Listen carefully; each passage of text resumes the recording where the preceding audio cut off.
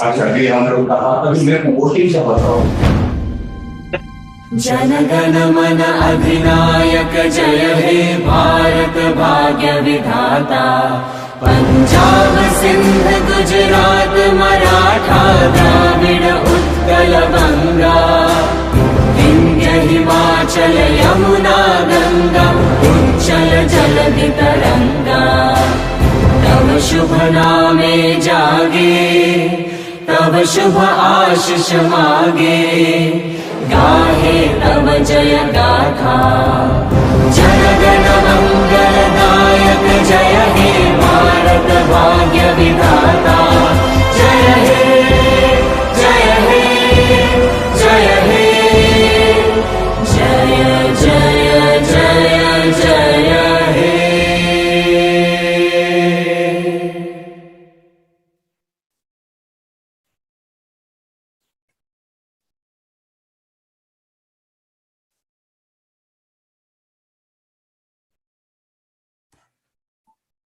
Good morning and welcome to the 81st SKOCH Summit on State of Governance with focus on education, employment, environment, transport, energy, and so on. The year 2021 tested the resilience of governments and economies around the world, with organizations slowly recovering from the impact of the pandemic. We've been no different. Our growth committed to minus 23% before we started to see the recovery. Slowdown in exports, loss of jobs, managing aspirations of the youth, yet keeping the engine running has been Herculean for both the center as well as the state governments. India did not give up. You did not give up.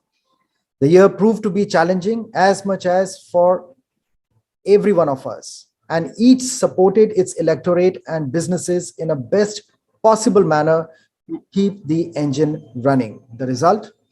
Buoyancy is returning with enhanced revenue performance and reasonable movement towards investments and profits. We succeeded in running the largest vaccination program in the world. Yes, there is still a long way to go for us to catch up pre-19 and our objective 2047 for India to become a developed economy. There have been many such beacons of hope that have kept the torch burning, working tirelessly. Ladies and gentlemen, we have the pleasure of having some of them with us this morning. It's time to cheer their achievements. With this, I go into the announcement of the first round of SKOCH Orders of Merit.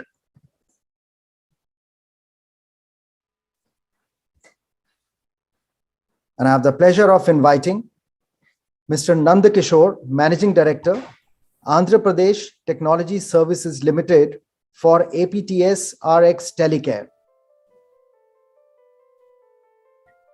Hi, sir. Good morning. Good morning to everyone. Thank you for the wonderful platform that SKOCH has given us to present our products and how it's really helping the governance in terms of serving to the citizens and build for effective governance. So thanks again for the wonderful opportunity it's been provided for the SKOCH. Congratulations to you. Thank you. Arunachal Pradesh Forest Corporation Limited, I invite Mr. Tapu Gapak, Managing Director for Socio-Economic Upliftment of Tribal People through Forestry and Non-Forestry Activities.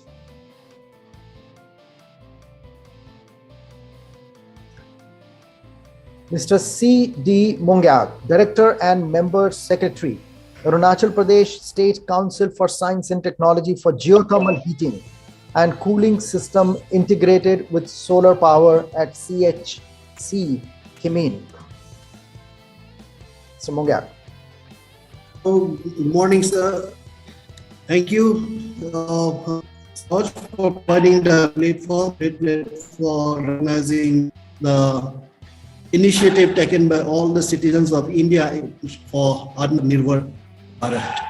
So we are very happy and thank you for recognizing us and giving opportunity to this our initiative, our government initiative for technology intervention. Thank you.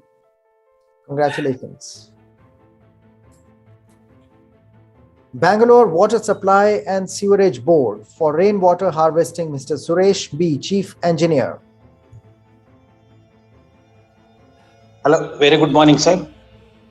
Good morning. Manjunath from BWSSB, PRO. We have initiated rainwater harvesting in Bangalore city in 2009 itself. Thank you so much, sir. Congratulations. Thank you.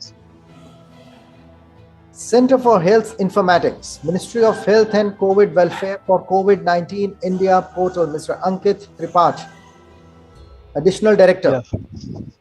Yeah, good morning, everyone, and thanks a lot for the opportunity and showcase the effort which all the health worker and the health ministry has put into to fight against COVID-19, and we'll try to keep the zeal going on to fight against Corona. Thank you. Thanks a lot once again for Scotch for giving this wonderful platform and recognizing the effort behind the frontline workers.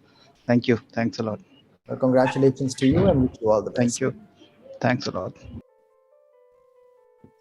Chandigarh Housing Board, Mr. Yashpal Garg, Chief Executive Officer for Slum Rehabilitation and Affordable Housing.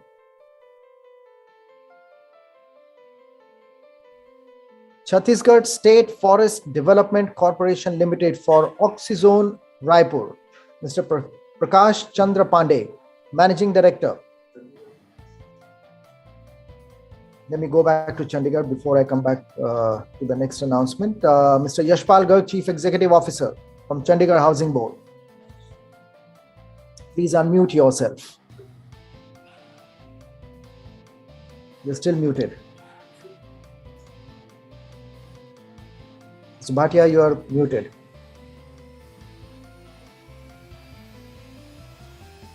Yes.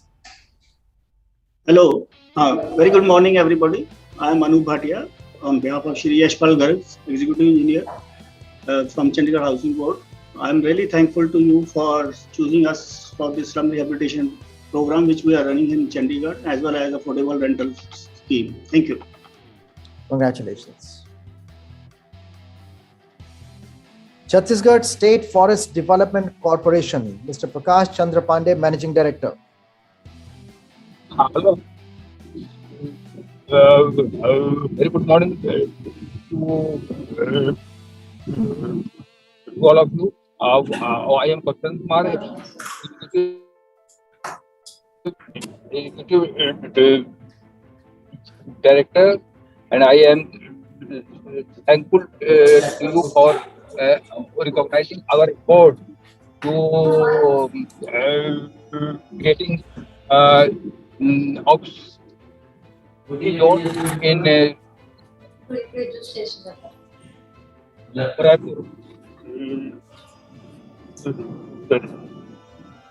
Thank you, sir. Well, congratulations to you and the entire team. Commissionerate of Higher Education, Government of Gujarat, Udyam Cogent, Mr. M. Nagarajan, Commissioner. Most time panels cannot open. Please switch on your video. And 30 members. Mr. Nagarajan, the video is switched off and you are still muted.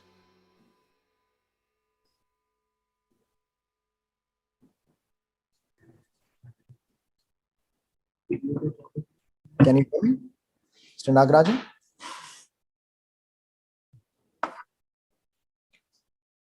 Looks like Mr. Nagarajan is facing some technical difficulty. Well, thank you very much for being with us. We will have more opportunities to interact through the day, and allow me to move on to the next. Ms. Saeed Sehrish Asgar, Director, Department of Information and Public Relations, Government of Jammu and Kashmir for Project Sukoon.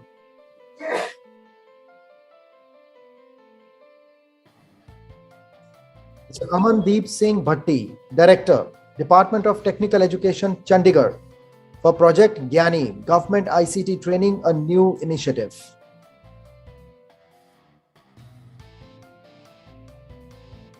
Ms. Nisha Oraon, Director, Department of Agriculture, Government of Jharkhand. Jharkhand Krishi Rin Maafi Yojana. Thank you, sir, for receiving this award on behalf of Ms. Nisa Urao. Asim sir is present with us. I would request Asim sir to please receive this certificate. Namaskar. Hello. Yes, we can hear you. नमस्कार, मैं Aseem Ranjan Ekka, Namaskar. Deputy director agriculture engineering from directorate of agriculture Jharkhand Ranchi. मैं आपका धन्यवाद करता हूं कि हम लोगों को बहुत अच्छा प्लेटफॉर्म आपके द्वारा दिया गया और हम लोगों ने अपने फ्लैगशिप स्कीम JKRMY झारखंड कृषि ऋण माफी योजना को इस पर फ्लैग किया और धन्यवाद आपका फिर से पुनः। आपको Thank you, बहुत sir. Mubarak. Thank you very much. I now invite Ms. Bimla Kumari, Deputy Director from Directorate of Education, Government of NCT of Delhi, implementation of innovative ideas for improvement of CBSE results of class 10 and 12 of District South West B2. Good morning all. Myself is Bimla Kumari, Deputy Director Southwest B, Directorate of Education GNCT Delhi, and I am very thankful to the SKOCH platform where the efforts made by our district for improvement of the results of the 10th and 12th class before COVID, during COVID and after COVID. I am very thankful to them, and due to this COVID scenario, we were able to implement very innovations like the online teaching and other efforts. And I am very thankful to the SKOCH for showcasing our efforts of our district. Thank you, sir. Well, congratulations. Yeah. Dr. S. Siddharth, Additional Chief Secretary from Finance Department, Government of Bihar, Comprehensive Financial Management System.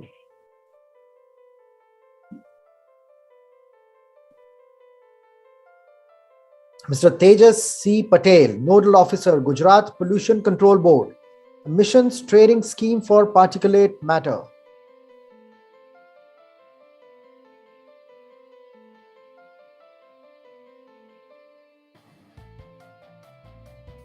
Mr. Shah, please unmute yourself.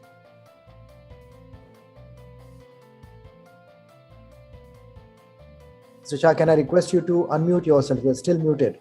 We cannot hear you. Yes. Now am I audible, sir? Yes, you are. I am Tejas Patel, Nodal Officer for Additional. Good morning to all. First of all, at the outset, on behalf of GPCB, let me extend my immense gratitude to be recognized for our efforts on controlling air pollution in Gujarat through this innovative market-based program, Emission Trading. So, we worked very hard to make this project a success. We work hand in hand with industry and our counterparts, Nepal. So, thanks a lot for recognizing our efforts, and it has huge potential for scalability. And with encouraging results, that have been now scaled up to Ahmedabad cluster, where there are around 200 participant industries. And we look forward to work with Ministry of Environment, Forest and CPCB to make ETS a pan-India project in the near future. Once again, thanks a lot for recognizing our efforts. Thank you very much. Well, congratulations. Mr. A. Srinivas, Managing Director, Haryana Dairy Development Cooperative Federation Limited, Reforms in Dairy.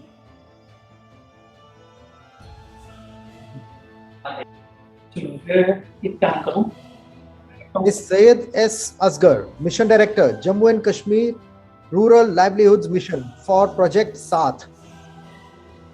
Very, very good morning to all the judges, the panelists, and fellow colleagues. I'm Dr. Syed Serish Askar. I'm Managing Director, Jammu Kashmir Rural Livelihoods Mission, an IS officer of 2013 batch. It's my pleasure that I got this SKOCH Order of Merit for the initiative of Saath. Saath basically is for rural women, And it was to improve the living standards, the livelihood positions of the women, because whatever the mission was doing was just giving them money in the form of soft loans.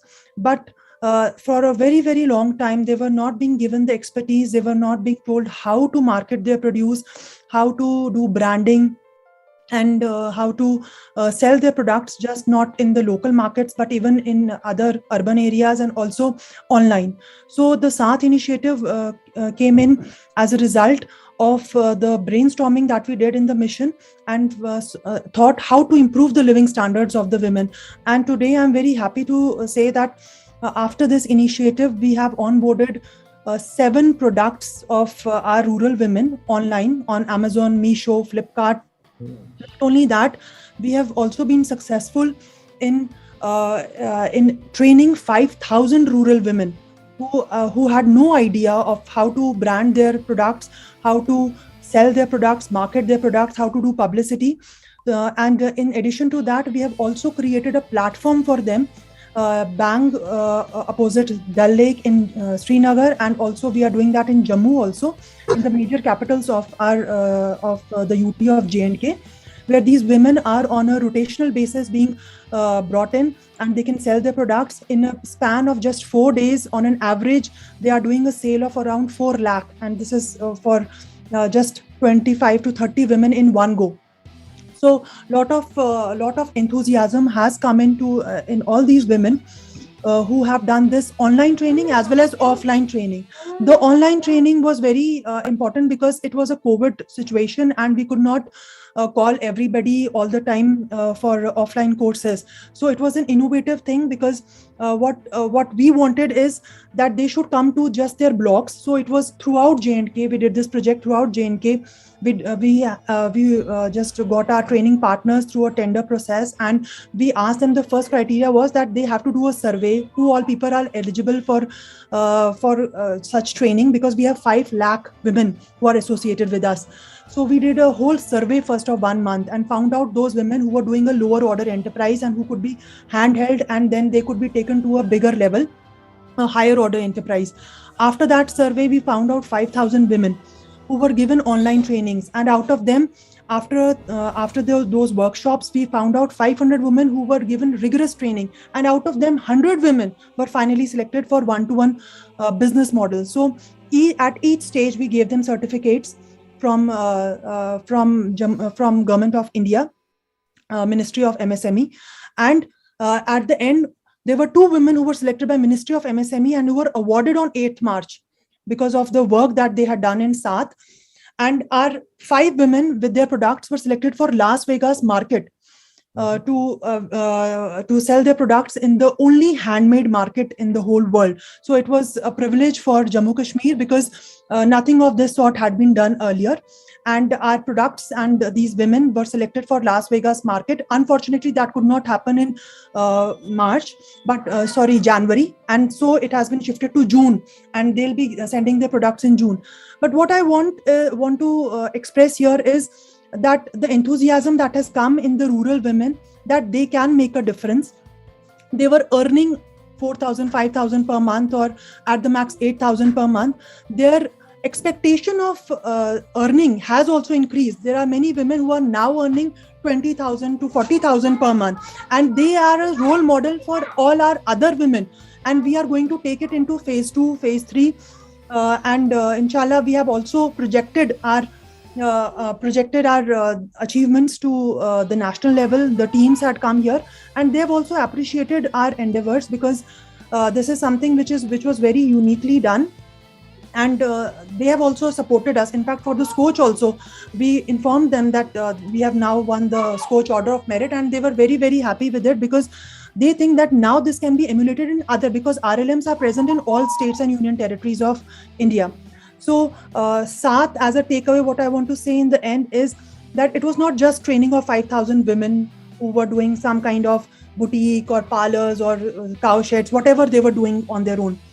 And we trained them in 10 different sectors. But it was the first step towards giving a sort of hand-holding for these women to market their produce nationally, globally also. internationally. It was the first kind of exposure, and we expect that this will go on. Thank you so much. Great effort. Worthy of being clapped once again. So it's not only a program of women empowerment, this is the economic empowerment and bringing independence to them and positively impacting the families, multiplied by at least the number of people who get benefited is at 5,000. So an average size of the family. So excellent work.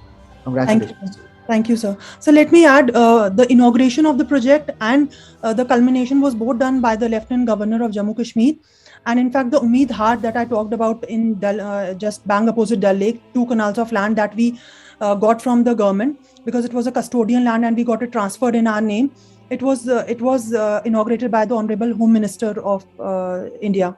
So all these things, we involved all the government departments, because without coordination and cooperation, it cannot happen, because this was something, it was not something which was done earlier. So we had to take everybody on board. Certainly. Well, congratulations once again. Thank you, sir. Work. I now invite Mr. Nand Kishore Singh, Managing Director and Additional Principal Chief Conservator of Forest, Jharkhand State Forest Development Corporation for minor forest produce. A very good morning to everyone. On behalf of Jharkhand State Forest Development Corporation, I would like to thank SKOCH Group for providing an opportunity to showcase our working and recognize our efforts. And in the process, we have learned from other organizations also, and we will continue to do the good work that we are doing, and in the future also, we will continue to do the same. Thanks very much. Congratulations. Karnataka Antibiotics and Pharmaceuticals Limited, Mr. Sunil Kumar Kaimal, Managing Director, for creating health awareness and improve health conditions of women. Good morning, sir. This is Supriya, Company Secretary representing Karnataka Antibiotics and Pharmaceutical Limited. Sir, thanks a lot for providing an opportunity to showcase a small initiative by our company in improving the health conditions of women. On behalf of our MD, I once again thank you all, sir. Thanks a lot, sir. Thanks for providing my opportunity. Thank you. Congratulations to you, Mr. Kaimal and the entire team. Mr. Sanjay Kaul, Chairman and Managing Director from Kerala Financial Corporation, Project Chief Minister's Entrepreneurship Development Program. Good morning, everyone. This is Harish Mutadu along with Ashita from Secretariat of Chief Sanjay Kaul. We extend our sincere thanks for giving this opportunity. So thank you once again on behalf of KFC and Sri Sanjay Kaul. Thank you. Congratulations. Mr. Pushkar Singh, Managing Director, Madhya Pradesh State Minor Forest Produce Cooperative Federation Limited. Development of public awareness through herbal products for health security.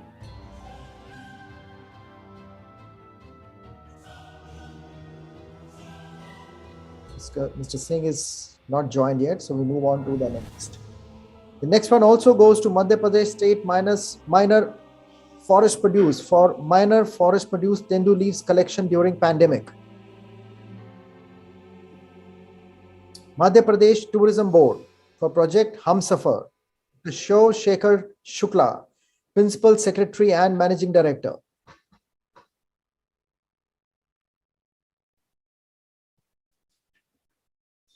Mr. Kailash Pagare, Managing Director, Maharashtra Film, Stage and Cultural Development Corporation for Maharashtra Film Set Single Window System. Good morning all.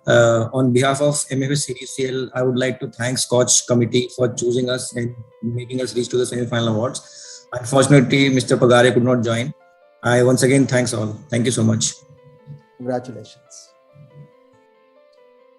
Ms. Shraddha Sharma, Managing Director, Mahila Arthik Vikas Mahamandal, Tejaswini Maharashtra Rural Women's Empowerment Program. Good morning, sir. This is Mahendra Gamre, Manager Mavim. Actually, our Managing Director, she is busy with one important meeting, so she asked me to join. First of all, thank you for giving us opportunity. And I would like to talk about Tejaswini's program. It was a 8-year program, especially focusing on women empowerment and institution building. We have formed more than 1 lakh SAGs in Tejaswini program, and we cover more than 10 lakh women. We also form 300 plus federation in 10,000 villages, and I think this is very, very important steps we have taken, because these federations are independently working till now. This is where I think this is one kind of pilot project we had in India. So these federations are still working, and during this project period, we have given bank linkages of more than 3,000 crore to these SHG groups, and 99% is a repayment rate. It's very, very important achievement we have done. Thank you very much. Congratulations. Ministry of Health and Family Welfare, National COVID-19 Vaccination Program, Mr. Rajesh Bhushan, Secretary.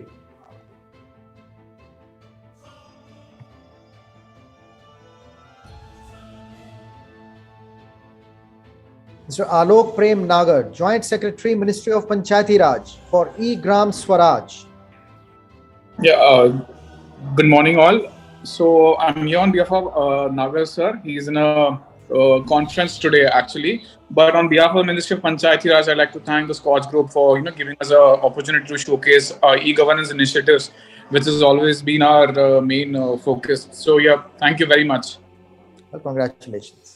Sorry, this is Dr. Veena Dhawan for the National COVID-19 vaccination program. I'm coming back to you. I couldn't see that you are present. Let me announce once again. So this goes to Ministry of Health and Family Welfare, National COVID-19 Vaccination Program. Mr. Rajesh Bhushan, Secretary. Good morning to everybody. I represent the Ministry of Health and Family Welfare, and I am the Additional Commissioner for Immunization in the Ministry of Health and Family Welfare. As you are all aware that as of today, we have proudly covered more than 185 crore doses across the country. And we have been able to, since the beginning of the pandemic, we have been involved in containing the COVID pandemic within the country, and also successfully conducting the COVID vaccination program across the country. And I'm sure all of you who are participating in this program have been vaccinated and had a very good experience for getting yourself vaccinated. So we are proud that we have been able to successfully conduct this program, and also being selected for SKOCH Order for Merit. Thank you so much. Well, congratulations to you for running the world's largest vaccination drive and program, and successfully doing so and scaling up. Thank you. Congratulations. Dr. Dilip Kumar, Chief Executive Officer from Minor Forest Produce Processing and Research Center, Vindhya Herbals. Vocal for Local, Sustainable Development of Rural Livelihood Generation.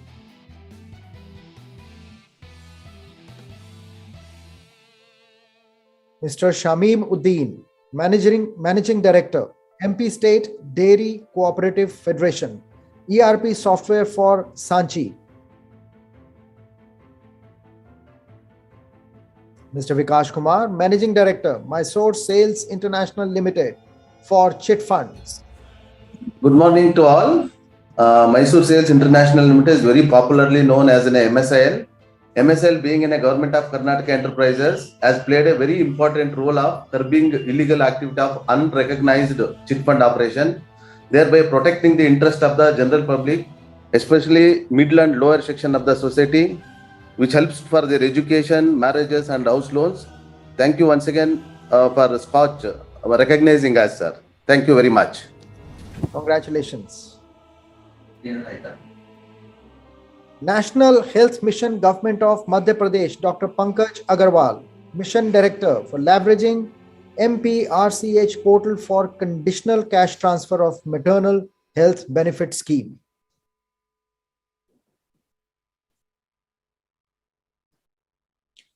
Mr. Subrata Sarkar, Deputy Secretary, Personnel and Administrative Reforms Department, Government of West Bengal, for Integrated COVID Management System.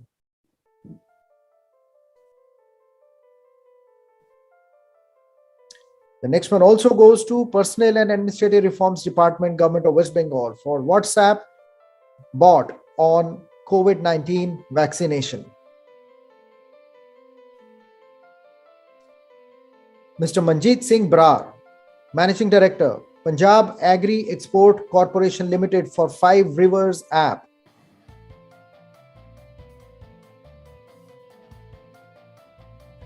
The next one also goes to Punjab Agri Export Corporation Limited for organic and seed potato traceability.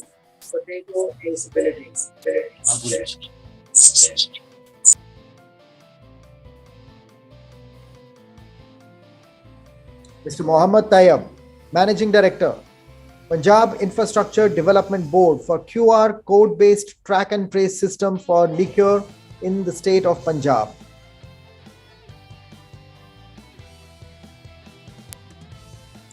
Sir, Dr. Dilip Kumar is a CEO MFP available here, sir. Let me come back. Yes, you are. Dr. Dilip Kumar, please. Good morning, all of you, respected judges and panelists. Thank you for giving me this opportunity.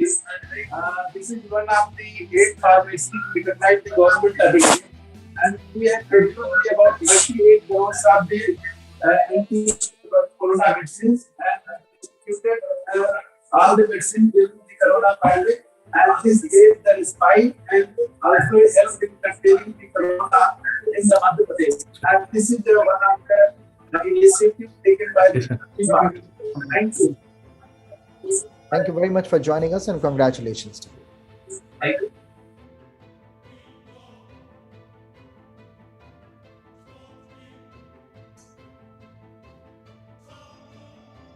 Mr. Mohit Verma, Executive Engineer, Punjab Water Supply and Sewerage Board, for innovation regarding development of low-cost, sustainable solutions for mechanized sewer cleaning.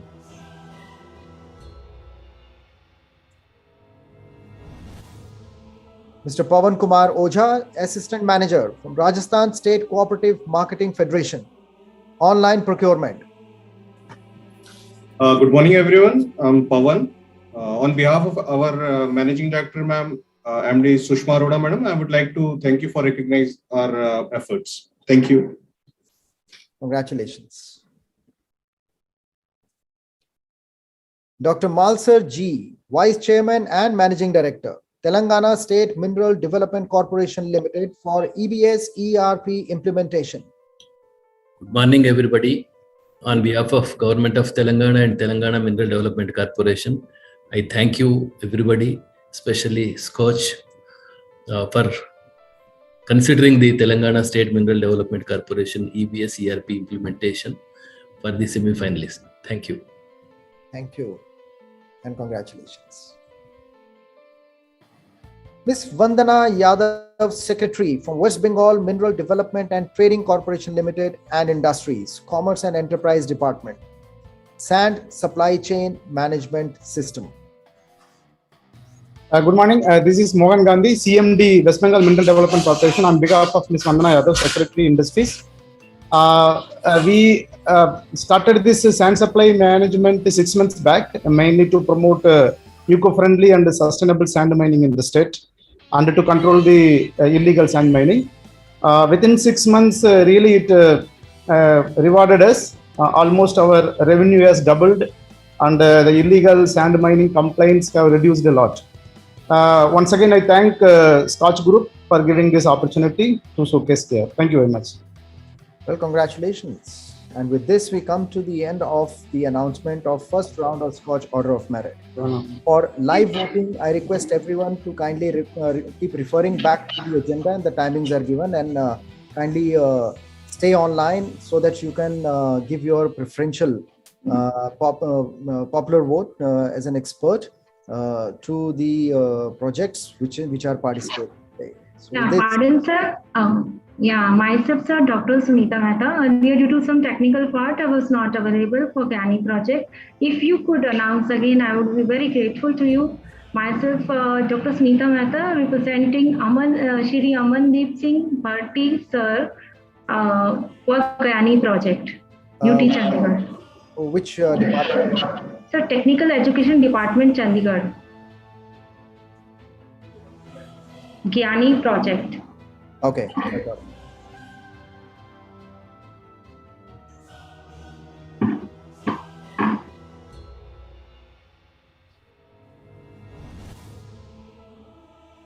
Yeah. Yeah. This Department of Technical Education, Chandigarh, for Project Gyani. Mr. Amandeep Singh Bhatti, Director. Yes, sir. Thank you very much for considering my request. Yeah, myself, Dr. Sunita Mehta, ICT Coordinator of GANI project, would be receiving this on behalf of Amandeep Singh Bhatti, sir. We are so honored and grateful to be the recipient of this award, and we really appreciate the efforts made by the SKOCH group as they have given us the platform to showcase our project. Otherwise, like earlier, there was no such kind of platforms, and this is really very much helpful. Thanks to all the jury members who have spared their valuable time in face-to-face evaluation of the project. And this award, it also gives a benchmark to compare our project with the other members, so that like we can learn more and more in detail, like how we can improve our project. And definitely this process will also be helpful for all the other people who are working on the similar projects. Like if in the initial stage we come to know the weakness of the project, then we can easily overcome those things. So we have got the exposure to implement such innovative projects from the other organizations too. So there is no doubt that this process is really very much helpful. We believe in changing the country with technology. So thank you so much, SKOCH Group. Well, thank you very much. And, SKOCH team, is there anybody else when the person is present?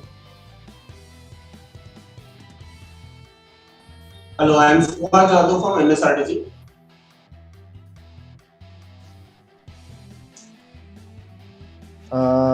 MSRTC is not covered in this round of the announcements. So kindly refer to the agenda and be present throughout. Thank you. Well, thank you very much for being with us.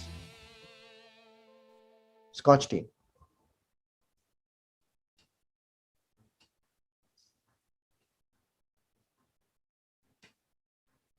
मैं नितिन जयराम गडकरी ईश्वर की शपथ लेता हूं कि मैं विधि द्वारा स्थापित भारत के संविधान के प्रति सच्ची श्रद्धा और निष्ठा रखूंगा। उस समय मुझे मेरी माँ की याद आ रही थी। मुझे हमारे पार्टी के लिए जब हम 2 MP चुनकर आए थे, उस प्रतिकूल स्थिति में काम करने वाले कार्यकर्ताओं और नेताओं का स्मरण हो रहा था। उन कार्यकर्ताओं को, उन नेताओं को मैं कभी भूल नहीं सकता। इंफ्रास्ट्रक्चर मैन ऑफ इंडिया, बहुपक्षीय राजनेता, सपने देखने वाले और कड़ी मेहनत करने वाले नितिन गडकरी एक प्रतीक हैं जिम्मेदार नागरिक होने के। वो एक प्रतिबद्ध राष्ट्र कार्यकर्ता और एक दूरदर्शी नेता हैं।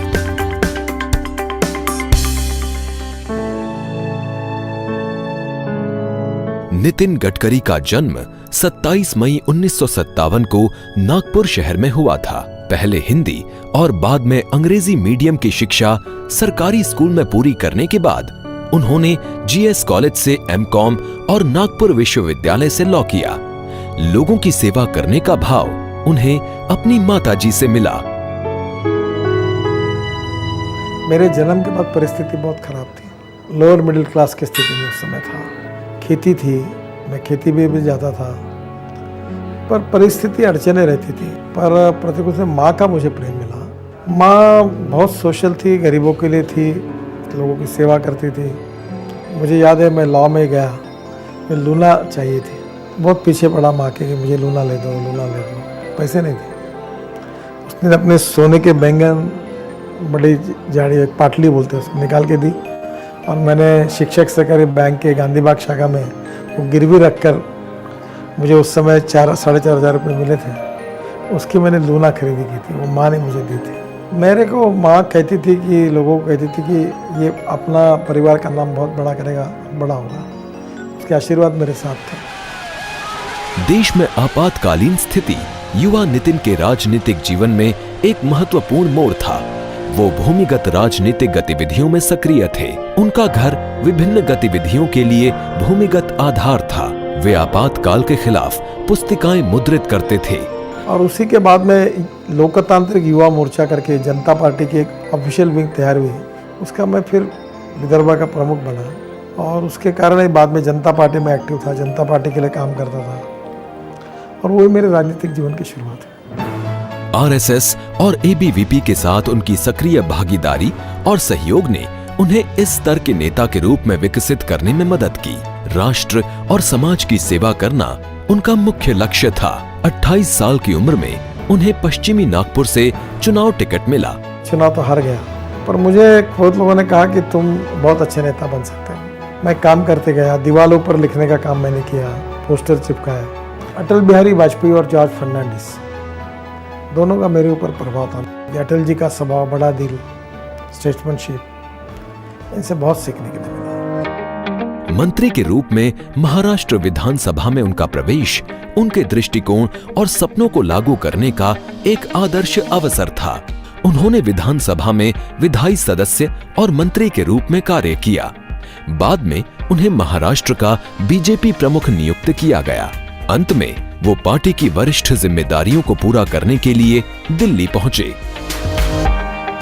और इस प्रवास में मेरी कमिटमेंट देश के साथ है, समाज के साथ है, गरीब के साथ है और विचारों के साथ है। मैं एक बार मंत्री बनने के बाद टीवी खरीदने के लिए गया, कलर टीवी। फिर मेरे मन में है कि टीवी अगर इंस्टॉलमेंट में मिलता है, एम्बेसडर गाड़ी मिलती है, तो टनल और ब्रिजेस क्यों नहीं मिल सकता। उसी से विचार करते करते फिर पीपीपी, बीओटी वो विकसित हो गया।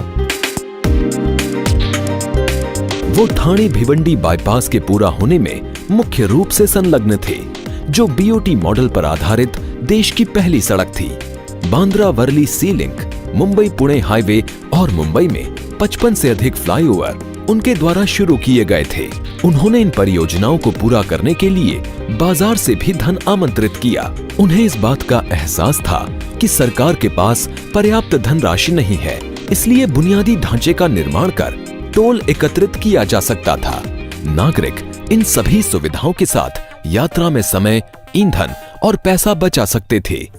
मैं जब आया तो 403 प्रोजेक्ट 3,85,000 करोड़ के लगभग एनपीए की स्थिति में थे। कॉन्ट्रैक्टर बर्बाद हुए थे, पर मेरे डिपार्टमेंट ने और मेरे सहयोगियों ने, हमने मिलकर इस देश को, हिंदुस्तान की बैंकों को करीब 3.5 लाख करोड़ के एनपीए से बचाया।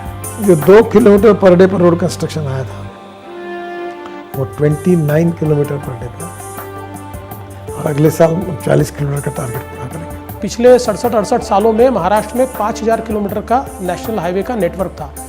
अभी गडकरी जी ने 15,000 किलोमीटर का एडिशन उसमें किया है और 5,000 किलोमीटर और ऐड उसमें कर रहे हैं। इतिहास में पहला बार ट्राइबल के एरिया में निकोबार डिस्ट्रिक्ट, छोटा सा जिला जहाँ 30,000-40,000 वोटर्स है, आज नितिन गडकरी ने उस निकोबार द्वीप में नेशनल हाईवे घोषणा कर दिया 45 kilometres. Development oriented approach, fast track decision में मैं फटाफट निर्णय कर रहा हूँ, हाय आना में बात कर रहा हूँ। दूसरा टीम वर्क, सबको साथ लेकर काम करो। और चौथा transparency, corruption free system. Shri Sunderlal Patwa ग्रामीण विकास मंत्री थे जब नितिन गडकरी महाराष्ट्र में थे। वे सड़क, बुनियादी ढांचे के निर्माण और अन्य चीजों पर चर्चा करने के लिए मिलते थे। एक दिन नितिन जी ने उनसे कहा, पटवा जी, आपको कुछ करना है तो गांवों को जोड़ो। और फिर उन्होंने मेरे अध्यक्षता में अटल जी को बोलकर एक मीटिंग हुई। अटल जी ने मुझे जिम्मेदारी दी, कमेटी बनी। तो नाबार्ड के उस समय के अध्यक्ष थे। 1,10,000 करोड़ का जीडीपी बढ़ेगा, ऐसा उस समय रिपोर्ट आया। उस सवाल को अटल जी ने स्वीकार किया। 2009 में भारतीय जनता पार्टी नेतृत्व में बदलाव की तलाश में थी। लाल कृष्ण आडवाणी जी ने सुझाव दिया कि पार्टी नेतृत्व को युवा पीढ़ी के नेताओं के हाथों में सौंपा जाना चाहिए। तो 4 नेताओं के नाम है नरेंद्र मोदी जी, शिवराज सिंह चौहान, मैं और मनोहर पर्रिकर। पर बाद में शिवराज जी मध्य प्रदेश में आवश्यक थे और मोदी जी गुजरात में आवश्यक थे। और फिर मनोहर और मेरे से मेरा नाम का चयन हो गया। और जब मुझे निर्णय पता चला तो मैं अडवाणी जी के पास गया और सबके पास गया, मतलब मुझे अध्यक्ष क्यों बनाते हो? मैं तो कभी दिल्ली आता नहीं, मुझे दिल्ली का अनुभव नहीं, यहाँ की राजनीति पता नहीं। तो सबने कहा कि नहीं, अब तुम्हारे सेवा पर रहने, तुमको बनना है। अटल जी को मैं अध्यक्ष बनने का आशीर्वाद लेने के लिए गया तो मैं उनके पैर छुए, आशीर्वाद दो, तो उन्होंने आंखें घुमाई और हाथ हिलाया। वो उनका मुझे आशीर्वाद मिला, ये मेरे जीवन का बहुत बड़ा सौभाग्य है। 2014 में जब बीजेपी सरकार को ऐतिहासिक चुनावी जीत मिली तो नितिन गडकरी को विकास की राजनीति करने का अवसर मिला। मोदी जी ने मुझे पूछा था, तो मैंने बोला मुझे रोड का इंफ्रास्ट्रक्चर काम दो। तो उन्होंने कहा कि हम 3-4 प्रमुख लोग हैं, तो फाइनेंस, डिफेंस, होम, इसमें से भी आप सोचो। तो मैंने कहा नहीं, मुझे कौन से नंबर पर है इसके बजाय मैं जो अच्छा काम कर सकता हूँ मुझे दीजिए, मुझे आप रोड का काम दीजिए, रोड शिपिंग का काम मुझे दीजिए। भारत में सड़क मार्गों और जलमार्ग परिवहन क्षेत्र में माननीय मंत्री जी के नेतृत्व में काफी बदलाव और प्रगति हुई। सागरमाला कार्यक्रम के तहत 572 परियोजनाओं की पहचान की गई और इसीलिए बुनियादी ढांचे पर निवेश के लिए 8 लाख करोड़ रुपए एकत्रित किए जाएंगे। इस कार्यक्रम से सालाना 35,000 से 40,000 करोड़ रुपए की लागत बचत में मदद मिलेगी। ये कार्यक्रम घरेलू जलमार्गों की आर्थिक स्थिति को दोगुना कर देगा।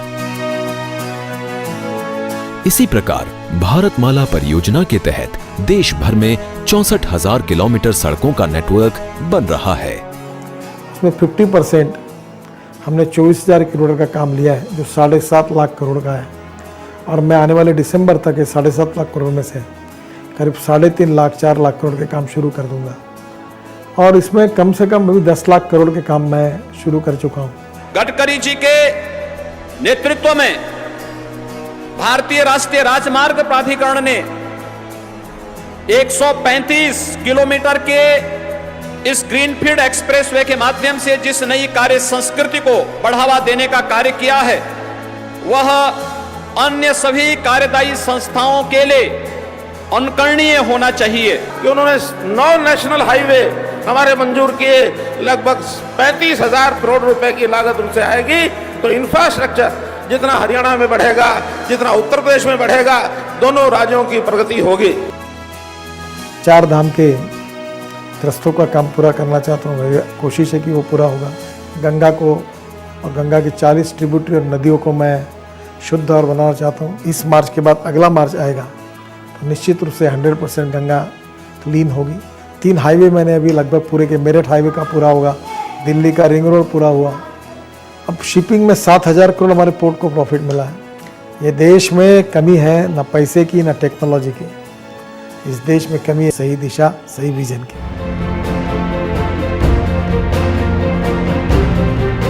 मैं आज गर्व के साथ कहता हूं कि हमारे नितिन जी ने 15 महीने की छोटी अवधि में जो काम पिछले 10 साल में नहीं हो पाए थे, ऐसे अनेक नए इनिशिएटिव लेकर के पूरे पोर्ट सेक्टर को नई ताकत दी है, नई ऊर्जा दी है और नई गति दी है।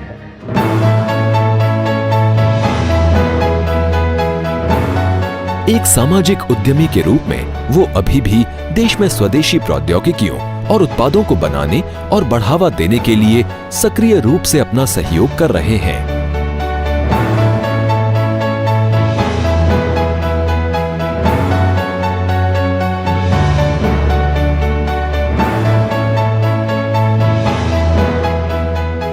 बांस को गाइडलाइन में ग्रास लिखा है, तो मैंने पूछा ग्रास तो काटने की परमिशन लगती है क्या? नहीं। बोला आप ऐसा क्यों करते हो? हमारे यहाँ गलत नीति आई। इस देश को और बेरोजगारी को अगर जिम्मेदार कोई तो हमारी गलत नीति है। 40,000 करोड़ का लकड़ी इंपोर्ट करते हैं, 4,000 करोड़ की अगरबत्ती की काड़ियाँ इंपोर्ट करते हैं। हम वेस्ट लैंड पे बाम्बू लगा के कर सकते हैं, बाम्बू से इथेनॉल बनेगा, क्या नहीं बनता? Appropriate vision for development, strong political will, अगर 2 बातें आ जाएगी तो फिर इनोवेशन, टेक्नोलॉजी सब कुछ आ जाएगा, देश बदल जाएगा। अब हवाई जहाज चल रहा है, यहाँ नागपुर में 35 बसेस इथेनॉल पर चलती है स्कैनिया की। और अभी स्कूटर ऑटो रिक्शा भी आई। देश का किसान इस देश का पेट्रोल डीजल का पर्याय दे सकता है, बिजली बना सकता है, ये मेरा विश्वास था। आज सब जगह ये एक्स्टैब्लिश हो गया और इससे 2 लाख करोड़ अगर ग्रामीण इकोनॉमी में जाएंगे तो 50 लाख युवाओं को रोजगार मिलेगा और ग्रामीण भारत का चित्र बदलेगा। मैं कभी स्कूटर पे चला जाता हूँ, गलियों में घूमता हूँ, लोगों में जाता हूँ, तो ये मेरे अच्छा लगता है। मुझे सिक्योरिटी के कारण मुझे बड़ी अड़चन होती है। 50 पुलिस वाले मेरे साथ चलते हैं बंदूक लेकर, थोड़ा अनकम्फर्टेबल। मैं फुटपाथ पे खाता था, मक्के का कनीस खाता था, पानी पूरी खाता था, बेल, तो मुझे बड़ा इसके कारण अड़चन होती है। रात को होटल में खाता था। देखिए मेरा जीवन मुझे जीना है और कैसे जीना है वो मेरा प्रश्न है, उसका समाज का राजनीति का कोई लेना देना नहीं। 1984 में नितिन गडकरी जी का विवाह कंचन जी से हुआ। अपने व्यस्त राजनीतिक जीवन के साथ साथ नितिन गडकरी परिवार में पिता, पति और नेता के रूप में अपनी जिम्मेदारी बखूबी निभा रहे हैं। हमारी शादी 18 दिसंबर को थी और नागपुर में 23 दिसंबर को लोकसभा का चुनाव था। तब हमारे शादी में इतने लोग खाना खाने के लिए आए, इतने लोग खाना खाने के लिए कि बाप रे, मैं भूल नहीं सकती। पूरा अनाज खत्म हुआ था क्योंकि वो इतना रिलेशनशिप मेरे लोगों में थी कि लोग मुझे इनके घर की शादी ना अपना ही है ऐसा समझ के आए। जब पीडब्ल्यू मिनिस्टर थे, जब बच्चे छोटे छोटे थे, तब बच्चों की और इनकी 3-3, 4-4 समय में मुलाकात नहीं होती थी। मेरे बच्चे ने एक बार रात को सोया था, मेरे पैर बांध दिए थे, ये कल न जाए मुंबई करके। पिता की भूमिका, माँ की भूमिका, दोनों भूमिका मुझे निभानी पड़ती थी। अब मुझे थोड़ा लगता है कि अभी मैंने उनके साथ अन्याय किया है, अभी थोड़ा न्याय करना चाहिए। मेरे बच्चे कोई राजनीति में नहीं, मेरी पत्नी नहीं, मेरी बेटी नहीं। मैंने उनको कहा कि देखो मैं अपनी सब बातें आपको दे दूंगा, अपनी विरासत दे दूंगा, संपत्ति दे दूंगा, पर मेरी राजनीतिक अधिकार मेरे ऊपर, मेरे पार्टी और मेरे कार्यकर्ता में। मेरी राजनीतिक विरासत कार्यकर्ता के पास जाएगी, बेटे के पास नहीं जाएगी। हम जितना काम करेंगे, जितने मोदी जी से हजारों लोग, मेरे हजारों कार्यकर्ता काम करें, तो भी समस्या नहीं सुलझाने वाली है और लोगों को ये काम करना होगा, पीढ़ियों से पीढ़ियों तक चलेगा। हे प्रभु, नितिन जी को इतनी शक्ति देना कि उनके हाथ से भारत देश का गरीब लोगों की सेवा हो, स्वास्थ्य मिले और 2 टाइम का खाना उनको अच्छी तरह से मिले। मैं समझता हूँ ये देश मेरा है, तो ये मेरा व्यवहार, ये मेरा कैलकुलेशन नहीं है, मेरी स्ट्रेटेजी नहीं है, ये मेरा नैसर्गिक स्वभाव है। मैं अपने स्वभाव से जी रहा हूँ। अब उससे क्या परिणाम होते हैं, अच्छे होते कि बुरे, आप जैसे लोगों का काम है। आप अच्छा कहें तो भी मुझे चिंता नहीं, बुरा कहे तो भी चिंता नहीं। मैं कोई कैलकुलेशन से कुछ करना नहीं चाहता, जो है जैसा है। मैं तो चला जिधर चले रास्ता, मुझे कहाँ पता कहाँ मेरी मंजिल। मैं तो चला जिधर चले रास्ता। मैं तो चला जिधर चले रास्ता, तुझे क्या खबर है कहाँ मेरी मंजिल। होगा कोई मेरा भी साथी, होगी कहीं तो मेरी भी महफिल। मैं तो चला जिधर चले रास्ता, ये हुस्नो इश्क का जहां, ये शोखियां, ये मस्तियां, ये पर्वतों के काफिले, ये बादलों की टोलियां, पूछती है मुझसे तू चला है किधर। मैं तो चला जिधर चले रास्ता।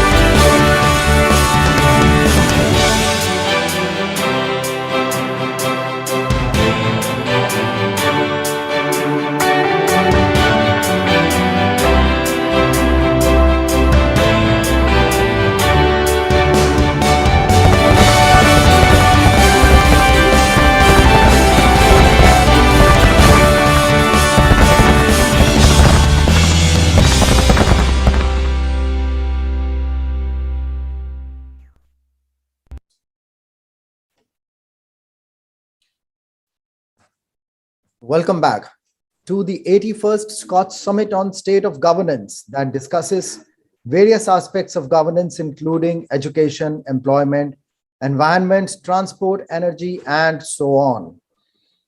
Digital is empowering India's citizens and laying a robust knowledge economy foundation. Data has now become the biggest asset for us. Today, citizen-generated data includes medical records, personally identifiable information, banking details, and digital body data from wireless health devices, and so on. We have the tools and technology to turn some of our long-standing challenges into our greatest opportunities and assets that have moved into more versatile, borderless age. This is the biggest change in governance that has contributed to the connected, participative, and collaborative governance. States have started playing an important role in the spirit of cooperative federalism, particularly health. Government knows its citizens better. This is the state of governance. To this inaugural session, I have the pleasure of having Mr. Sameer Kochhar, Chairman, SKOCH Group, reforms historian, and author of Modinomics with us this morning. May I now invite him for his opening comments. Mr. Kochhar. Namaskar to you all. It is the 81st SKOCH Summit. The first SKOCH Summit was in 2003, and that is when the first SKOCH Awards were conferred. The assessment for the first SKOCH Awards started in the year 2002. Today, it has been 20 years since we have been traveling across the country, talking to you all, looking at the blood, sweat, and tears of enlightened Indians, ordinary Indians, who end up doing extraordinary work in service of the country, giving us a ringside view and making India better. If you just look at where India was 20 years back and where it is today, about the only timeline study of that and only documentation of the history of what changed, what projects changed, who were the people behind it, is the only study that the SKOCH does, which is called the State of Governance report. We do not want your good work to be forgotten. You know, a lot of people are celebrated or honored when they're no longer there. We like to honor and celebrate the living so that they give a model of inspirational leadership to the next generation. So 20 years back, people who were maybe, just passing out of the IAS and, today possibly they are additional secretaries to the government of India. We've seen the entire journey. We've seen institutions come up. We've seen challenges come up, and we've seen challenges being conquered. One of the greatest challenges that the country has faced in these 20 years, of course, is the challenge that we faced for the last 2 years, which is the COVID and its aftermath. The entire world was looking at India to fail. A country of 1.3 billion, they were expecting people dying in the streets. They were expecting anarchy. They were expecting nothing is going to happen. And very conclusively, India proved its leadership in the world on managing COVID admirably, the way it did, with not so many resources, only with ordinary people doing extraordinary jobs, and with its technology prowess and its fantastic administrative and logistics capability. COVID was given a hand-to-hand fight in every street and every neighborhood. And it is indeed my pleasure that we have Dr. Manohar Agnani of Ministry of Health and Family Welfare, who's going to be talking about it. But I would say that join me in giving a big round of applause to the Ministry of Health and Family Welfare for making us sit here in safety. Today, you are a beacon of hope. I don't think any award that we can confer on you would be adequate. It would possibly inadequate for the kind of work that you have done. And I hope that there are a lot of other countries who will take note of and learn from what we have achieved in India. You've actually made India a Vishwaguru. Besides the COVID problem, health itself is a big problem.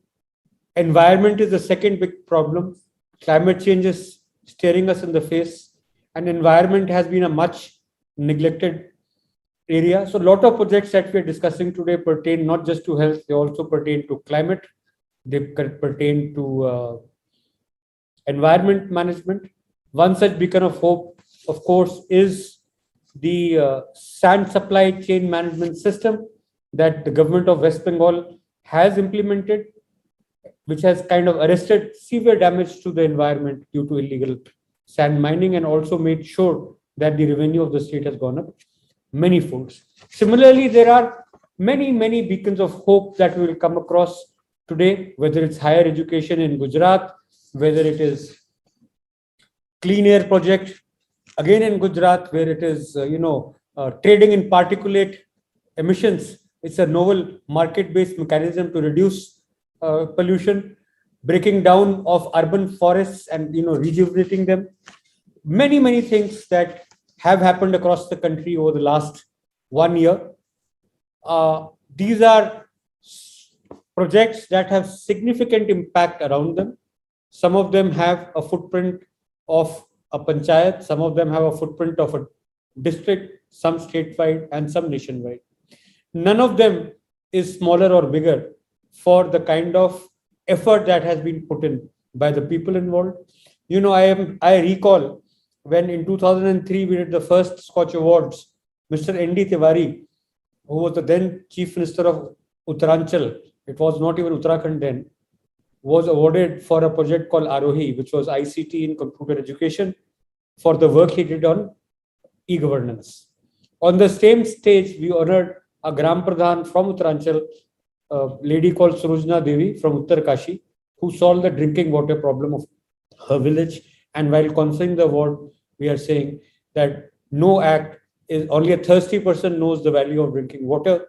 No act is small or big. She solved the problem that she could within her limited resources, and you solve the problem due to the chair and the authority and the resources that you were given. Both of you have gone ahead, empowered India, made India better, worked for the people of India.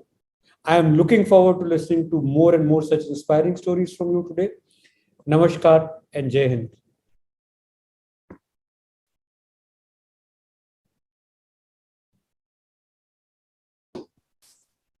Well, thank you very much, Mr. Kocher, for those encouraging words. And in this inaugural session, we are joined by two luminaries, Dr. Manohar Agnani, who is the Additional Secretary, Ministry of Health and Family Welfare, and Ms. Vandana Yadav, Secretary, Industries, Commerce and Enterprises Department, Government of West Bengal, and Managing Director, WBIDC. And I first have the pleasure of inviting Dr. Agnani, who is a medical doctor and an IAS officer of the 93 batch, with a master's degree in international health from University of Copenhagen.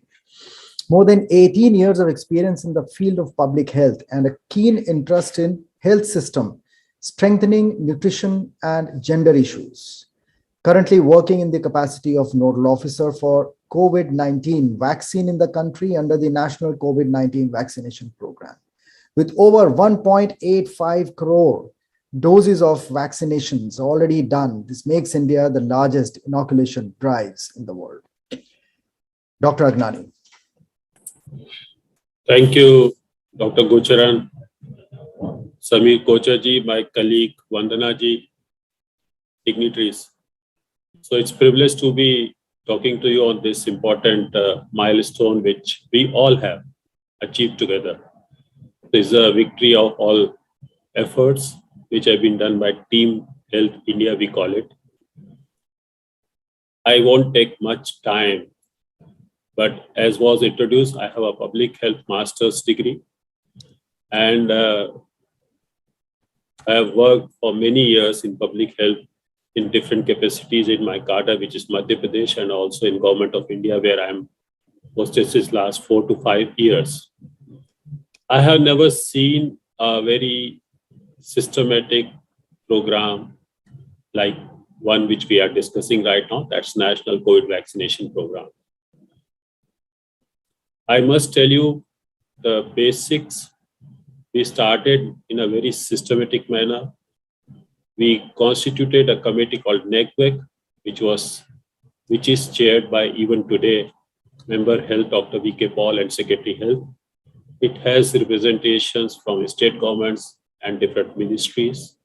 We went very systematically, right from the formulation of the policy to seeing the production capacities of the manufacturers, giving them incentives, and finally, making a resource which can be utilized to the fullest extent. You all are aware that Ministry of Health and Family Welfare was doing vaccination earlier also, but it was limited to the vaccination of children largely and pregnants. We had a system which was digital. It used to monitor the vaccine management called EVIN. And I remember clearly that when we started this vaccination drive, people had a lot of apprehensions that will Government of India be managed to do a vaccination of entire population, which requires huge logistic arrangements. Probably we do not have any system to record every capture, every vaccination. We have been doing only the vaccine logistic and management. We have never done a name-based tracking of vaccination and so on. So we were very confident. It's not, I'm saying today, but we were confident for the reasons. We had reasons to be confident because we had experience of doing universal immunization program in the country. We also had experience of managing the adult vaccination in campaigns mode.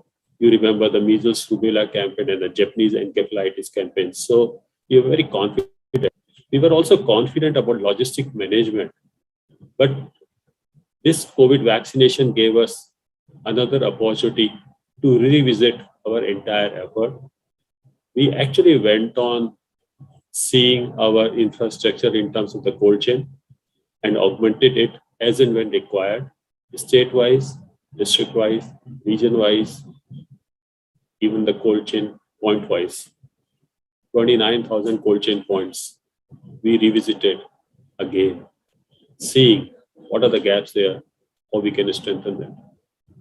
From day one, we were very sure that we will try to track every individual because we don't know what is the nature of vaccination. Today, we are starting for the primary vaccination. Tomorrow, we will need boosters, additional doses, precaution doses, time intervals, and this is very critical for a new vaccine. It is not a simple thing to do. So we graduated from even to COVID. We started with creating a beneficiary module where a name-based tracking is possible. You all are witness to this. You all have got vaccinated. You know when you got vaccinated, which vaccine, by whom, which CVC, on which date, what was the number of that vaccine. Everything is available. So I must say that we created a beautiful platform called CoWIN, which we gave to the international exposure. It is freely available for all other countries to do that. I must also say that when we started our vaccination drive, we came out with the guidelines. We calculated what is the HR, numbers of people, vaccinators do we have in public sector, in private sector, how many we need, how many vaccinators we need to train. We got the training modules done. We came out with the vaccine strategy, communication strategy, because we wanted to focus on 4 things. There was, normally you encounter a hesitancy when you go for the vaccination, but this was different in a sense that along with the hesitancy, you had eagerness also. People were wanting to get vaccinated first. So we came out with the guidelines. Who will be vaccinated first? Of course, it would be healthcare workers and the frontline workers and 60 plus, which are the most vulnerable population. And we systematically expanded this population to be covered. Then we covered 45. We all are witness to this. And eventually 18 plus, 15 plus, and 12 plus population, entire population is now eligible, who is 12 plus of our country. I must say that 185 crore vaccination is not a small thing. 96% of our eligible population has got at least 1 dose. 83% have got the second dose, and we were constantly monitoring. And I must remind here, those are new to the vaccination journey of country. We have a systematic and beautiful model which was given by Honorable Prime Minister of India. We call it Mission Indradhanush. You are aware of that. When we try to do the line listing of all those who are missed by the vaccination, we do it for the children. The same vaccination strategy of Mission Indradhanush, we adopted for COVID vaccination, and we started with the Har Ghar Dastak Abhiyan. We train our manpower to actually go and do a household visit, try to see who are left with the first dose, who are those who are eligible for second dose and have not come for the vaccination, try to remove the vaccine hesitancy, and let's bring a system where we give them the best possible opportunities to get vaccinated. Har Ghar Dastak campaign, we started on 3rd of November last year, was a huge success. This was actually based on the model of Mission Indradhanush, which was given by Honorable Prime Minister. And that is not a small thing.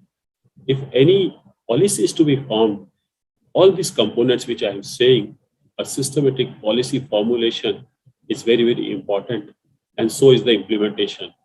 And I must tell you, if I recall the days when the vaccine availability was less in comparison to the demand, how we distributed it, how we used every drop of vaccine, how we managed this vaccine to be equally distributed as per the demand and the cohort which is available in districts, in cold chain points, in vaccination centers.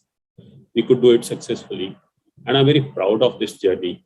And the entire credit of this journey goes to Team Health India, which includes public, which includes private. And I must say, the private hospitals, private CVCs, people volunteered, people came together, and a combination of a vision of Honorable Prime Minister, a strategy devised by NEGVEC, systematic work done by state immunization officer, state teams, district teams, Government of India teams. I must also bring and acknowledge the various partners, World Health Organization, UNICEF, UNDP, Bill and Gates Melinda Foundation, many civil society organizations who are working in the field, in the states, in the district, in remote areas, how they help us in reaching this last mile coverage of vaccination. We also use drone for that matter. We are all witness.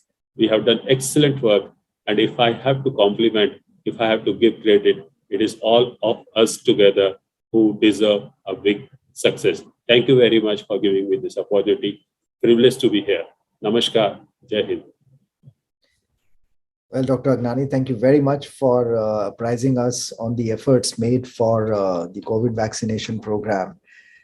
This is indeed, not only world's largest, one of the most concerted and monitored program. Nothing has fallen out even as a dry leaf from the program which has not been noticed. So my congratulations to you, and look forward to further scaling. And this is going to be a learning for almost every single other government in the world. Thank you very much for being with us. I now move on to invite Mr. Raju Mishra, who is Joint Secretary, Industries, Commerce and Enterprises Department, Government of West Bengal. He is speaking on behalf of Ms. Vandana Yadav, who is Secretary of the department. Mr. Mishra.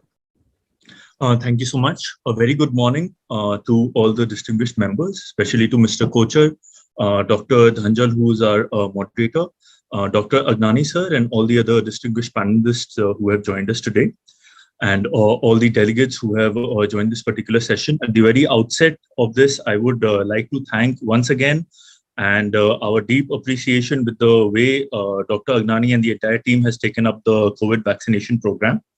Moving on to our project for which I am here to speak specifically.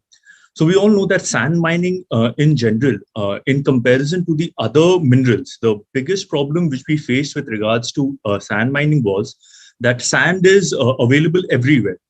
And as was pointed out by Mr. Kochar, that that has led to environment degradation, that leads to a lot of issues. And time and again throughout the country, we have seen various reports regarding the illegal sand mining operations that occur and the issues therein. So our biggest challenge that was there was that till now we had a very fragmented system where each district had a separate way of handling each challan and enforcement, and how the royalty and other revenue was collected from the sand mining thing. So a mandate was given to the West Bengal Mineral Development Corporation, which forms under the Industry, Commerce and Enterprises Department, to streamline this entire process with the major objective of an environment-friendly sand mining practice, and to provide affordable sand to the development sector. So for this, the first thing, we went part by part, and let me tell all of you that whatever estimations we had in the beginning, when we started the project, all of them were far outbeaten by the final numbers which we arrived to, which I'm going to come in the second part of the presentation to you. So when we started, we had an estimation that maybe around 5,000 or 6,000 vehicles would be plying or would be involved in this process. So we went for a vehicle registration, and we created our portal in such a way that if a vehicle is not registered, then they will not be able to transport sand in the state, or for that matter, any other minor mineral in the coming days. So the estimation which we had of around 5,000 vehicles, when we went for registration, it rose up to nearly 60,000. 60,000 plus vehicles were in fact registered on our portal. The most important thing that we did from an enforcement point of view and to ensure sustainable sand mining practices was a uniform system was implemented across the state.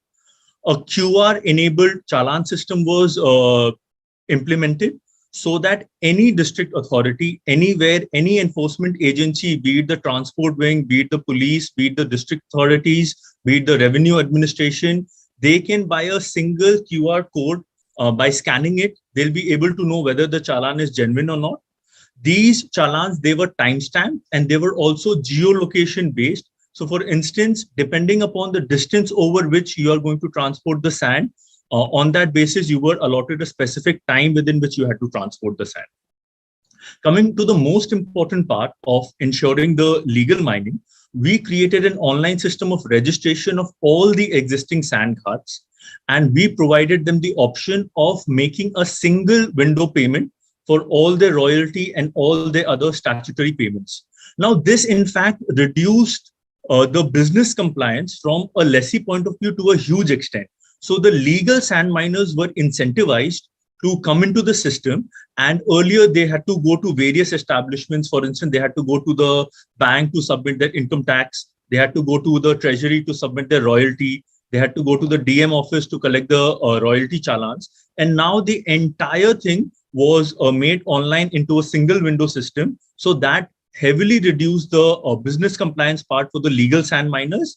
And at the same time, any and every illegal miner was thrown out of the system. So none of them were allowed to legally be a part of our system.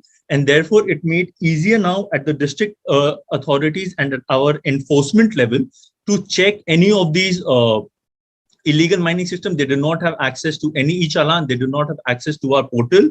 So they were sidelined. And that, in fact, has over the past 6 months, our revenue figures from these legal miners, it has now come to nearly 4-folds. So we have increased our revenues for the state from the sand mining portal.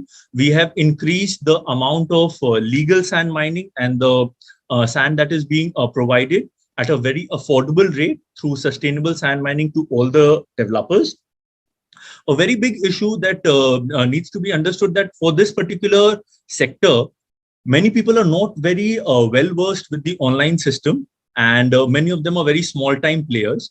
So we had to undertake very thorough training of these people, and we had to make our software very, very simple, OTP based software.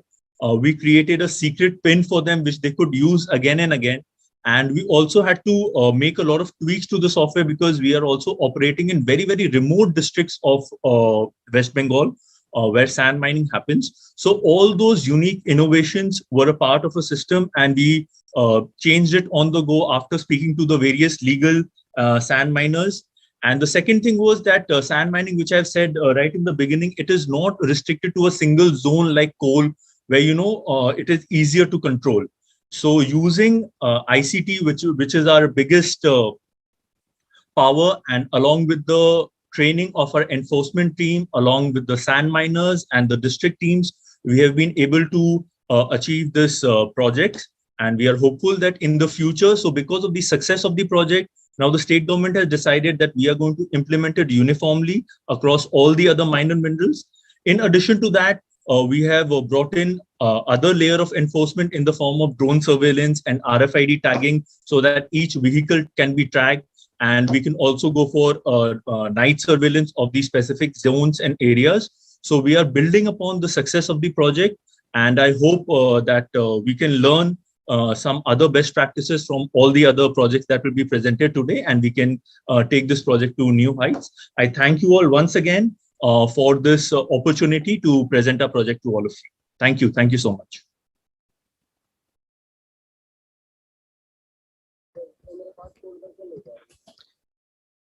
Well, thank you very much for taking us through your experience. The interesting part, which is what I find, that you have incentivized these sand mining businesses. How did you actually go about doing it? I mean, if you could tell us a bit more about it. Thank you. So what used to happen earlier was that if there is an illegal mining going on, so these legal sand miners who have paid legally to the government to carry on the sand businesses, they were at a disadvantage. And second, since there was no way of differentiating, because the challans and all were offline, so at times it was very easy to counterfeit it.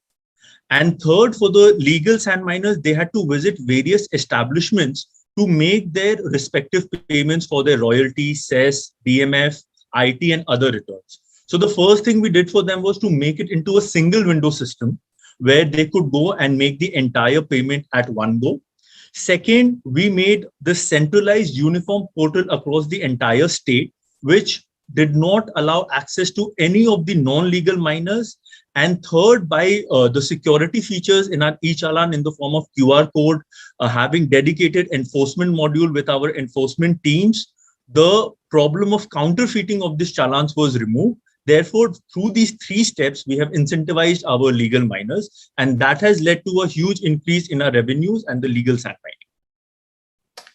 Well, thank you very much. So I sincerely thank Dr. Manohar Agnani, Additional Secretary, Ministry of Health and Family Welfare, and Mr. Mishra, Joint Secretary, Industries, Commerce and Enterprises, Department of Government of West Bengal, for sharing your thoughts with us. So with this, we move on to our next session, which is a state of states with focus on education, forest and environment. We have this morning with us Mr. Nagarajan M., Commissionerate of Higher Education, Government of Gujarat, Mr. Anil Kumar Vasant Lal Shah, Member Secretary, Gujarat Pollution Control Board, Mr. Pushkar Singh, Managing Director, MP State Minor Forest Produce Cooperative Federation Limited, and Mr. Kaushlendra Kumar, Executive Director from Chhattisgarh Rajya Van Vikas Nigam Limited. Let's first understand the important initiatives undertaken recently by the Government of Gujarat when it comes to higher education. The state has an employability enhancement initiative as well, imparting training on skill development for students of higher and technical education to make them industry ready. It has 60 universities, over 800 colleges, and around 1.5 million students pursuing higher education. And for this, Mr. Nagarajan, who is Commissioner from Higher Education, is with us, who has experience of 22 years in various government departments, including Indian Railways. Nagarajan sir is on leave, so I am a Joint Commissioner Higher Education. Narayan Madhav is here. Mr. Narayan Madhav. You're welcome, sir. But since I've already started introducing Mr. Nagarajan, let me complete it. Yes.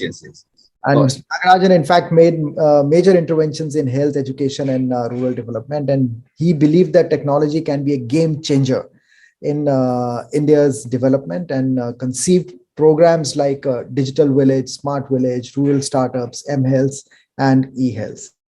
And I welcome the department. And on behalf of Mr. Nagarajan, I hand the mic over to you, sir.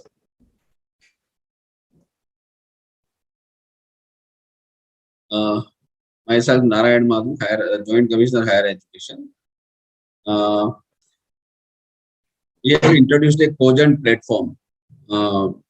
Cogent में हमारे पास जितने 6000 faculties है, 6000 faculties के पहले कोई data नहीं था, ना फोन नंबर था, तो हमने सभी फैकल्टीज के डेटा की कब से वो सर्विस में ज्वाइन हुए और उन्होंने ग्रेजुएशन किस में किया, पोस्ट ग्रेजुएशन किस में किया, पीएचडी किस में किया है, और कहाँ से कहाँ ट्रांसफर हुई है, पूरा सब डेटा एक मिला के एक प्लेटफॉर्म तैयार किया है।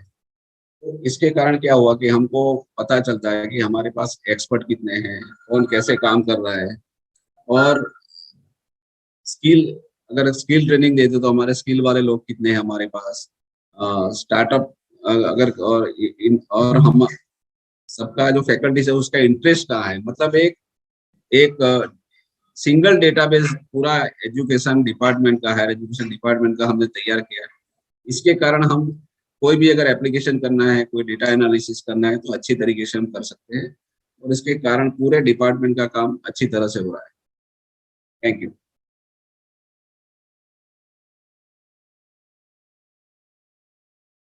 Sorry sir, you are not audible. आपका एक और प्रोजेक्ट है उदिशा करके, जिसमें कि जो स्टूडेंट्स हैं वो डायरेक्टली इंडस्ट्री के साथ जुड़ते हैं, एम्प्लॉयर्स के साथ। We have also one platform called Udisha, मतलब प्लेसमेंट पोर्टल है।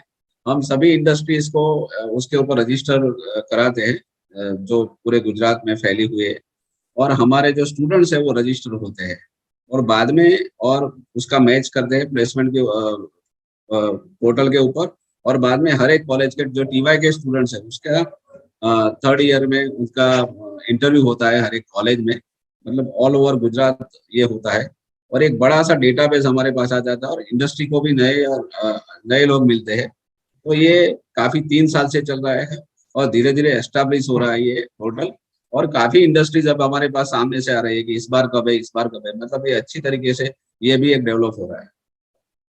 तो इसमें पिछले 3 साल में क्या क्या उपलब्धियां हासिल हुई आपको? करीब 1 लाख स्टूडेंट्स है वो रजिस्टर होते हैं, और ज्यादा से मतलब 60 और 70% लोगों को प्लेसमेंट मिलता है इसमें, प्लेसमेंट पोर्टल के कारण।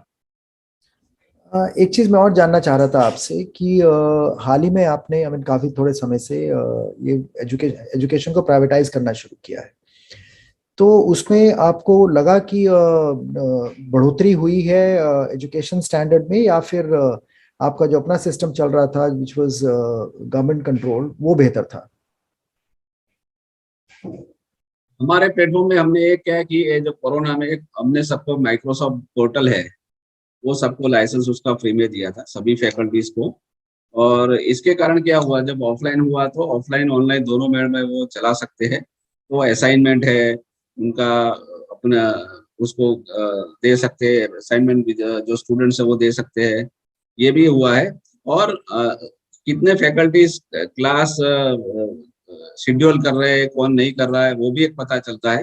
तो काफी इसमें एक ऑफलाइन और ऑनलाइन मोड दोनों के कारण एक व्यूहात्मक चेंज आया है और लोग उसको सीरियसली लेने लगे। बहुत बहुत धन्यवाद। Thank you very much. I move on to the next. In addition to the regular pollution contributed by road, rail, aviation, etc., industrial emissions, dust and brick kilns, the regular figure in Gujarat has risen to a substantial 70,000 tons.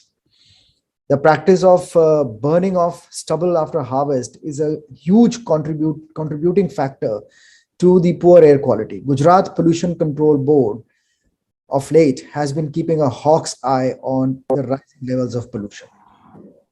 Ladies and gentlemen, we are joined by Mr.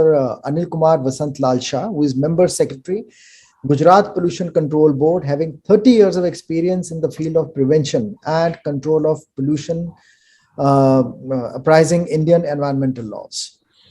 Past positions have included in regulating environmental laws, including inspection, decision-making on applications for consents, grievance redressal, coordination with district administration for various tasks, including public hearing and so on. So, Mr. Shah, would you like to take apprise us of the efforts which are made at the state level, fighting the pollution, changing the laws, and creating a healthy and cleaner society? Thank you very much to all participants and the organizers for inviting us for this discussion. Gujarat being an industrialized state, the development and environment are both are the two sides of the coin, and that is maintained as a sustainable development. Then and only then the country and the state can progress. So Gujarat is a front runner state in the entire country, and the only state which has adopted the e-governance in somewhere around 2008, which was the first of its kind in environmental governance through its XGN portal, and which was replicated in the almost 7 to 8 states in the country. That project we have implemented with the help of the NIC. Secondly, we are pioneer in, or we are first in the world to implement the emission trading scheme for the particulate matter. Now we are implementing in Ahmedabad. The project was started in the Surat. Then co-processing of the hazardous waste. As you are aware, when more and more number of industry, there will be a more and more generation of the waste. So waste to be disposed in environmental friendly manner and with the technically sound technologies to be adopted in this. So with that, following the guidelines and rules and regulations published by the central government, co-processing of the hazardous waste, Gujarat is the first in the country to use the waste as a fuel. Then disposal of the effluent is also concerned. So for that, we are also the first in that aspect also for providing the deep sea disposal line. So Gujarat is the state where industries are enjoying the good set of environmental infrastructure in the form of disposal lines, treatment, air quality, and the waste disposal. And as you all are aware that air pollution is one of the biggest environmental challenges in India, and dates according to the global reports. So all the pollutant particulate matter is far the most problematic air pollutant in the national scale. Presently, the air pollution is regulated by command and control system, that is through the Air Act 1981. But effectiveness of this system is a bit complex, and therefore we were compelled to think out of the box how to control the particulate matter, for which we studied the global mechanism of this emission trading, and we think fit that the emission trading to be the game changer, and we implemented it first in the world in India, in Gujarat, in Surat city, and the results of which are very encouraging. And we collaborated with the Harvard University, University of Chicago, University of A, and Japan, South Asia. They have helped us in achieving this. And as a result of this, the polluter pay principle has been followed in this system, and the results of which were encouraging, and somewhere around 18% of the air pollution we are able to reduce in the city of Surat. And by this encouraging result, now we are shortly implementing it in the city of Ahmedabad as well. Also following this, the Honorable Ministry of Environment and Forest is also going for some CO2 emission trading based on the results which we have gathered for the particulate matter. Now, with the success of this project in Ahmedabad, which we are going to replicate, somewhere around we are starting with the 200 participating industry, and maybe in a month or so, we will be announcing its launching. Then this ETS, which is delivered, there is a win-win situation because the project proponent are trading when they are releasing more emission, they have to purchase their permit from the market, which is like a stock exchange. So that is to be done. And accordingly, the industry are not punished unless and otherwise the trading is very high. So they are also benefited, and the industry which are emitting less, they are selling the permit. So thereby, they are also getting some monetary benefit. Then this project is a paradigm shift, and that is how we are regulating the pollution in this innovative scheme in Gujarat. And this is a landmark project, and I think this will the result of Surat and now the Ahmedabad, and we will expand it in a little more states of the more district of the state, and hope this will be replicated at the national level as well. Thank you very much. So, in fact, you also have a national clean air program, which is based on which you seek to tackle the problem of lack of information between cities regarding air pollution. How is it that you are leveraging this? In NCAP, there are two components. The earlier component, government has granted some fund, and then now in NCAP this year, 15 Finance Commission, they have given something around 400 crore to the Ahmedabad, Vadodara, Rajkot and city, the 4 million plus cities, where this amount is to be handed over to the corporations, and the corporation will tackle the pollution which is generated in the city area.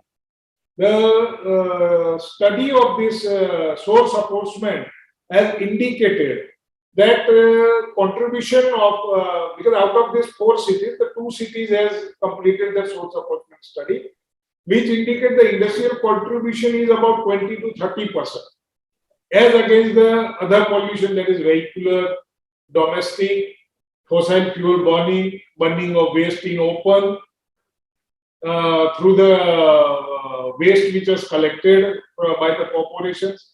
So all these things need to be tackled in a holistic manner, so that the target given by the Finance Commission and Ministry and Central Pollution Control Board can be achieved, and slowly, as per the target, they will reduce the 25%, 30%, 40%, 50%, and ultimately to get the final destination to reduce the pollution. And you mentioned about Surat, wherein nearly 350 plus industrial units around the city and in the city. You started tracking them, and you have gathered high quality data. It is monitoring almost in real time, and the data is also available in public domain. So, what have been the learnings from there? How is it? You also mentioned that you're moving to the city of Ahmedabad, but there are a whole lot of large number of cities in Gujarat itself. In Surat, in initial phase, we did get the resistance from the industry, but our collaborator has made several meetings. They explained the benefits, merits, demerits that were discussed at length, and industry were convinced that it is in the benefit of the nation as well. So initially it was started with somewhere around 100 industry. Now more than 300 plus industry are participating, because this is a trading system, and which is taking place to the larger emitters. the small industry we have not taken into the consideration, and their benefit and environmental benefit which we concluded, because in this scheme it is called trade and cap or cap and trade. So depending upon the standards, we are putting a cap that this much ton of the emission can be emitted by the participating industry.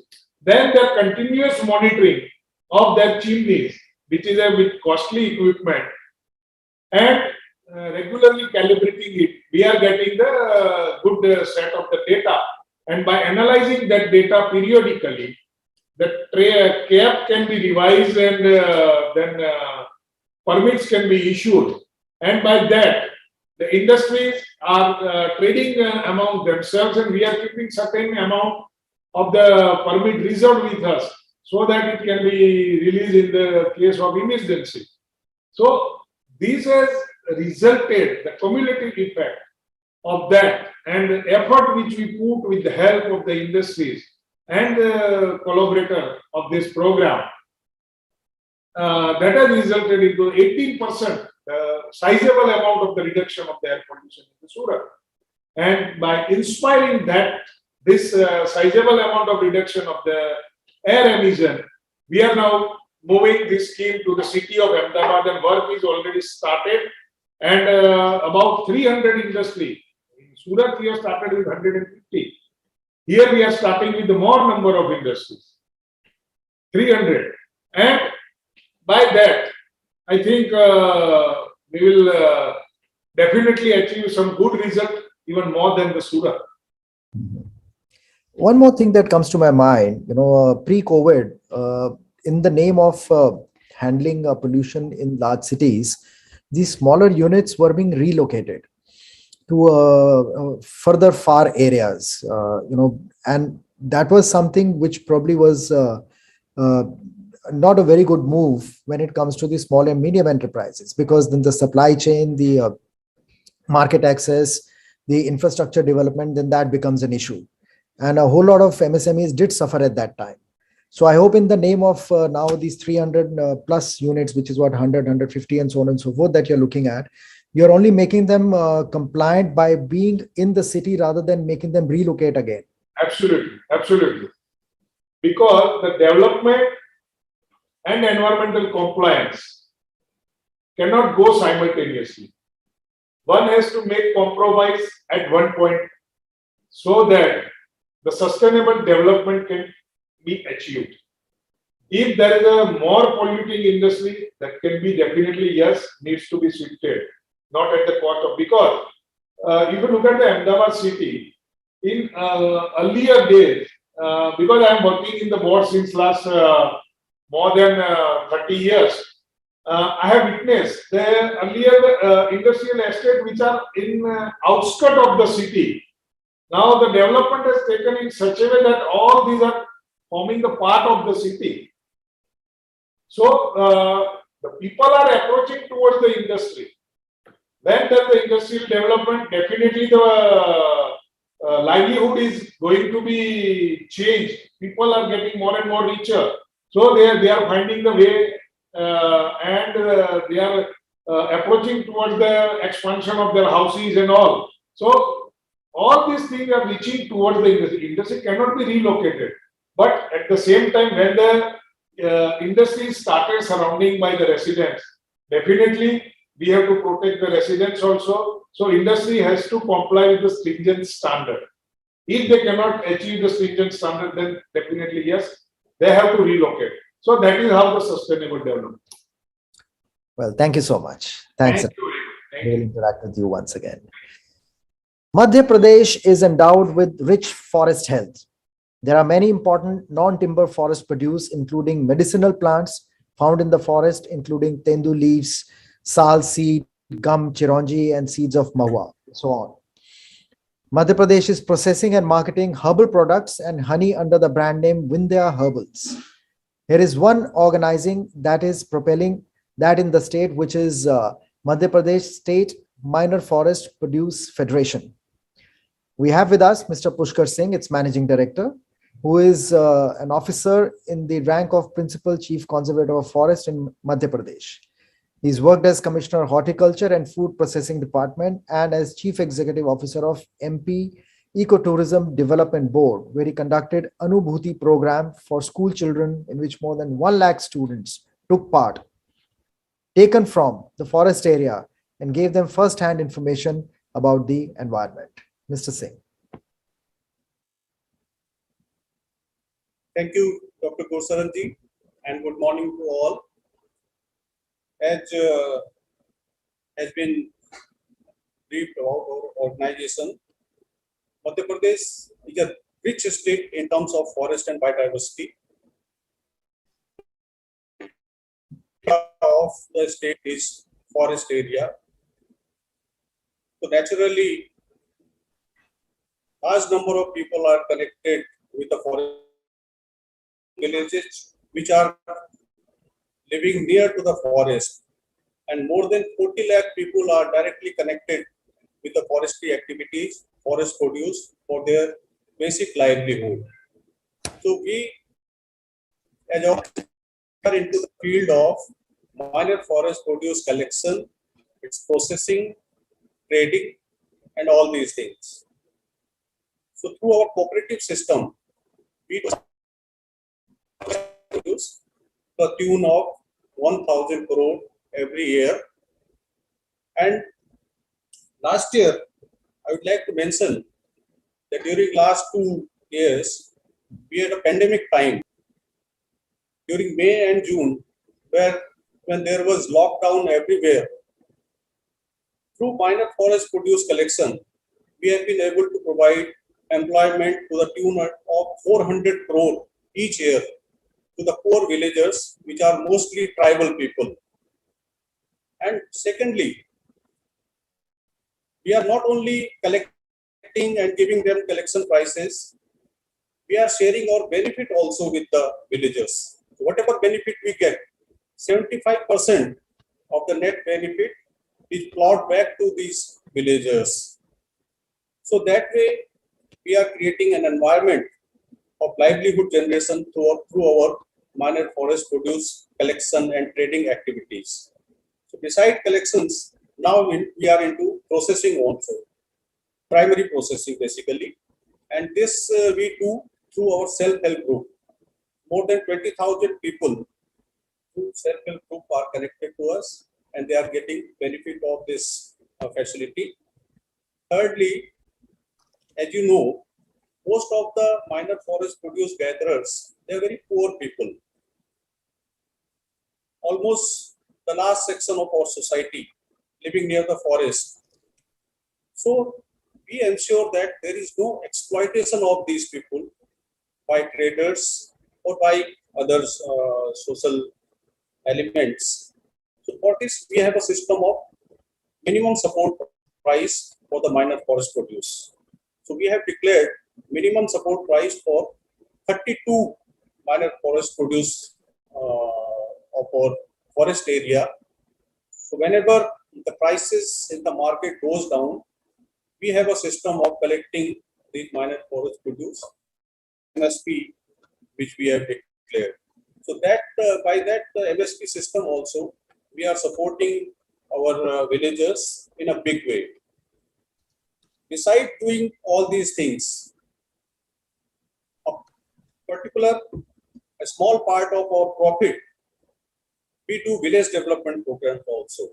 We construct stock dam, we construct tanks, we construct roads, school building, Anganwadi, community centers for the villagers who can use it for their personal purpose or for their social activities. So that way also we are helping them in their various social needs. Apart from that, we have an insurance scheme also for our minor forest produce collectors, which as I told you, there are more than 40 lakh people. So we have a social security system also for them. And other than this, we help their school children for getting, we provide them a scholarship up to 10 and then 10 to 12. And if some student from these backward places, he wants to join some engineering college or some medical or some technical education, we help them to help our local villagers. So this is one part which we have put the presentation. Second topic of our submission was creating awareness about the minor forest produce. As we all know, the COVID pandemic, it has given limelight to the minor forest produce and to the Ayurvedic system of medicine, and shown that how this system is so much useful to cure all these type of viral. So to create the awareness of these minor forest produce, we organize a big international herbal fair in Bhopal. It's a 5-day event which was organized in December last year, and I am happy to share with all you that in that event we conduct buyer-seller meet also, and in our event just in 5 days we could get an order of 14 crore rupees to supply the medicinal plants and their derivatives, and by now we have almost supplied more than 25% of that. So that way we give employment opportunity to our villagers and we do the value addition of their products also. Thank you very much for giving me this opportunity to put forth my point of view.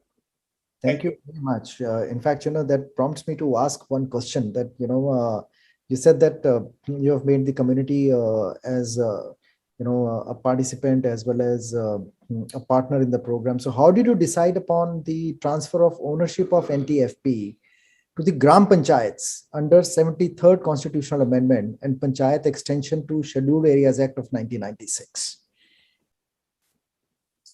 Nice thing you asked, Dr. Saranji. Why, when the PESA Act was implemented and later on when Forest Right Act also came into existence in 2006, we have given the all proprietorship, ownership of all minor forest produce to our villagers. They are free to collect it, trade it, process it.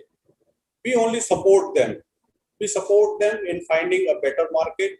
We support them in finding a better price. If they get a better price somewhere else, they are free to sell it anywhere, except for one minor forest produce, which is Bidi Tedupatta, because it is a specific kind of thing and not much market is there. So we support these villagers through cooperatives are also cooperatives of the villagers and the gatherers. So we support them in trading in that sense. For other minor forest, they want to do with that. Earlier we used to have transit permit of system. They required a transit permit to transport. Now we have done away with that system also. So villagers are free to do everything. Very nice. How do you distribute the profits? Profit is distributed. We have a system. We calculate our profit and whatever net profit is there, 75% of this profit goes back to the account of the gatherers, their bank account. And remaining 25%, we use 10% for their village development, for infrastructure in the village, as I told earlier, roads, school building, Anganwadi, like that. So 10% goes to that thing, and the another 10% we keep it for forest development, because we want that this minor forest produce, the sustainability of minor forest produce is maintained, so that we collect this year, so we are able to collect in the next generation also. So for that we keep 10% for the forest development, and now we have decided to give 5% to the Gram Sabha also, the concerning Gram Sabha from where this minor forest produce has been collected. So how have the financial health of Gram Sabha improved after this 5%? I mean, what is the quantum of this? Gram Sabha, we have made provision just last month only. Okay. So with that provision, we will be providing Gram Sabha more than 20 crore rupees every year. Okay, great. That sounds good. And as I told you that during the collection season, we provide employment to the tune of 400 to 500 crore in just 1 month. And profit, another 400 to 500 crore to their account.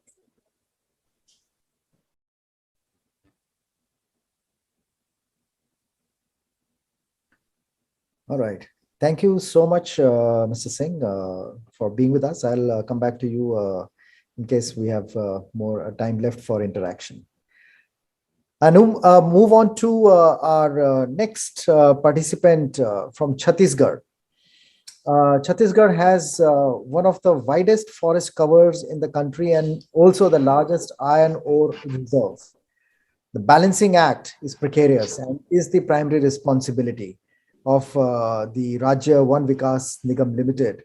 To talk about it, there is more than 4,000 plus million tons of iron ore reserve, accounts for 19% of the total iron ore reserves in India. It also poses at the same time a big challenge to the ecology.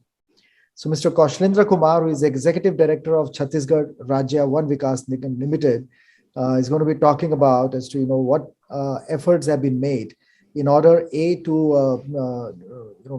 do this balancing act, also saving the regions in the south of Chhattisgarh, which is the heavily area dominated by indigenous and so on and so forth.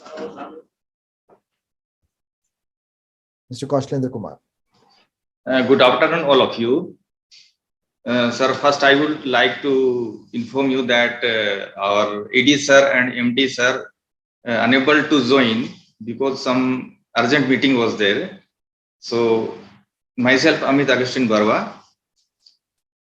Sir, first I would like to introduce about Chhattisgarh Rajya Van Vikas Nigam Limited. Sir, Van Vikas Nigam की स्थापना 1976 में हुई थी, जब उसके बाद 2000 में छत्तीसगढ़ अलग होने के बाद इसकी स्थापना हुई है। सर, इसमें हमने एक ऑक्सीजन का निर्माण किया है जो छत्तीसगढ़ की राजधानी रायपुर के सेंटर में, सिटी सेंटर में लगभग 55 सरकारी ऑफिसेस और 115 आवासीय कॉलोनियों को हटाकर और 70 दुकानों को हटाकर ये ऑक्सीजन डेवलप किया गया है और इसमें लगभग 2700 वृक्ष लगाए गए हैं और इसमें सिटी के लोगों के लिए सुबह शाम घूमने और बच्चों को खेलने के लिए और एक्सरसाइज के लिए ये करीबन 20 एकड़ की जमीन में ये निर्माण कराया गया है। इस प्रोजेक्ट में लगभग 12 करोड़ खर्च हुए और इससे यहाँ के लोगों को बहुत फायदा हुआ है। और इसके अलावा छत्तीसगढ़ राज्य वन विकास निगम ने एक और अच्छा काम किया है।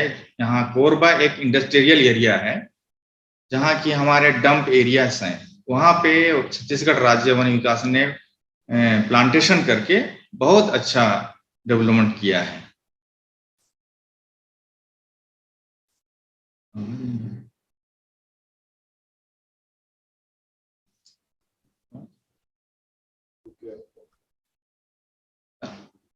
जी, आपका आवाज आ रहा है?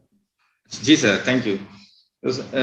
2017 में इस प्रोजेक्ट की शुरुआत की गई थी और 5 साल कंप्लीट हो गए और ये 2 फेज में हुआ था। एक 12 हेक्टेयर में फर्स्ट और सेकंड 8 हेक्टेयर में हुआ था।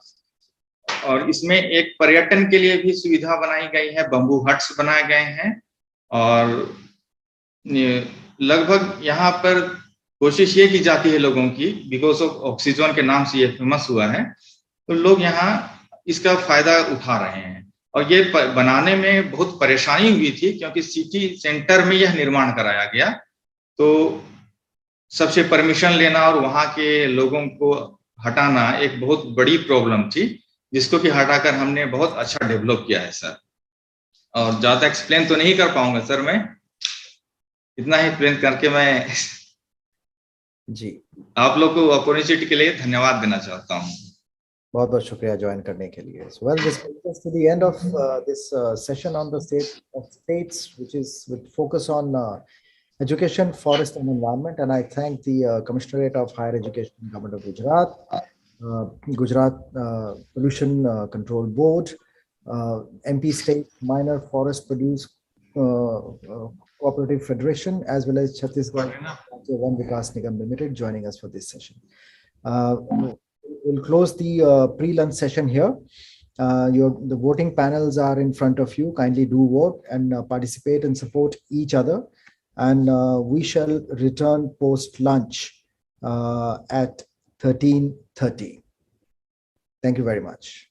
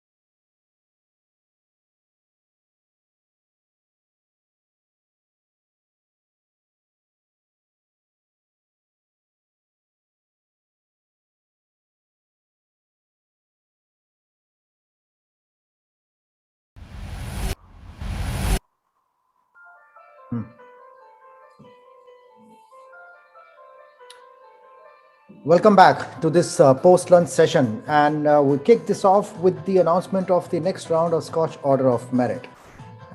Gentlemen, I have the pleasure of inviting our next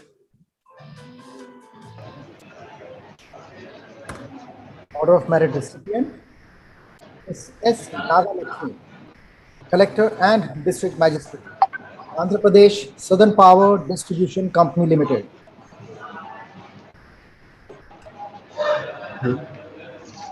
आवाज आ रही? नमस्कार।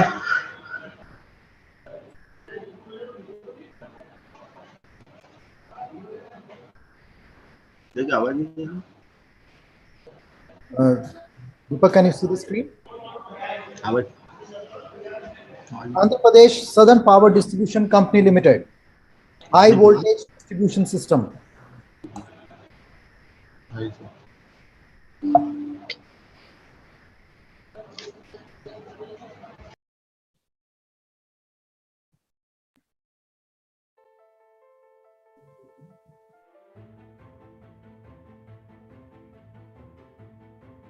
Mr. Vanraj Singh M. Parmar, EDP Manager from Bhavnagar Municipal Corporation, Online Professional Tax Software.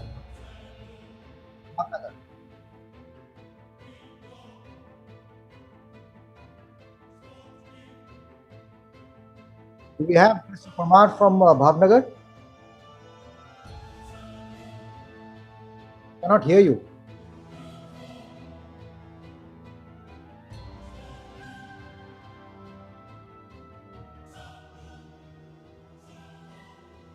The next one also goes to Bhavnagar Municipal Corporation, BMC's IT Infrastructure and Data Center. Mr. Parmar.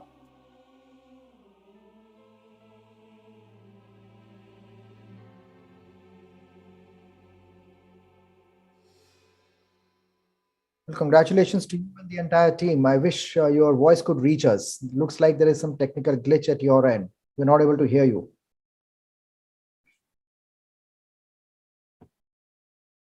Yet another one for online COVID-19 bed occupancy system, Bhavnagar, Mr. Parmar.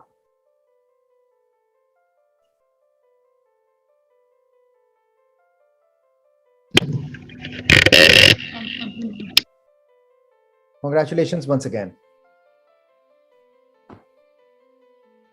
Mr. Neerab Kumar Prasad, Chief Commissioner, Land Administration and Special Chief Secretary, Me Bhumi, Chief Commissioner of Land Administration, Revenue Department, Government of Andhra Pradesh. Good afternoon to everyone who are connected here. My name is Rachna and I'm Project Director for Computerization of Mandal Revenue Offices from the Office of Chief Commissioner Land Administration. So I thank you for giving us this Order of Merit on behalf of the CCLA organization. Thank you. Congratulations. The next one also goes to the Chief Commissioner of Land Administration, Revenue Department, Government of Andhra Pradesh, Crop Cultivators Rights Cards. Thank you so much for this recognizing the effort that we put in for the CCRC cards.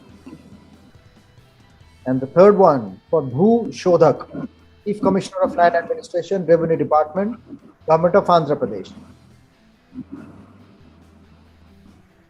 Thank you once again. This is also from the Office of Chief Commissioner, Land Administration, Government of Andhra Pradesh. Congratulations again. House sites for poor families, Chief Commissioner of Land Administration, Revenue Department, Government of Andhra Pradesh, once again. Thank you so much. This is one of the major prestigious program of the Government of Andhra Pradesh and Honorable Chief Minister of Andhra Pradesh as well, for giving 25 lakh house site pattas for the landless poor over there in the state of Andhra Pradesh. So thank you so much for recognizing us with this Order of Merit certificate. Congratulations once again. And we move on to invite Dakshin Gujarat Witch Company Limited, Ms. Rita Pereira, for digitization of Statue of Unity by upgradation of distribution power system. Dakshin Gujarat. Thank you, sir. Myself, E.G. Patel, Software Engineer, Technical, Dakshin Gujarat Wych Company Limited. Thank you so much, sir. Congratulations. Sachin, GIDC overload to underground network conversion. Dakshin Gujarat Wych Company Limited. Myself, Gaurav. Once again, thank you, sir. Congratulations. Department of Power Development, Government of Jammu and Kashmir, back to village, Mr. Rohit Kansal, Principal Secretary.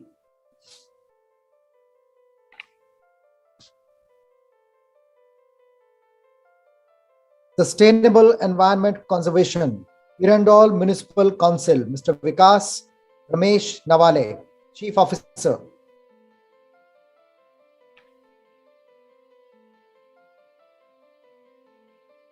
Economic Value Add by Gujarat Maritime University, Mr. Alan Jacob, Consultant.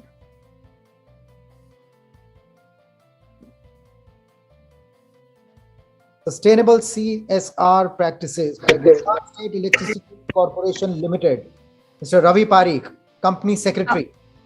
Good afternoon, one and all present here. Am I audible, sir? Yes, you are. I express my heartfelt gratitude towards the whole team of SKOCH for providing us such an esteemed platform to showcase our sustainable CSR initiatives.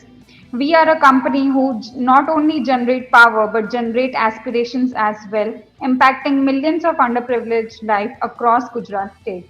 Thank you to the whole team of SKOCH for giving us this opportunity. Well, congratulations to you. Wonderful. Thank you. Gujarat State Electricity Corporation Limited for unique initiative in renewable energy project. Dinkar Jethava, Chief Engineer. Yes. Thank you. Myself, Dinkar Jetwa, Chief Engineer, Project and Planning, GSECL, and thank you for giving us the opportunity. And this is very unique program for state farmers, cheap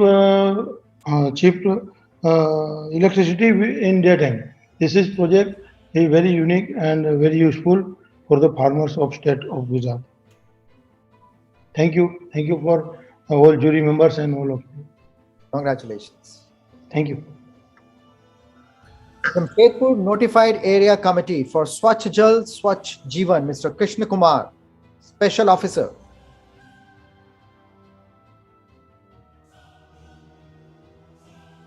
Karnataka Solar Policy 2014-21, Karnataka Renewable Energy Development Limited, Managing Director Mr. Rudra Paya KP.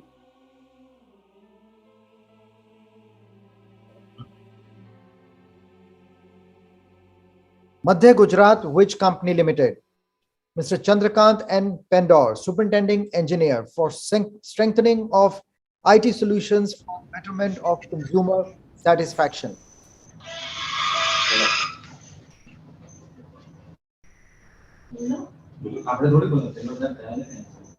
Madhya Gujarat Wych Company.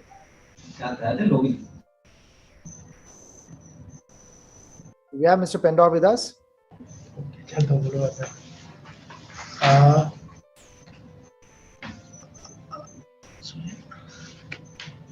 Sir, we have developed many systems, but this system was for facilitating our consumers through our complaint management system, mobile app, and other applications. So we are very thankful to SKOCH for recognizing our efforts. Congratulations. Madhya Pradesh Paschim Kshetra Vidyut Vitran Company Limited. Mr. Amit Tomar, Managing Director, for deployment of smart metering along with AMI system in West Discom Indore. नमस्कार sir साहब, हमारे MD साहब बाहर गए हुए हैं. मैं DS Chauhan, हमारा deployment of smart meter in Indore city के लिए जो सर्टिफिकेट ऑफ मेरिट मिला वो सेमीफाइनलिस्ट में है. बहुत बहुत धन्यवाद, इतना अच्छा प्लेटफॉर्म दिया. बहुत बहुत धन्यवाद और आभार. आपको बहुत बहुत मुबारकबाद. Thank you sir, thank you. Maharashtra State Electricity Distribution Company Limited, Mr. Vijay Singhal, Chairman and Managing Director for Document Management System with Electronic Signature. Good afternoon, everyone. I am Prasad Resme, Director Projects MSCDCL. I thank to all the juries of this SKOCH Award. Thank you very much. Congratulations. Mr. A. Gopal Rao, Chairman and Managing Director, Northern Power Distribution Company of Telangana, for implementation of innovative IR/IRDA metering technology.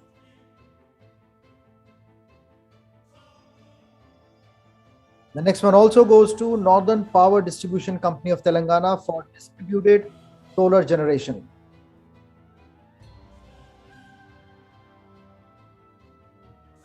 Padma Kunvarba General Hospital, Mr. Ketan J. Pipalia, Superintendent, providing quality services under maternal health. Thank you, sir. Myself, Dr. Ketan Pipalia, Superintendent, Padma Kunvarba Hospital. Thank you so much for providing this opportunity by SKOCH panelists, and consider our maternal health services as we providing our best quality for the maternal services.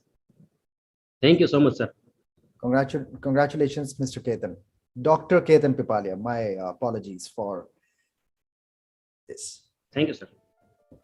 GPRS Billing, Paschim Gujarat Witch Company Limited, Mr. J. Gandhi, Chief Engineer. Can you hear me, sir? Yes. So myself, Gaurav Waghela, Deputy Engineer, due to unavoidable circumstances, J. Gandhi sir not available. Sir, SKOCH has provided a unique platform, and we have received this one of the GPRS Billing award. Thank you very much. Congratulations, Mr. Waghela. Thank you, sir. Thank you, sir. Rajasthan Renewable Energy Corporation Limited for maximum solar commission capacity in India, Mr. Subodh Agarwal, Chairman and Managing Director. So, I am representing from Rajasthan Renewable Energy Corporation, myself Sunit Mathur, Director Technical, Rajasthan Renewable Energy Corporation. So, we have installed total capacity of the renewable energy in the state is more than 17,000 megawatt, including solar is having a 12,564 megawatt, and whereas wind is 4,338 megawatt, and third renewable source, which is biomass, that is 120 megawatt. So in this way, total capacity is more than 17,000 megawatt, and we are standing in the country also. We are having a first rank. So I would like to thank you very much for the SKOCH group to give us this. Congratulations for providing this platform and to share our this success of attaining the maximum capacity of renewable energy in the state. Thank you so much. Thank you, and congratulations once again. Southern Power Distribution Company of Telangana, Operational Efficiency Improvement Measures, R.R. Gauravaram, Chairman and Managing Director.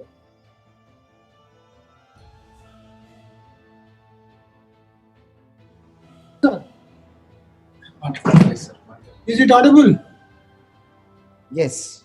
Yeah, so good afternoon, sir. On behalf of TSSPDCL, my name is Lakshmi Narayana, Division Technical.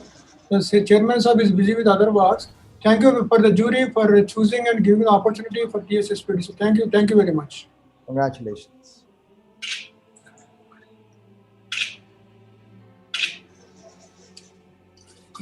Southern Power Distribution Company of Telangana, the next one for performance improvement measures.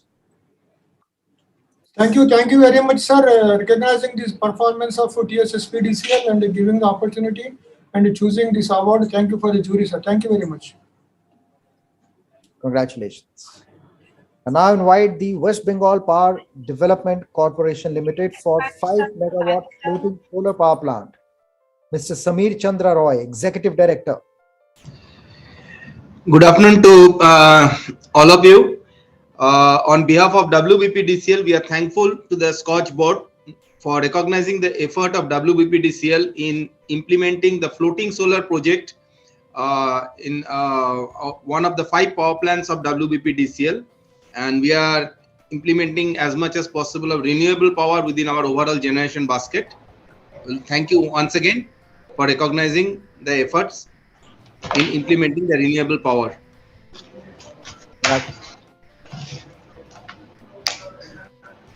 Tumakuru Smart City Limited, Mr. Rangaswamy BT, Managing Director, Integrated City Management Command and Control Center. Good afternoon, sir.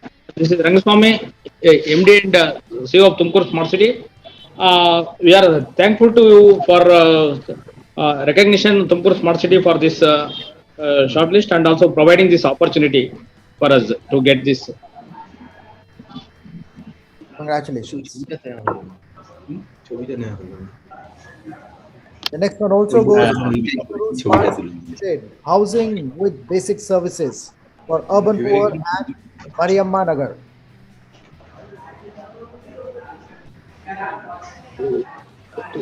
Once again, I am thankful to you, sir, for recognizing us to regarding this project of slum improvement. We have developed one major slum which is in the heart part of the city, and we rehabilitated 87 families from that place, and also we recovered around 2 acres land by clearance of that slum. It has got a lot of value. Nearly 30 crores properties we have recovered. It is very good project, and already some people are moved to their this one newly constructed houses. It is very fruitful project. Thank you once again. I'm thankful to you, sir. Mr. Sabyasachi Roy, Director Operations from West Bengal State Electricity Transmission Company Limited for Sustainability.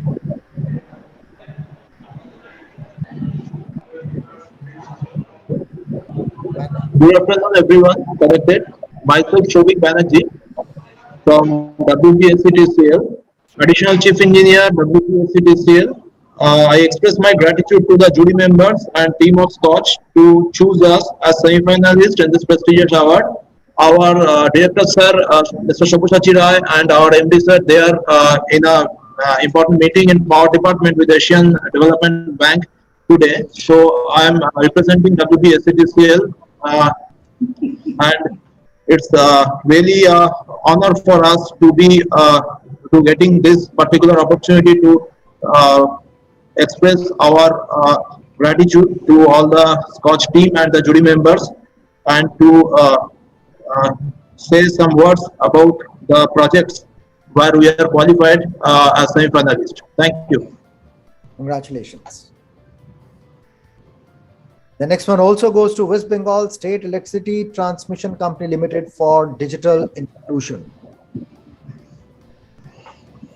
Yes, here also I will like to express my thanks to the SKOCH team, and I am representing here the company, and thank you again. Congrats.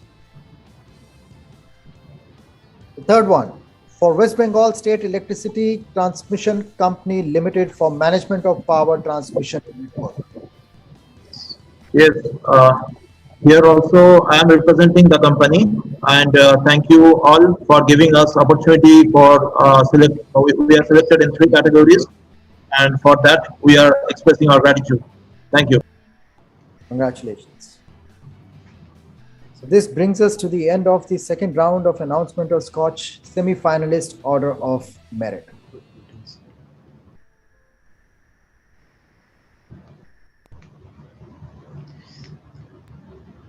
কি বলবো as semi-finalist.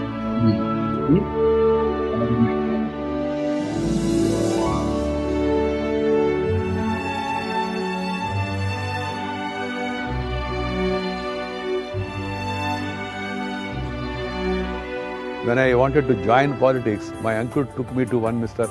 Anam Venkat Reddy, former Congress minister, who is close to our family. So my uncle told him that this boy is going to join some party. So he asked me what party it is. I said, I have not joined any party, but I like somehow Janasangh, Atal Bihari Vajpayee and Advani and all. He said, Janasangh? Yes. So he said, this is a North Indian party. Then he said it's a urban party. Then he said it's an educated party.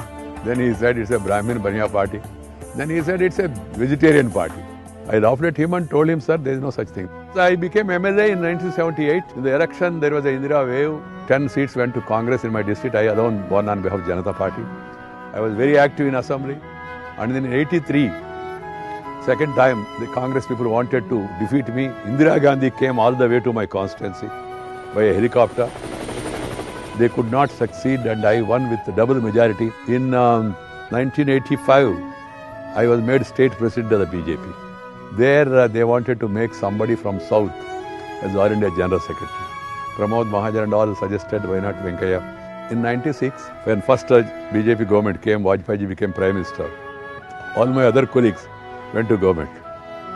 At that time there was a discussion, who will look after the party? I volunteered. Again, when BJP government was formed in 98, then also the issue came, who will look after the party? I volunteered. In 2000, Rangaraj Kumaramangalam, he died. So Atalji and Advaniji called me and told me, there is nobody senior from South in the central government. He asked me, you become power minister. Because Kumaramangalam was holding the portfolio of power, energy. I said, Atalji, I'm sorry. They said surface transport. And I said, sir, I don't know anything about engineering. Then Prime Minister called me next day morning. He was looking at it in rescue. He said, Krishi. Then he called Brajesh Minister. Bhai, Krishi. He said, sir, Nitish Kumar is the agriculture minister. So Atalji said, bhai, he is our ally, we can't disturb him. Then, aur batao. Then I said, Gramin Vikas. As I hail from village, I thought, what about our roads? Because I used to walk 3 kilometers a day to go to school. The original idea came because the Prime Minister told us one of the days saying that he is coming out with a new scheme called as the Golden Quadrilateral. Then I discussed with my colleagues. They all said it's good, but how can you think of rural roads from Delhi? That has to be done by state government. We went to the cabinet with a proposal. It was not favoured, but there was a discussion. Then in the next meeting, I argued very strongly, emotionally. Then Nitish Kumar supported me. Yashwant Sinha, who was a little earlier firm that this should be done by state, he was getting reconciled. Then halfway through, Atalji said, "Bhai, isko bhi dekh lijiye na, अच्छा hai." Some people like Chandrababu Naidu, they were of the view the money should be given to states. I was not in favor of it. Within the Planning Commission, there was a lot of fear about this scheme, that this is too much of centralization and everything is being decided in Delhi. Why not just give money to the states and let the states decide and they will construct roads? And I said that, look, let us start with this. Venkaya ji came all the way to Konkan, my constituency that time, launched this program. I can see the huge benefit that has accrued to the people. ग्राम सड़क योजना ये अपने आप में अद्भुत और क्रांतिकारी कदम था गांव के विकास के लिए, समग्र विकास के लिए. It has created very good impact. Pradhan Mantri Gram Sadak Yojana. We have prioritized the entire scheme. In this scheme, naturally the poorer states got more funds. In the 30 years up to 2003, agriculture production in Bihar was less than 0.5% per annum. 0.23% in fact, that was the rate of growth, which means it was almost stagnant. And between 2004 and 2014, it has been growing at 6% per annum. We have come to this level can be solely attributed to such leaders like Venkaya Naidu, who just not only handholds you, but he also grooms you to take positions and responsibility. The reform is a software which has to be marketed, has to be accepted, it has to be implemented in a manner that the reform will not be seen as a threat, but will be seen to be as an enabler for helping you to do business better. So Venkaya ji understands that very well. His foresight and his imagination has shown that a lot of poverty has declined because of PMGSY. There is not a district in the country he has not visited. There is not a people's issue on which his heart doesn't throb. I feel proud to see him as an efficient leader of national stature. हर रूप में उन्होंने न केवल party की मजबूती और party की सेवा की, बल्कि देश को मजबूत रास्ते पे ले जाने का एक संकल्प और उस लक्ष्य को लेकर आगे बढ़े. He puts up his 100% effort on that and make it a success. That time he was there as a rural development minister. He is responsible for all those programs of Vajpayee ji. Now as an urban development minister, he is doing all these urban housing.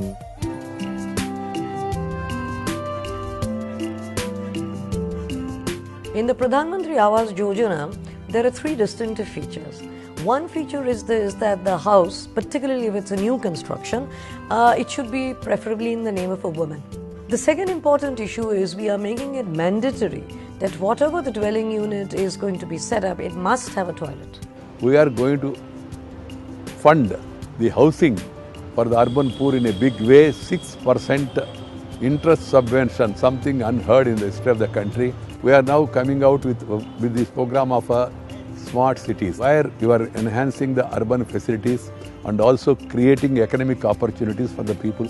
Utter mission for urban regeneration and transformation.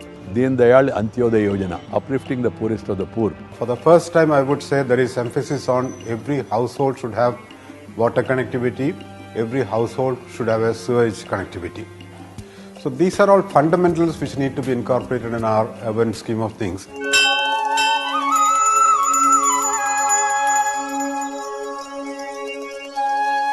Suddenly, my father became sick. Our relatives told, no, it's your duty to take care of father. How can I take care of my father? So then they said, you get married. In such a family, who will be taking care of your father? She has helped me to fulfill my responsibility towards her by that Pitru Dharma, whatever you call, and also enabling me to have the dream of my mother to study law. ప్రజాసేవ చేయాలని నిర్ణయించుకునే ముందు నన్ను అడిగినప్పుడు తెలుసుకుని సరేనని చెప్పాను. మా తల్లిదండ్రుల సహకారంతో ఆయన నాకు దగ్గరగా పిల్లలు నేను ఇప్పుడు ఆలోచన లేదు. దేశానికి ఉపయోగపడే పనులు చేస్తున్నప్పుడు మా బంధువులందరికీ పిల్లలకు సర్ది చెప్పాను. I must tell you, I could not do justice to her individually, to the family, even to the children also.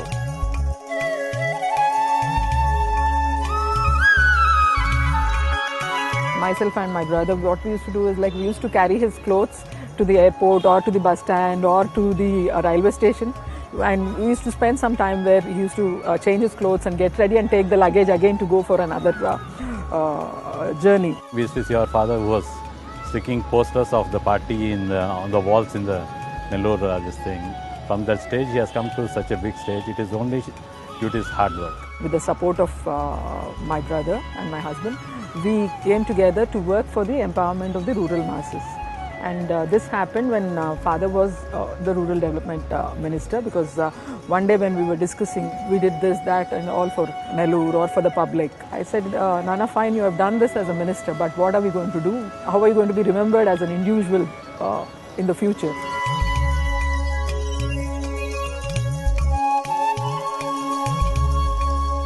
We are working towards education, empowerment and health in these three fields, and to support it, we have started a foundation called Mupvarpu Foundation, which is our house name, which supports the activities of Swarna Bharat Trust. He initiated social service. It is going on very well. Number of centers is starting. This is where I appreciate him. Service is his motto. His dedication to the people's cause stands truly exemplary. This dedication led him to launch Swarna Bharat Trust in his hometown Nellore and Vijayawada in Andhra Pradesh. It is also imparting employment skills to women and youth, enabling them to get good employment. మన దగ్గర ఉన్నాడు. తర్వాత వాళ్ళ అమ్మ నాన్నతో గమనంతోనే develop అయినాడు, ఎక్కువచ్చాడు. ఈ auto కూడా వాళ్ళ అమ్మ నాయన గమనంతోనే ఉన్నాడు. పెళ్ళైన తర్వాత 2 సంవత్సరాలు లాజాతో విశాఖపట్నం పోయినాడు. 2 సంవత్సరాలు ఇందిరమ్మ జైల్లో పెట్టింది. అప్పుడు దాకా బిడ్డలు తల్లి మా ఇంట్లోనే ఉన్నారు. తర్వాత కాపురం పెట్టుకున్నారు. 9 years అప్పుడు వచ్చినప్పటి నుంచి 9 ఏళ్ల వరకు ఇంచుమించు పైనే ఇంకా ఎప్పుడు వచ్చినా నా బిడ్డలాగే పెరిగాడు. నేను నా ఉద్దేశంలో ఒకే ఒక్క మాట చెప్పగలుగుతాను. మాకు తెలిసింది తెలుగు తల్లి గర్వించదగ్గ బిడ్డ అంటారు పాట కదా, చాలా గొప్ప బిడ్డగా పెరిగినందుకు నాకు చాలా చాలా చాలా happy.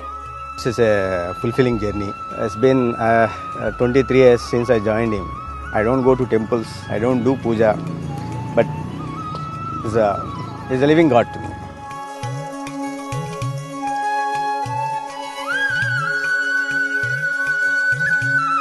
We have a hero and we call him Tataya. My Tatya is a hero for me. Despite his busy schedules, he finds times to spend with us, takes us to movies, holidays and many more. He's too disciplined and wants us to be the same like him. He's very youthful, energetic, and we play badminton regularly with him. I love him so much that I cannot express in words, but if you ask me to say it in one line, I would say he's my center of my universe.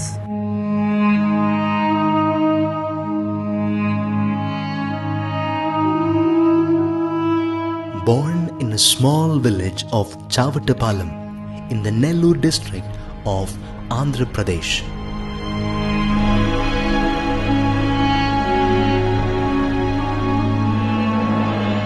Having then moved to the Nellore town and becoming a school leader, and then to the VR college for further studies. But as a child, the loss suffered was beyond imagination. My father had a friend by name Mr. Venkat Reddy. Both of them used to go to different places to purchase Ongol, oxen for competition, etc. So he sent a vehicle to fetch my father to my village, Chavatapalam. And my mother called the Dhobi to fetch her his Hangavastram. That fellow delayed, so my mother went to the backyard and started calling him. She didn't notice there was a buffalo. She just pushed it aside. While coming back, the buffalo hit us, and the horns have gone from this side to the other side. She was just carrying me in her arm, and she dropped me. Then my grandparents took me away to their native place. I was 3 months, 6 months exactly, I don't know. Though I lost my mother, earlier it was my grandmother, later my wife, then subsequently my daughter, who is taking care and substituting the role of my mother. I love my mother like anything because she has given me this beautiful life. I drew inspiration from my mother's wish, and then people used to say how my mother used to talk about me, saying that my son will become very great, he will become a good advocate, he will get a good name. Like that, villages, they talk among the family members.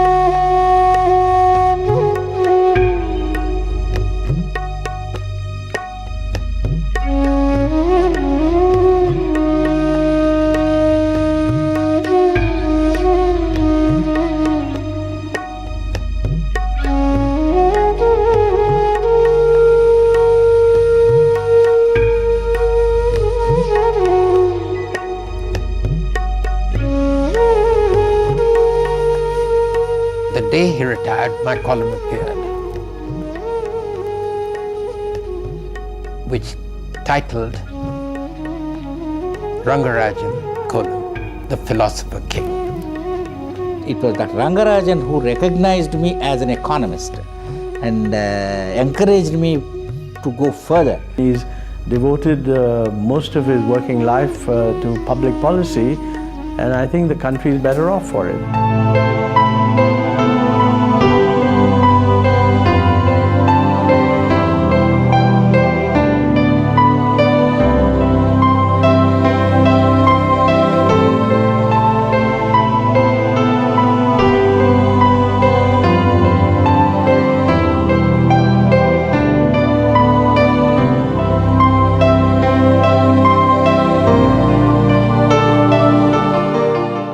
I was more interested in economics than in other subjects. And therefore, and I also decided quite early in life that to be a teacher. I taught for a year, even as I was finishing my PhD. I was at the Wharton School of Finance and Commerce at the University of Pennsylvania. I came back to India, and it was at that time I taught for a time at University of Rajasthan. Went back again, and I taught at the Graduate School of Business Administration of the New York University. I taught for about 2 years, then came back to India and went straight to the Indian Institute of Management at Ahmedabad. There were very few people who were willing to teach with Dr. Rangarajan as a co-instructor, because Rangarajan was always rated as the best professor by successive batches. All those economic theories have to be grounded in a business implication, in a management implication. And to do that when you are talking about macroeconomics is difficult. And Dr. Rangarajan was wonderful at doing that. His drawing room faced our kitchen. And in the morning at 9 sharp, Dr. Rangarajan would be walking to the office. And I always used to get pulled up by my wife saying that, look, it's already 9 o'clock, you don't need to see the watch. And she has been telling me that she would like me to be as punctual as Dr. Rangarajan. When I was at faculty at Bank of Baroda Staff College, during those days we used to invite him as a guest faculty in our college, some of my faculty colleagues. And I was amazed to see that he will not accept the usual formalities of sending a car and waiting for the official car. He will just take an auto rickshaw and come in auto rickshaw and go back in auto rickshaw to IIM Ahmedabad. He may be a banker, he may be administrator, he may be governor, he may be a global person, but compared to his academic work, I feel that I had greater happiness in that rather than in all these positions.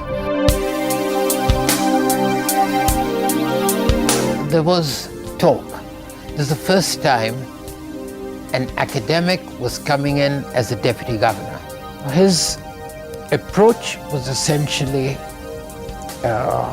remained academic. He never forgot his basic academics. So what he would do is he'd always work with first principles. And what then very quickly, within a short while, developed was he became a problem solver. Check clearance was one area in which the Reserve Bank of India at that time took the lead to introduce computerized sorting system. And there was a fear that computerization would lead to displacement of labor, it will reduce the number of people who are to be recruited, and so on and so forth. And that is why that in some sense the committee number 1, very often called the Rangarajan committee number 1, did not even use the word computer. It was called mechanization of the banking system.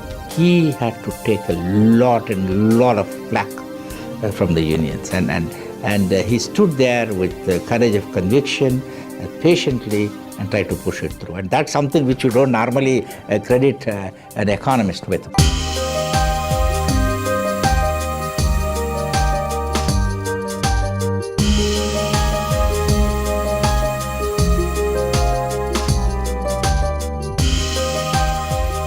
The period of the 2 years, 1990 and 1991, were years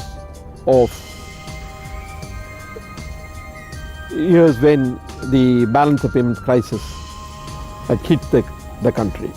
Dr. Rangarajan was a very cautious man, so he would not make a brash statement. He had foreseen that the measures which we were taken will have a time lag. So before we could get into a default, the recovery would start. One of the things that could be done was to pledge the gold. The Reserve Bank of India Act permits us 2 things. One, to keep gold outside India, and also permits us to borrow from the other central banks. So the gold was pledged only to the Bank of England, and to the Bank of Japan, and the money was raised, and as you all know that it was redeemed very soon. I've sat hours with him where he was in like a commander of a ship, seeing every little bit of the gold operation. It was outstandingly well managed. We've never had a situation where you had a crisis of that seriousness, and 2 years later, I mean, we were able to tell the IMF, we don't need the third year of your loan. And if you look at it historically with other countries, most stabilization programs have been associated with a growth recession. This is a stabilization program that led to a big upswing in growth.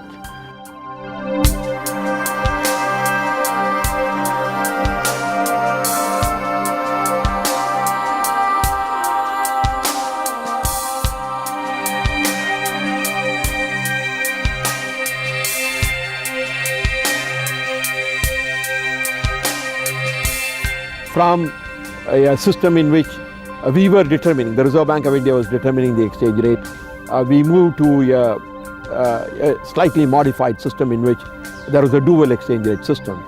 But within a year, by February 1993, we moved on to a system in which the exchange rate came to be determined more or less by market forces. He designed how to liberalize the current account, have a sustainable current account deficit, and insisted on hierarchy of capital flows, and in particular how to keep the short-term debt under control and external debt under control. And this was the original contribution well before the Asian crisis. We deregulated the interest rate structure. The government also had to go to the market to borrow. As a result, new institutions have to be created. But the dismantling of the regulated or the administered interest rate structure and freeing of the interest rate itself had some impact on the way the banks were functioning. In the relationship between the Reserve Bank and the Finance Ministry, this shift which was introduced, getting away from automatic monetization of the deficit. I think I was the Finance Secretary signing the agreement with Dr. Rangarajan on the other side signing the agreement that basically the Reserve Bank would no longer automatically issue treasury bills to monetize the finance deficit.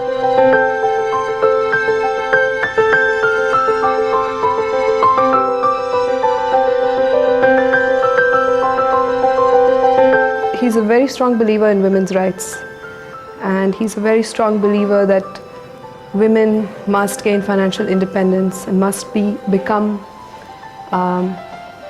decision makers in the family, in the house, everywhere.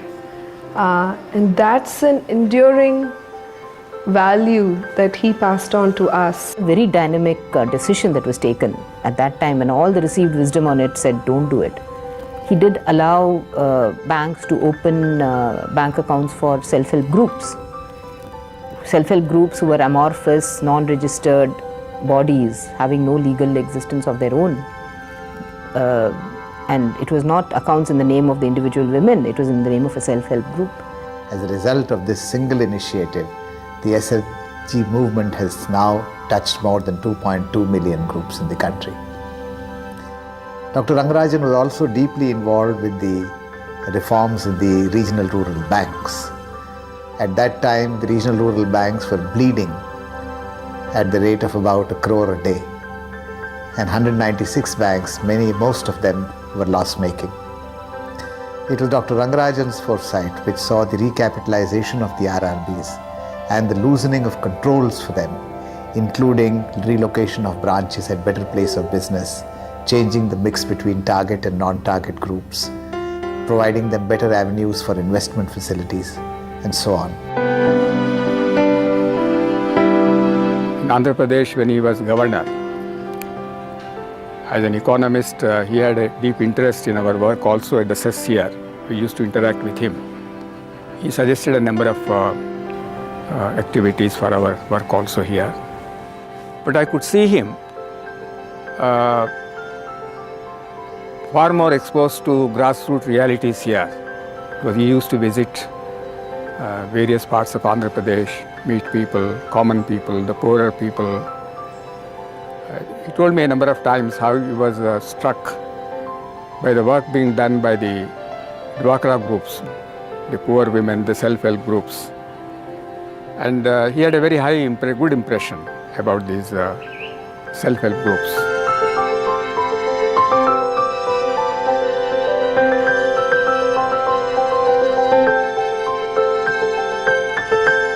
Whatever work he has done and whatever merit he has got, it is for his work, for his efforts, for his thinking and for his academic work and social work.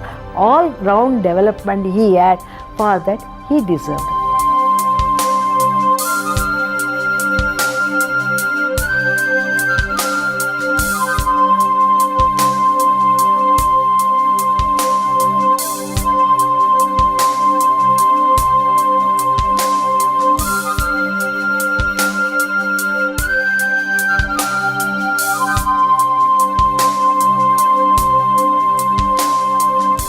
When we met with the Finance Commission, we said this is the right way to go about it, to get away from the central government taking loans and passing on loans to the states. It's much more sensible to have the states themselves raise the loans, and we, in effect, the Planning Commission got out of the business of getting a whole lot of loans from the Finance Ministry through the budget and then passing them on as loans to the state government. Fiscal responsibility at the state level was sought to be ensured through a mechanism of providing a carrot. We had a scheme of debt write-off which was linked to the states passing an appropriate fiscal responsibility legislation. Which basically implies by 2008 and 9, you would have a situation where the overall fiscal deficit would be somewhere around 6% and there won't be any revenue deficit. In fact, on the contrary, there will be revenue surpluses, because when each of the individual states reduce the revenue deficit to zero, there will be some which would have a surplus. We interact very often. The Economic Advisory Council submits reports, very often issues that the government is struggling with and you need a third opinion, get referred to Dr. Rangarajan, and on several issues, issues that I'm myself aware of, sometimes when we have a difference of view, let's say between the Planning Commission and the Finance Ministry, consulting the view of the Economic Advisory Council gives another perspective on how these matters can be resolved. He has devised a term called the optimum inflation. A country should have this much inflation. So according to him, 5% inflation should be the optimum. Recently, Dr. Rangarajan has been appointed as chairman of a committee on financial inclusion, and I think that in a way is a fitting tribute to a man who has done enormous financial inclusion without using the label as part of the reform itself.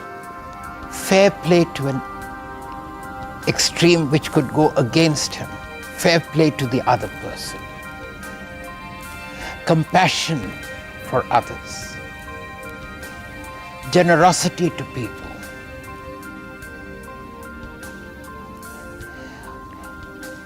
Helping people who hurt him.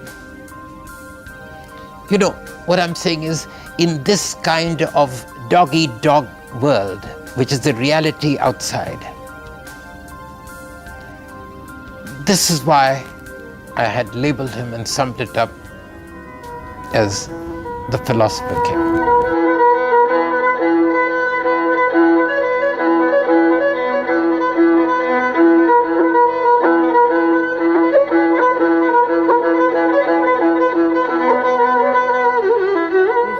Govinda Gopal गाते चलो, कृष्ण गोविंद गोपाल गाते चलो, अपनी मुक्ति का मार्ग बनाते चलो।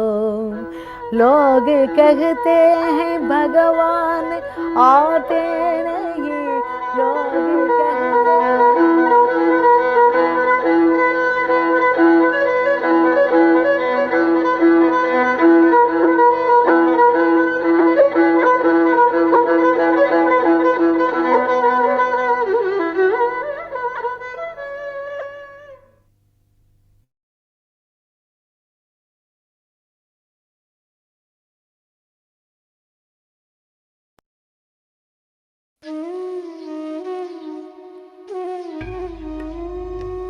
I grew up in Pune. I studied in Pune. I did electrical engineering, mechanical engineering, and then master's in industrial engineering in the United States. And when I was doing that, I realized that I got attracted to economics. My father was a very distinguished member of Maharashtra Police Service. He's a role model for me. And from mother, really committed for education and knowledge.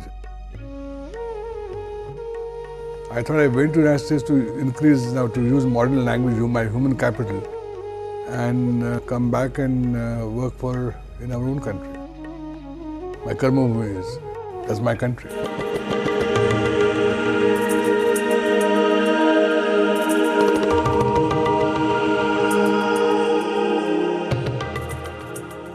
In 1917, I joined Administration Staff College. I was teaching. I was also teaching Staff College in Hyderabad and also teaching a course at Usman University. Then I taught for 2 years in Nepal, in Center for Economic Development. And there I met DP there. He was visiting Kathmandu.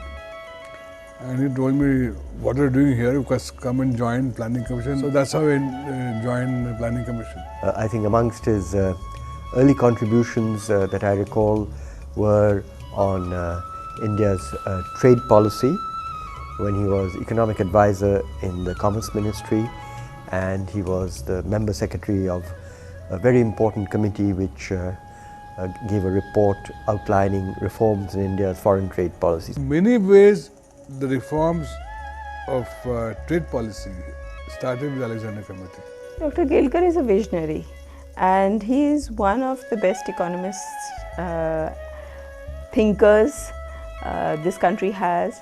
He doesn't just think short term, he thinks long term. He contributed a great deal in his role as chairman of the Bureau of Industrial Costs and Prices, BICP, where a lot of excellent sector studies were done under his stewardship. Dr. Kelkar decided that he will ask the National Council of Applied Economic Research to quantify the impact of the reduction in import duties on steel on the whole economy. And what came out there was that we were able to show that a 20% reduction in import duties would lead to a substantial gain in economic activity and welfare. And I remember that one of his papers that he had then published in the Economic and Political Weekly, pointing out the abuse that had resulted from the discretionary system, pointing out misallocation of resources and things like that. He's been one of the important players in economic reforms for the longest time. He was secretary of the Ministry of Petroleum. And there he was the principal architect and the motive force for move away from the administered prices mechanism. The first time I came in touch with him in Petroleum Ministry, we had been assigned this job of framing the policy of Government of India for inviting offshore oil companies to come and explore here. New exploration licensing policy.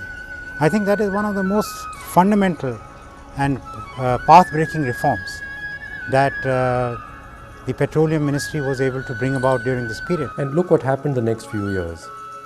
These public sectors, starting with Bharat Petroleum and then HPCL and the others, they started going from strength to strength in introducing new formats for retailing, new standards of customer service, new ways of engaging their own people. And it has brought in the largest amount of investment into the country as compared to any other policy.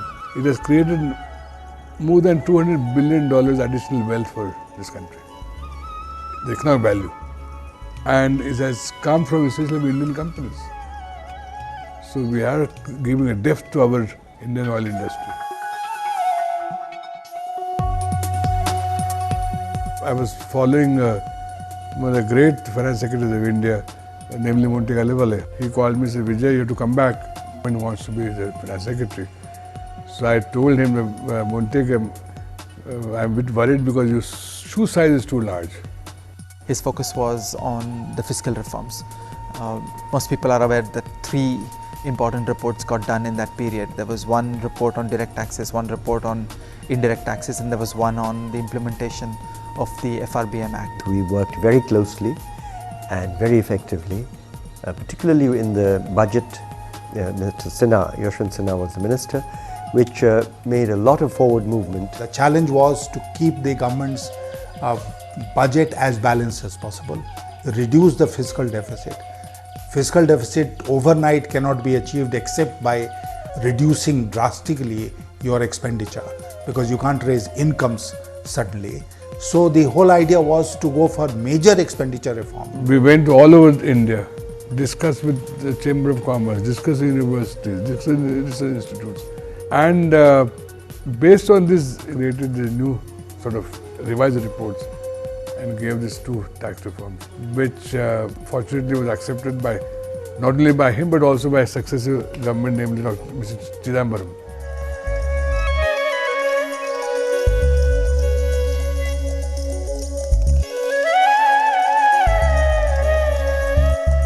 It's a very tough process of rationalizing, of reducing all excise down into a small number of rates, ideally towards a single rate, of shifting away from an excise towards a VAT. We had a dubious distinction of import duty of 150%.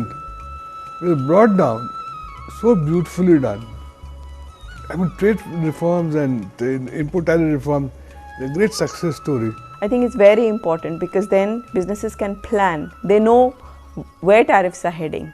And after that, it's been steady progress in cutting down custom duties. The idea of the FRBM was hatched, that we would have a law which was passed in Parliament, where Parliament would pre-commit to tie down its hands and agree to fiscal discipline. It sounds like a crazy idea. That people say that India is a soft state, but the passing of FRBM Act, where Parliament accepted discipline and fiscal discipline, is I guess a remarkable feature of a democracy. That it was accepted by our political elite and it was implemented. The second key message was the role of computer technology. In that time, Kelkar pioneered the establishment of something called the Tax Information Network. The trail was established, it was all TDS. So we then got willy-nilly deposited into treasury. Transaction costs went down. So TIN was a great success story and it was implemented by NSDL thanks to Mr. Bhave. Concept of tax information network and the ability to see that that project comes to execution was where I think he made a huge contribution, and that is not a contribution to NSDL, that's really a contribution to the country. Dr. Kelkar was very keen about the configuration of the goods and services tax. When goods are exported, you refund all indirect taxes within the country to the exporter, because the way the world works is that the high sea price is stripped of taxation. When goods leave your country, your domestic tax is out of the picture. Today, India manufacturing sector is one of the highest tax in the world. The total state versus centers goes between 26 to 28%.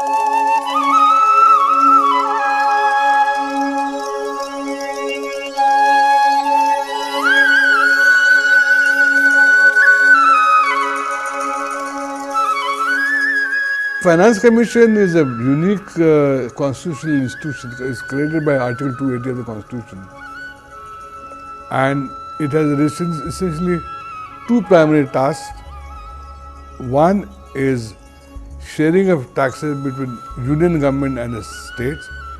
Second, sharing these taxes between the states. He made a special grant provision of 50,000 crore, which would become payable to states for any revenue shortfall that they suffer by virtue of having accepted the GST regime, but it was conditional on there being a model GST in the country. Now the third task has been added after 73rd and 74th Amendment, which is also give additional support to the third tier of the government, namely Panchayat Raj institutions and local bodies. In conception, local bodies have been brought up to par with state governments, thus highlighting a very, very important requirement of India in the years to come, namely that urban habitations and rural habitations should be able to provide acceptable water, sanitation, fire protection and so on, as is done in the rest of the world. I'm sure we will see lasting impact in the 13th Finance Commission as well.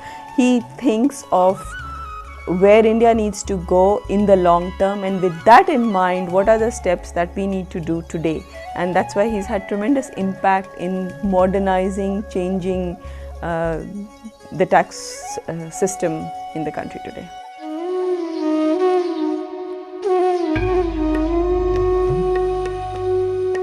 An excellent policy economist who has, throughout a long and fruitful career in public policy, at each level, at each stage, made signal contributions to economic policy, its management and economic reforms to bring about a better India. I think of him as an economist who is extremely practical. He allowed everyone to have a say, everyone to express his opinion, and I think everyone blossomed under him. Whatever little bit I have done in my life, three people would take much credit. Two are my parents and third is my wife. And she has been sort of really important part of my life, and her support has been very important. Nothing has changed him. The person that I first met is the person that he continues to be, at least for me. So I think that's what sustains our relationship, and is the biggest comfort, I think. And I've just been myself. I don't think I've done anything great at all. His tremendous optimism for life.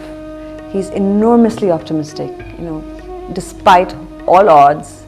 He's been optimistic about his country, he's optimistic about the future, about everyone's future. And that is something that I'm constantly striving for, because I think that drives his passion for his work, for life. And that's something that I'm constantly wanting to be more of, the optimism.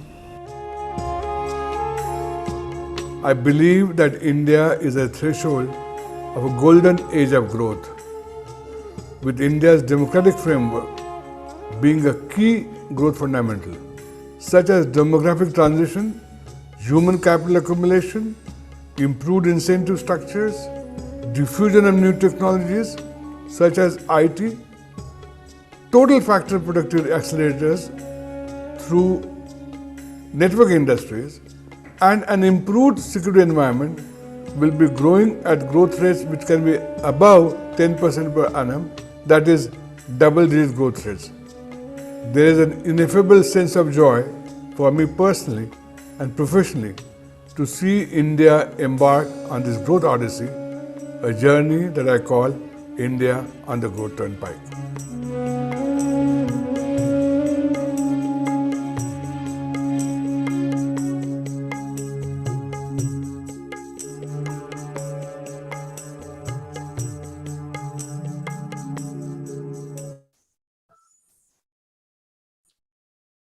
Welcome to our next panel discussion on state of states with focus on energy.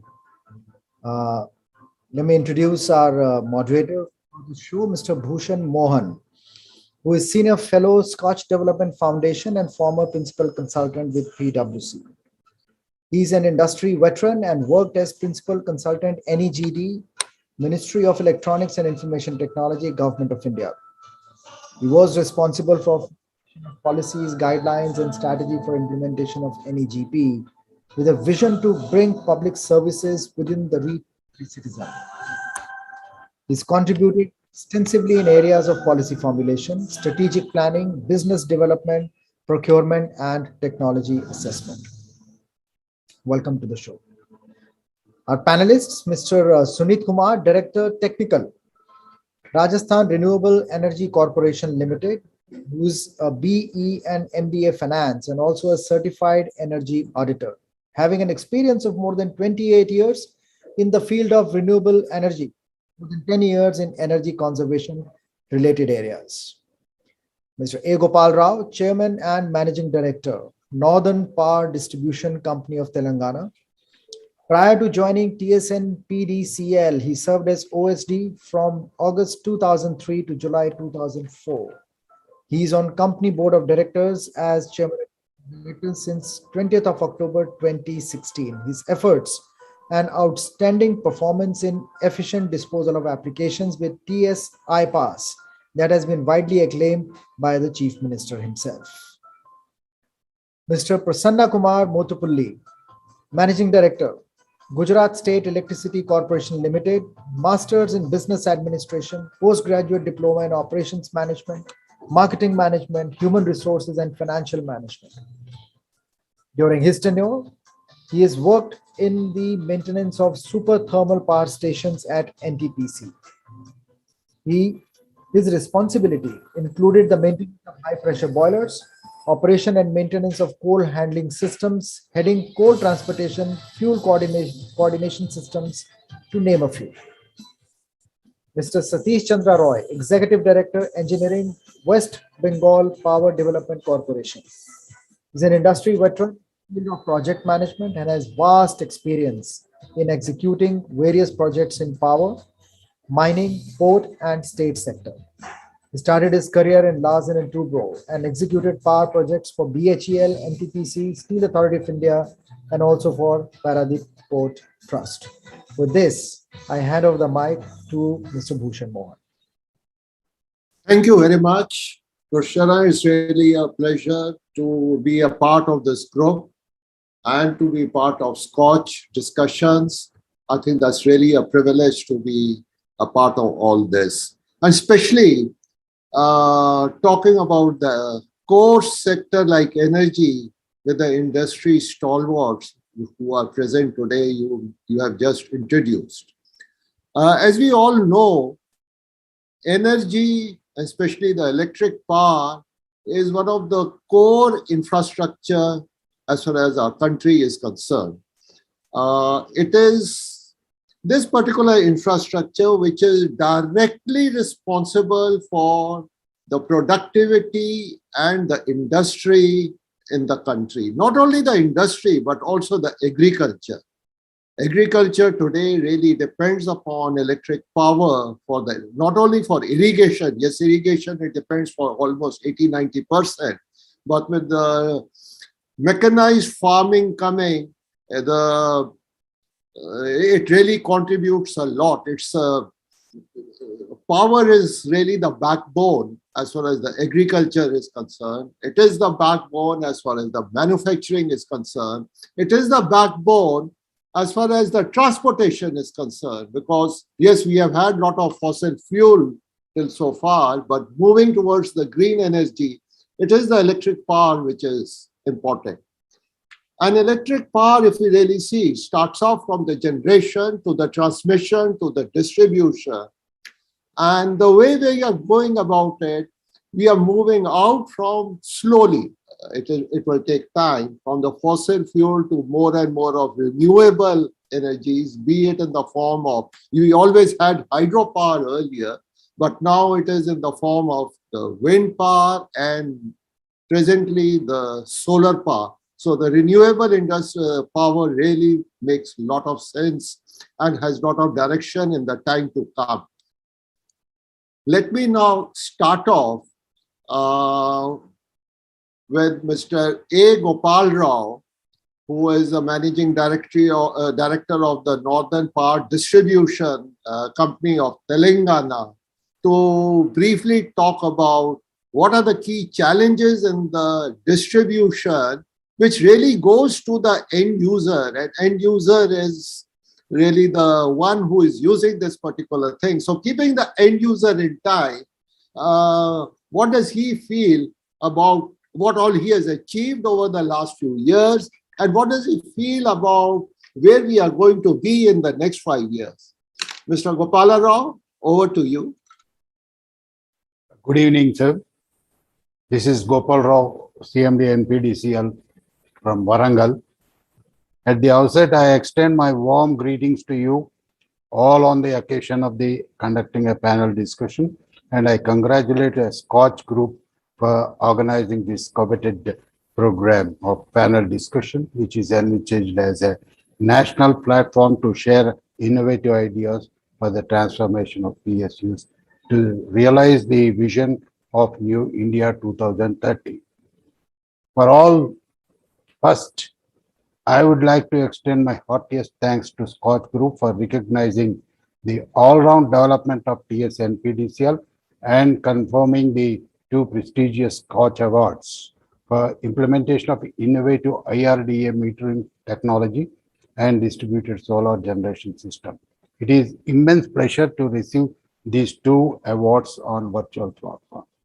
See, this is all what happened because of the visionary Honorable Chief Minister. We have got a, see, on the first day of his assumption as the Chief Minister of the newborn Telangana state, he has signed a first GO to appoint a chairman and managing director to the electricity organization. That itself is clearly indicates how the Chief Minister has a vision to develop the state which was reeling under the darkness. So this is the major planning of Honorable Chief Minister, and under the leadership of Honorable Power Minister Mr. Jagdish Reddy, and with the able participation of the CMD, Transco, Genco, and guidance for the distribution companies. This is all happened because of the Chief Minister's visionary. Because you all know that this Telangana state was reeling under the darkness and having so many power cuts even to the industries. At that particular time, there was a huge demand to shift all the industries from Telangana to other states because there was huge number of power holidays, huge number of power cuts, and the power supplied is also not reliable, not satisfactory. So under these circumstances, the Telangana state was born, and Honorable Chief Minister has taken a real concrete decision to improve the state with the development of the electricity organization. See, in this, what I want to tell is the contracted capacity of the state has been increased from 7,778 megawatts to 17,228 megawatts during the last 7 years. Substantial amount of 35,968 crores has been invested towards strengthening of the T&D system. As a result, probably every one of the electricity consumer is very well aware that per capita consumption of Telangana is the #1 in the whole India. This is a real indication of how the electricity has progressed in Telangana state and how it helped in development. As you all know, the electricity is one of the prime this one to gauge the development of any state or country or anything. So this is what happened because of the Honorable Chief Minister's vision. Telangana, see, this state has been transformed into the brightness from the darkness as a result of the visionary Chief Minister. And he has given sufficient support for development of this organization. So this is how this has developed. Coming to the how we are really interested in to serving the end consumers. This is the distribution companies are formed to serve the electricity consumers. See, as you all know, this state is having 26,000 agricultural consumers, and totally there are about 2.5 lakh total consumers. So this is the rate at which we are progressing day or year on year. There is a 14% growth in the connected load, 14% growth in release of services, but probably India is the Telangana is one of the states which is only giving a 24/7 power supply to agriculture consumers freely. This is why happened because of the, see, earlier this Telangana was having a dried lands, and there was no sufficient water for irrigation of the and the production of the paddy or the other crops is very meager, and we are all dependent on the Andhra.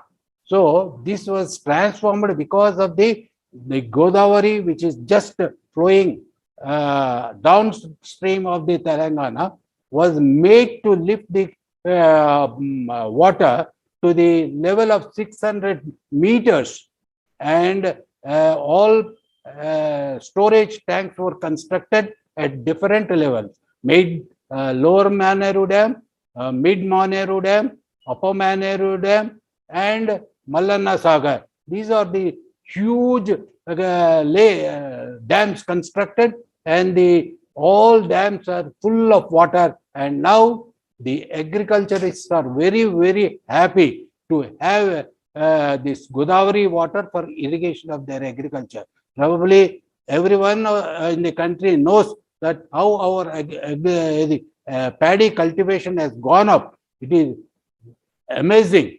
It is amazing. So this way, end consumer of 26,000, 20 lakhs of agriculture consumers were benefited by the use of this Godavari water, and the lift.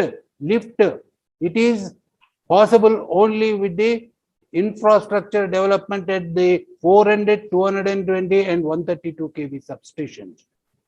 And it is having about 130 megawatt pumps at various lifting stations. This is almost unique in the even in the total states. So this way, the Honorable Chief Minister's vision has really realized. As a result, the groundwater level has increased by 2 to 3 meters, and the agriculture pump sets, agriculture borewells, which were defunct, were all now brought into service. As a result, paddy cultivation has increased like abnormally. Even it has crossed, even reached the level of Punjab. So this is the state of affairs in agriculture. Similarly, we have not stopped at the satisfied with the development of agriculture. Similarly, in case of IT, number of IT companies have come to the Hyderabad state, and now we are about to cross the Bangalore, which was having a very good facility earlier. Now Telangana is going to be one of the important place for these IT companies. Similarly, industries also, we have given now we are giving a reliable, satisfactory power supply to all industrial consumers at a reasonable prices. Please see, our industrial prices are comparatively lower than all other states. Recently, this was, everybody is very well aware of it. Still, we are trying to give, even to some industries, government is giving this, what you call, subsidy. And one more thing, end consumers, what the panel, the coordinators have said, end consumer, as far as end consumers is concerned, because Telangana happens to be poor state, having a 30% of the area covered by the forest, and most Adivasis and tribal people are living in the nook and corner of the forest. We are now giving total electricity to all the places wherever the Adivasis or tribals are living. As a not only that, we are giving a free supply to these SCs, STs, and these Adivasis and other things up to 100 units per month. Similarly, we have also given to the backward classes like washerman, hair cutting salons, all this. So all these measures also taken by the government to see that the end consumers are satisfied with the developed electricity. As everybody, even to the hospitals, we are having alternate supply to all these hospitals, and there is no case where damages have taken place because of the non-availability of power supply during the corona period. See, this is one of the major achievements as a result of the development of the electricity in Telangana state. This is how we are flourishing. This is how we are all committed to serve the consumers on the advice of the our government. So this is how our developed nation. See, not only this. You have done an excellent work, I can clearly see. How has been your T&D losses? Anything on the T&D losses? See, there were 14 or 15% losses before formation of this Telangana state, and now we have brought down to the level of 10%.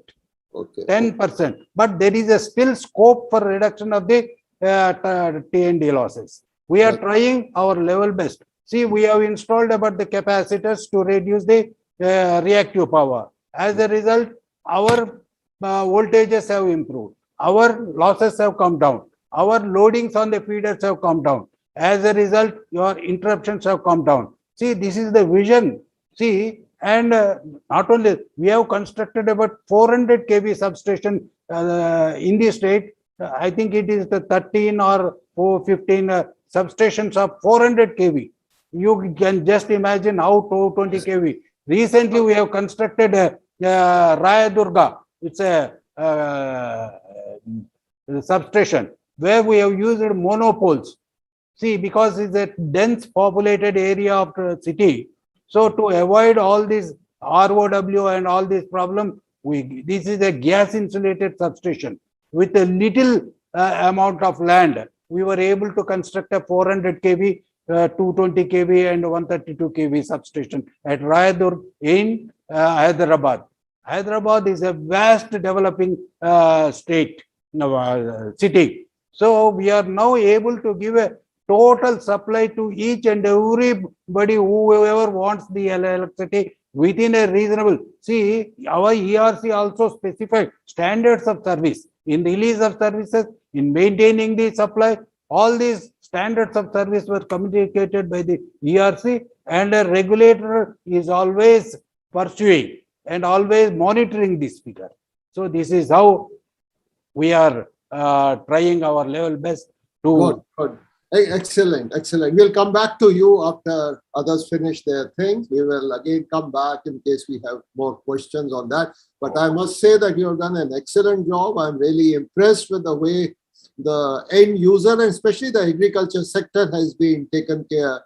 And I've actually been seeing the agriculture production over the last 7-8 years have really gone up, I think primarily because of the irrigation power which they have received. Thank you very much. Thank you. We'll come back. We'll come back. Okay.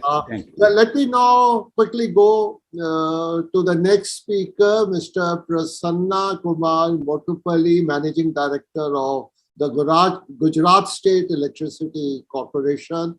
And let us have his views on what Gujarat has done for the power sector. Good afternoon, everybody. And first of all, we are thankful to SKOCH Group and jury members to recognize our project. And this is very unique project for solar. As we know, solar is now future demand of our country, and what goal is set up by our country and Honorable Prime Minister, we have to uh, aggressively go for the solar, and in that case, Gujarat State uh, Chief Minister of Gujarat and other higher authority of the Gujarat discussed how to go ahead with the solar with new idea, and for state farmer we want to do something, and the main goal for this project is farmer of the state during the daytime power and cheaper power to the farmer, and looking to this uh, system, we discuss, and now government of Gujarat has published one notification to allocate the land at token rupees 1 to Gujarat State Electricity Corporation Limited to develop the solar project in Westland near substation of Gujarat State, and our target is 2,500 megawatt, and we have already awarded more than 600 megawatt order to various parties, and 400 megawatt under tenderization, and another activities is going on, and this is the very unique. Why it is unique? Because it is in this case we are utilizing wasteland, not useful land for the solar. And everybody is knowing wasteland is very unused and unidentified area and remote area of the state, and we are developing this area. So and near substation we are developing this area uh, solar generation, and we have commissioned recently second project near Khandya. First of all, we have commissioned 30 megawatt in Chandarwa. We have mentioned in this project, and now again we have commissioned Khandya in Bhavnagar district, and another two projects we are going to commission in this month. So this is a very important, and for this innovation we use wasteland in vicinity of transmission substation, optimization of land uses using outland acquisition, provide daytime and cheaper power to state farmer, no evacuation challenges, a very minimal and insignificant transmission losses. This power is directly fed to transmission substation, because we are developing this to near transmission substation. So transmission loss is also reduced, and reduction in cost of power supply to consumer, minimization of demand and supply gap during the daytime. And our main target of state is providing the 8 hours electricity in daytime to farmer, Gujarat State farmer. This is main motto of this project. Also,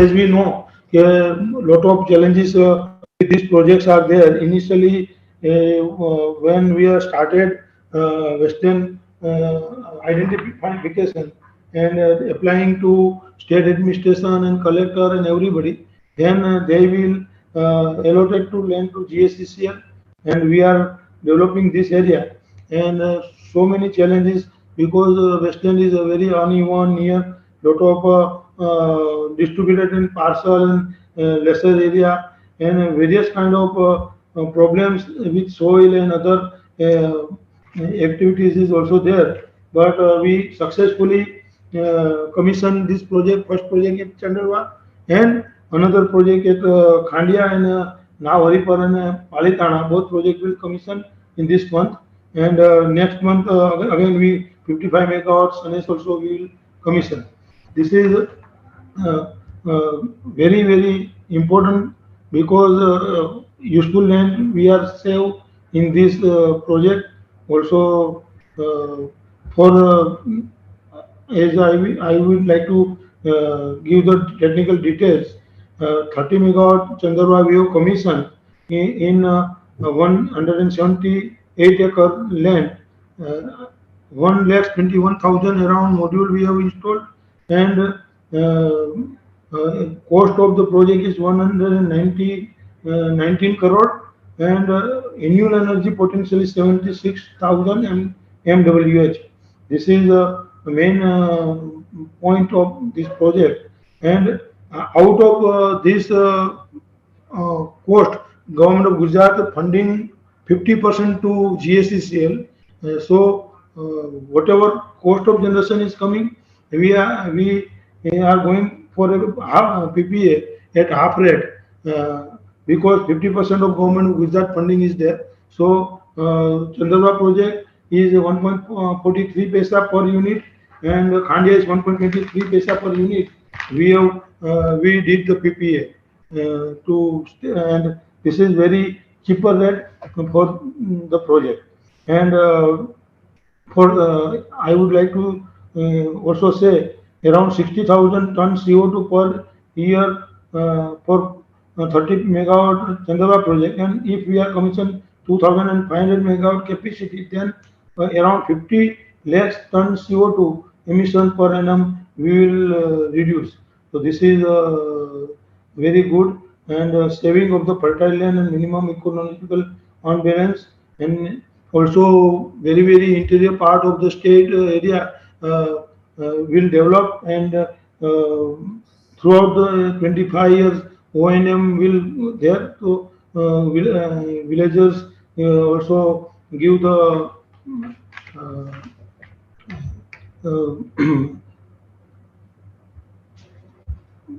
so this is our main part from GSC. This has been excellent effort which you have made out there. A couple of small questions. Most of this power is generated, they are coal based, or you're also using gas and oil fired generators? What is it? How is the distribution? In our state, how much is coal based and how much is gas and oil? Yes, in our Gujarat is a surplus energy state, as you know, and Gujarat having more than 30,000 megawatt capacity, generation capacities, and just now we touch 21,000 megawatt peak in summer, and our GSECL having around 7,000 megawatt capacity of generation. We having thermal, all kind of thermal power station, gas based, hydro, wind and solar, all types of power generation we having. Okay, all are included. I know, I appreciate all are included. I just wanted to know what's the distribution of what's the thing, how much is the thermal, how much is the gas, and how much is the non-conventional or the renewable. In what way the direction in the power generation is moving, in case you could. If you have some data, it would be really very interesting. Yes, I am having the data, but I will give you within 5 minutes. Okay. Okay, that's okay. We'll get back to it. Okay, thank you very much. Thank you very much. We will now go over to the next. I think that's the point which I raised on the various type of power generations. So let us look into a little more on the renewable side. So let me invite Mr. Sunit Mathur, who is the Director Technical, Rajasthan Renewable Energy Corporation. Let us have his views on what all has been achieved and how he sees the direction in which the power generation in the renewable energy would be moving ahead over the next 5 years. Yeah, thank you, Mr. Bhushan Mohan sir. Yes. And first of all, I would like to thank to the SKOCH group, those who have given me this opportunity to share my experience regarding renewable energy development in the Rajasthan state. So I'm very much thankful to them. So first of all, I would like to say something brief about the introduction regarding RREC. Rajasthan Renewable Energy, we are working as a state nodal agency for the promotion of renewable energy in the Rajasthan state, and state nodal agency is of the Ministry of New and Renewable Energy. So we are working in this capacity, and apart from that, we are also working as a state designated agency for the Bureau of Energy Efficiency. Because as you know that we are keeping on this talk continuously regarding generation side, but we are also supposed to take care about the saving of energy. So that's why that is on the that is a other side of the coin. We have to think about the savings of energy also. So we are working as a state designated agency, and we are supposed to enforce the provision of the Energy Conservation Act in the state also. As you know that Rajasthan is basically having an advantageous position regarding certain points, that we are having some highest solar insolation that is up to the tune of the 5.72 units kilowatt hours per meter square per day. Oh, that's great. And maximum sunny days are available here, fortunately. That is, we generally consider out of 365 days, we are supposed to take care about the 325 days in a year where we can get the clear sunny days. And apart from that, the most important resource, which is now a supposed to be a gift for this Rajasthan state, I should say, that is the large chunks of the barren area. So that's why it is a very important point. So these are the three basic resources which are supposed to be harnessed by this Rajasthan state, and we can move for the maximum renewable energy installations. And as per study of MNRE in some past years, some RE potential for the Rajasthan state was 142 gigawatt. And for the wind, particularly, that is 127 gigawatt at the hub height of the 100 meters. So these are the, I think it is a quite good potential, and we are supposed to harness as much as possible. And so in that way, we are trying to push these harnesses through our investor-friendly RE policies. And in that, we have in 2019, we have released two important policies, that is Rajasthan Solar Energy Policy 2019 and Rajasthan Wind and Hybrid Energy Policy 2019. And it is very common that these are supposed to be considered under the industries category. So from that viewpoint, these industries means solar and wind energy are supposed to be considered in the Rajasthan Investment Promotion Scheme. Again, this policy was launched in 2019. So now these are the solar and wind when we consider it as an industry. So whatever the benefits they are supposed to get by the industries, these industries, solar and wind, also supposed to avail those facilities. So that is also a very important point. And with that, particularly pushing these areas through these policies, that is very important contribution of these policies to promote RE sector in Rajasthan state. Apart from that, we are having some provisions of storage promotion and RE-based EV charging stations in solar policy. And so that is why, again, a very important point which we have included in this Rajasthan Solar Energy Policy. So now we are working on the EV charging stations, which are RE-based. And we are trying to get, as you know, that all of our fraternity of the energy, or rather I should say that is renewable energy fraternity, they are also trying to get some solution regarding solar storage promotion. So that is, I think, when storage option will be there, or rather I should say that some commercial viable operation solution will be there, then definitely RE will be boosted up, and we need not require to up to maximum extent of this thermal power. So that is why my assumption, what I should say something, because I am confident about RE, rather some other facilities which we have provided in our policy, that is some online facility for applying registrations of RE projects. As I already told you, that we are working as a state nodal agency. So every investor is supposed to get their registrations at our RREC website, so that they can directly get the registration from our side. Apart from that, developer can also avail benefits under RIPS, that is Rajasthan Investment Promotion Policy 2019, through this one-stop shop, because they are supposed to give their proposal there, and if they want to get some specific concessions, so they have to submit their proposals there, and further they move through Renewable Energy Corporation. Now I would like to throw some light on achievements, that is installed capacity, in particularly what category you have gave this award up to the semi-final stage to RREC.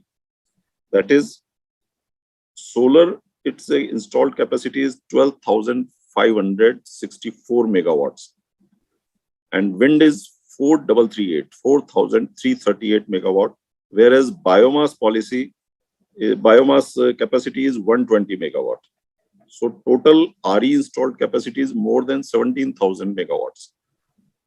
Or I think that is also, I would like to connect it with that the total installed capacity of the Rajasthan state is approximately 31,000. And out of that, more than 17,000 is of RE based. So I would like to mention here that more than 50% of the capacity in terms of installed capacity, we are having a RE installations. Some few more achievements I would like to share with you. That is, Rajasthan is the first state to commission 5,000 megawatt capacity solar in financial year, in a single financial year in the country. Another, we are also the first state to achieve 10 gigawatt benchmark in solar commission capacity.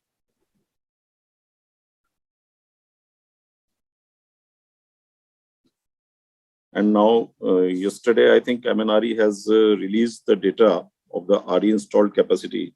You might be aware of that. That is more than 17,000 megawatt. So now, throughout the country also, RE capacity, Rajasthan is on the top, first.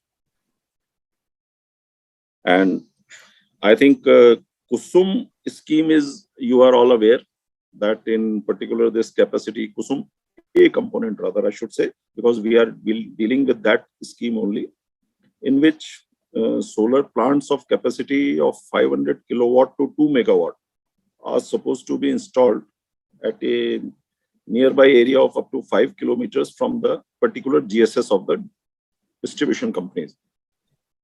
So in that category, we have also, I think Rajasthan was the only first state who have installed 22 projects having a capacity of 21 megawatt.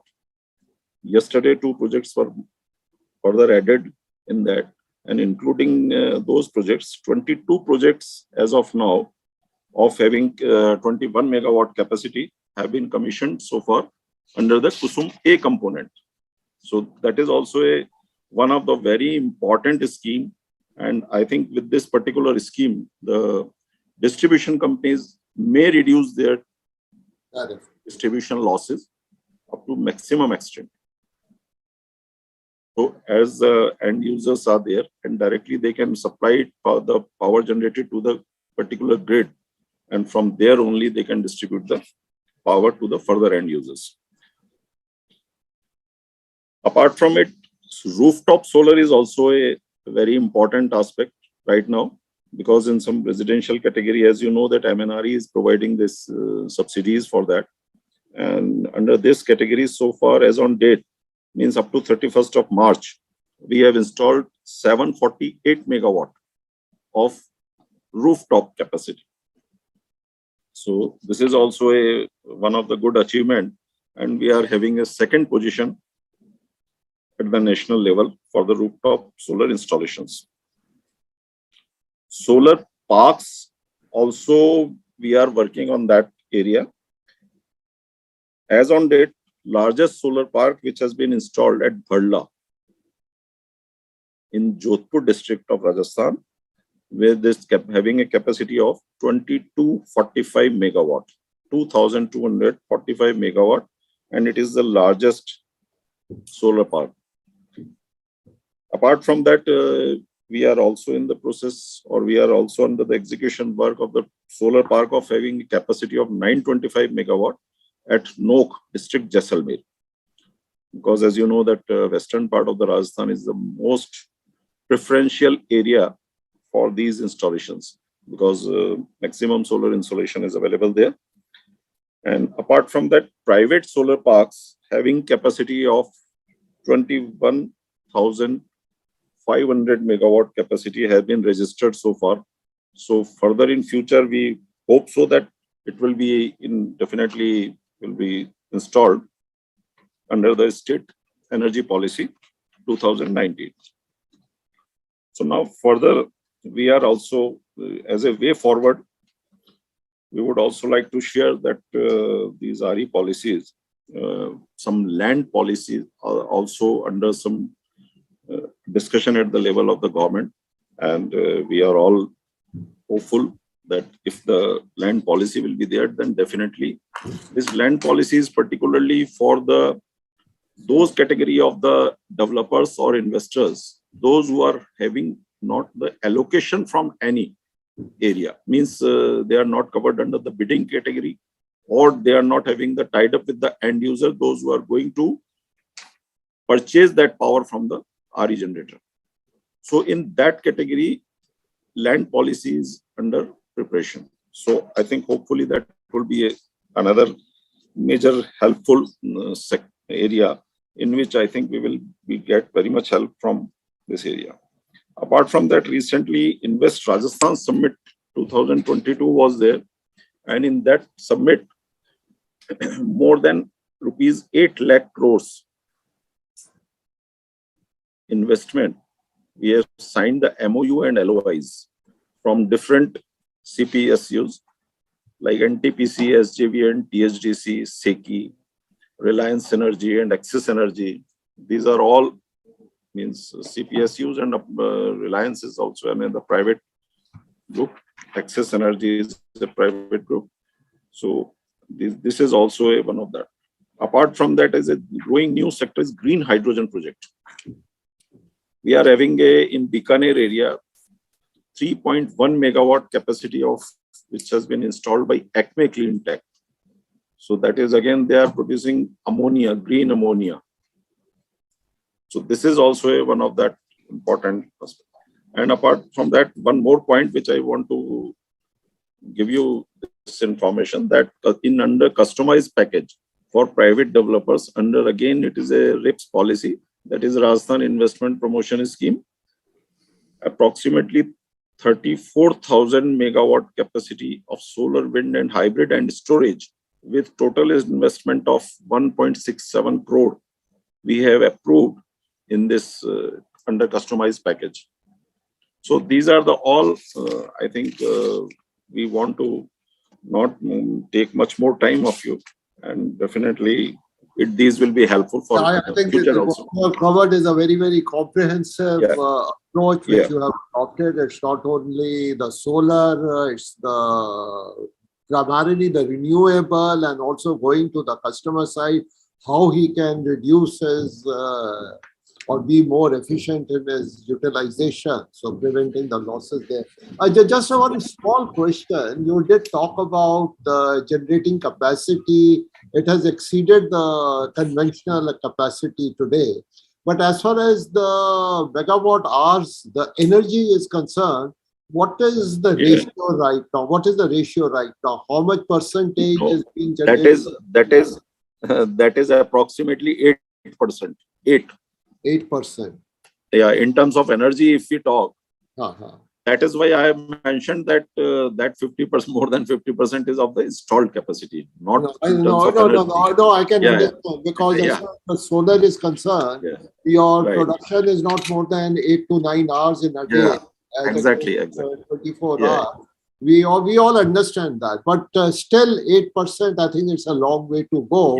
And I'm sure with the storage techniques and other things, which definitely, you would be able to improve on this number, and by exploiting the wind energy, also you would be able to exploit. Once I think storage solution will be there, then definitely we will be. Because today you are limited to what the grid can absorb at that particular time. Yes, yes, yes. So yes, you exactly. may have higher capacity, but it will still not be used because of the limitations of the grid. We appreciate that. And I think those are the things in the policy which also have to be looked as you go forward on this particular thing. Thank you very much. In case there are questions, we'll come back again. Let me now move over to Mr.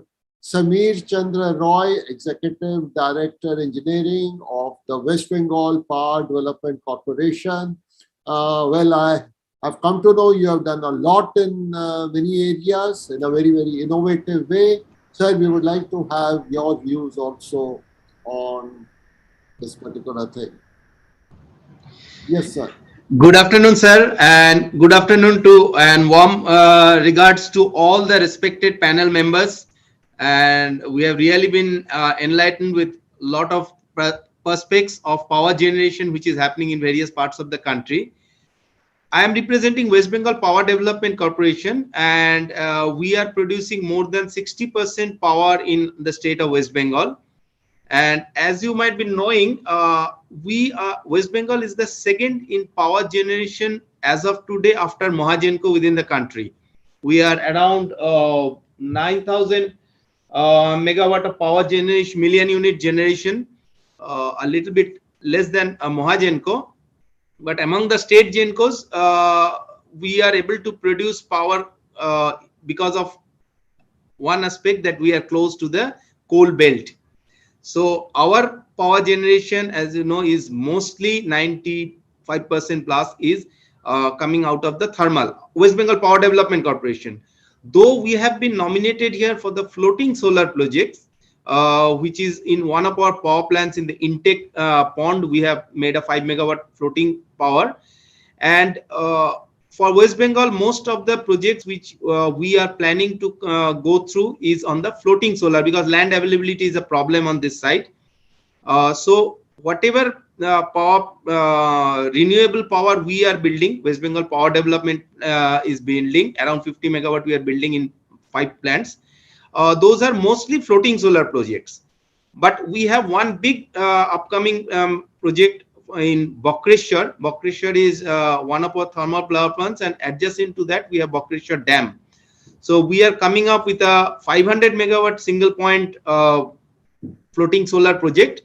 Though looking into perspective of Rajasthan, it's looking very small, but for us, a 500 megawatt is a big project, and there may be some more projects which will be coming up for permission from the ministry as well as from the environment clearance, because as you know, we have got multiple of different type of projects which has been built, like the Purulia pump storage project. It's also kind of renewable energy, where we have the upper dam and the lower dam, and we connect it and get the power. Though it is not being controlled by PDCL, it is from West Bengal ACB DCL. But we are trying to attack the problem of the thermal versus non-thermal in other perspectives, like I explained to you, in the floating solar projects, or maybe the bigger hydel projects. Now, in terms of West Bengal Power Development Corporation, who is producing, whose generation capacity is around 4,750 megawatt, we are able to continuously produce power because of one effect, that we have got 5 coal mines within the state and a little bit in Jharkhand also. We have got in Pachwara North, Pakur. All these plants, we are able to transfer around 12 to 14 rakes of coal on a daily basis to the 5 power plants which we are having. We are having Shagardigi, which is around 1600 megawatt. There is Bokreshwar, which is around 1250 megawatt. Kolaghat is around 800 megawatt, and 500 megawatt is at Sauntaldi, and also 300 megawatt in Bandel. Now, all these power plants, our productivity is good to the level that our generation, if we see, our PLF factor is practically the highest in the country. We are running, last year we have done around 79.55 as the PLF factor, which is pretty high. And this has been ensured by keeping a continuous tap on the mining supplies and the movement of the coal through the railways. Because nowadays, as you know, in last 1 year, the production from Coal India has not been very much supportive for all the power gencos. Everybody has suffered, not only we. But due to the mining capacity and ensuring the transportation is done effectively, we have been able to maintain a very good position during last year from April to September period. Our Chautaldi power plant was #1 in terms of the generation, and within 1 to 10 we are having three units, Sagardigi, Chautaldi and Bakreshwar, who has got over the full year the position 3, 5 and 9, I think, in terms of the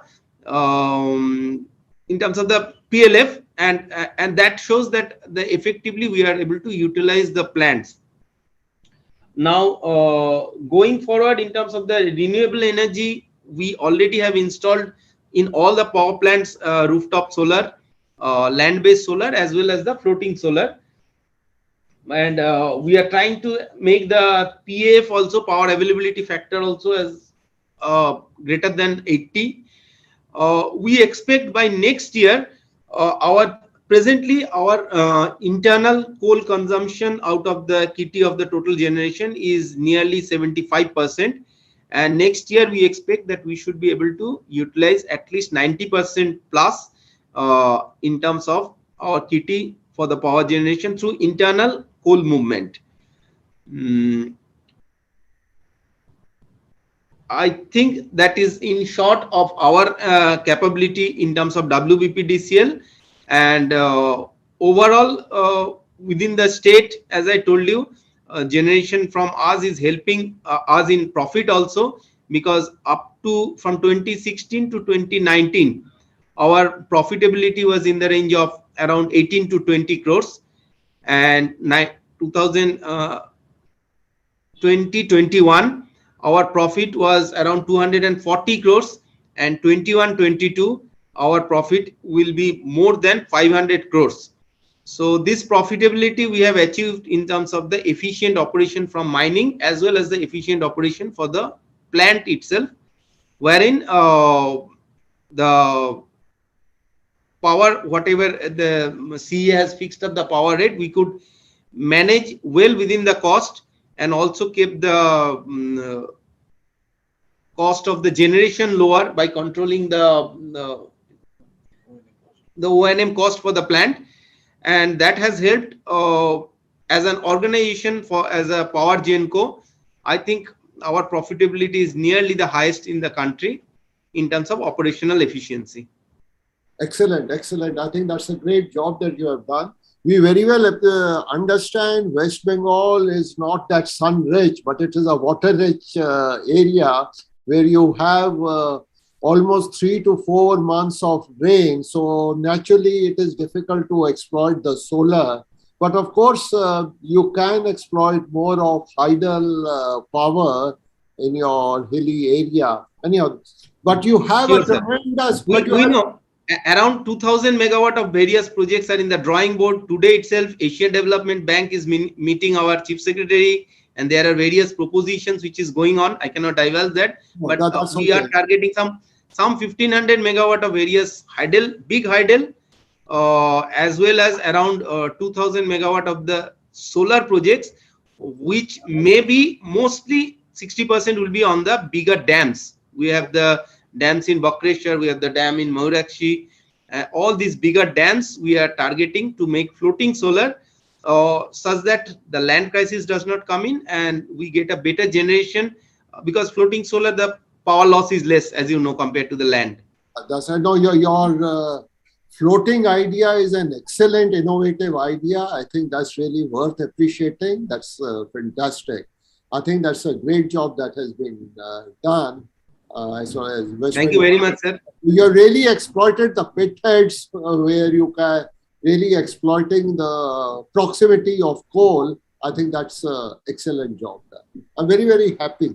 Thank you very much, sir. We have, in a way, cut across the power generation, the thermal, the non-thermal, the renewable, the transmission, and the distribution. Yes, one thing has really not come up in today's discussion, which is also important. It used to be very, very important. That's the nuclear power generation, which again is very important as far as the country is concerned. So I really don't know. Much of it is being done, I know, in Tamil Nadu. Tamil Nadu. There is a nuclear power plant in Rajasthan also, Maharashtra also. But it has not progressed as the traditional power generation is concerned. I really don't know how it is going to be in future. But in future, what I know, as far as one of the major infrastructure transportation is concerned, that will depend more and more on electric power rather than the fossil fuel. As I read today, Indian Railways have already electrified 80% of their tracks and more are on the way. Similarly, on the road transport, more and more of electric vehicles are coming up, especially in the cities. And I know in North America, even for the long distance journey, people are today using their electric cars. So maybe in the next 5 to 10 years, we will see transportation as one of the major consumer of the electric power. And I feel the energy sector and the electricity sector has to be aware of that particular new opportunity which is going to come up in time to come. Sir, I can share a little bit information here, because for West Bengal, it has been told that we have to put up EV stations in every 15 to 20 kilometers on both sides on every highways, and as well as in the cities also within certain coverage area, say like 1 or 2 square kilometers, so many EV stations, which we will means West Bengal State Board will be putting up. May not be WBPDCL, but ACDCL would be putting up around 6 to 8,000 EV charging stations. And since these EV charging stations also will be a little bit costly, so we are talking to the financiers for financing the same on a 10 to 20 years return of investment basis. So there is a government stipulation for building of EV stations all across the country, and all the state electricity boards has been mandated to put up such things. Though the private people may be consuming more, they may connect it from their home, but looking into the two-wheelers and the commercial vehicles, this infrastructure will be coming up in the country within next 2 to 3 years time. Excellent, excellent. I'm sure already the things are going to drastically change over the next 4 It is changing, sir. I can tell you, you know, this auto in Bengal, they call it Toto. So they have put in, they have put some improvised, they have removed the main motors and all, and they have put the battery system. And outside of Calcutta, it is very popular now. People get down from the suburb trains and take the Totos. Okay. So, and it is not waiting for any multinational to put up the plants. They are doing it all locally. They are just putting the batteries which is required for the regular car or regular other commercial vehicles, and with that they are doing it. You know, nothing can beat our own ingenuity and innovativeness. That innovativeness is already in work, and we can see a lot of people here keep on utilizing. And it's the risk is that when it just passes by, then only you know there is a sound. Otherwise, that's right. We are used to a lot of honking and all. I will request SKOCH Group, Dr. Gulsharan, to actually focus on that area also. It's a very, very irregular, it's not a regularized industry, but that's a very, very great innovative area where people in this country are really working on. I think we need to publicize. Common people are working. The biggest common people, not the industry. I think that they are not working. If I tell you that there may be 50,000 Totos working within 50 kilometer or 100 kilometer stretch of Calcutta, people will get shocked. 50,000. But yes, just go and count. It's a big number, and common people are using it. Yes, I know. Both milk and other deliveries come to my house in the morning in an electric vehicle, and it's very impressive. I'm very happy to see that. In fact, Okay. that's an increasing trend now for all these, short distance deliveries are being done using electric bikes, electric. Yes. That is all being done by electric bikes. Different avatars of. Only thing is that they are charging it at their home, but once they get the assurance that yes, it is available within 500 meters of my journey distance, then people will start more utilizing that. But it is another 2 years where this infrastructure will be built. Next step, naturally, it has to come because the critical mass would be generated by then, and the demand will start fueling the economy. Okay. Yes, certainly. I would once again express my thanks and gratitude to the SKOCH team for selecting us for one of the awards. Oh, you're welcome. And this is a continuity. We got it in 2019, and I think after the COVID now, this year we have again got it. Thank you very much. Thank you. Excellent. Thank you very much. Blessing be added to your work. I only wish that, the good work keeps on happening and keeps on building year on year, so that we continue to meet at least once in a year to celebrate yours. Sure, sir. With all your best wishes. Bhushanji. Yes. I think the session is now almost at the end. Unless there are any questions, any of the panelists would like to ask any question or clarification or anything? I think. Sir, with your kind permission, I would like to add something. Yes.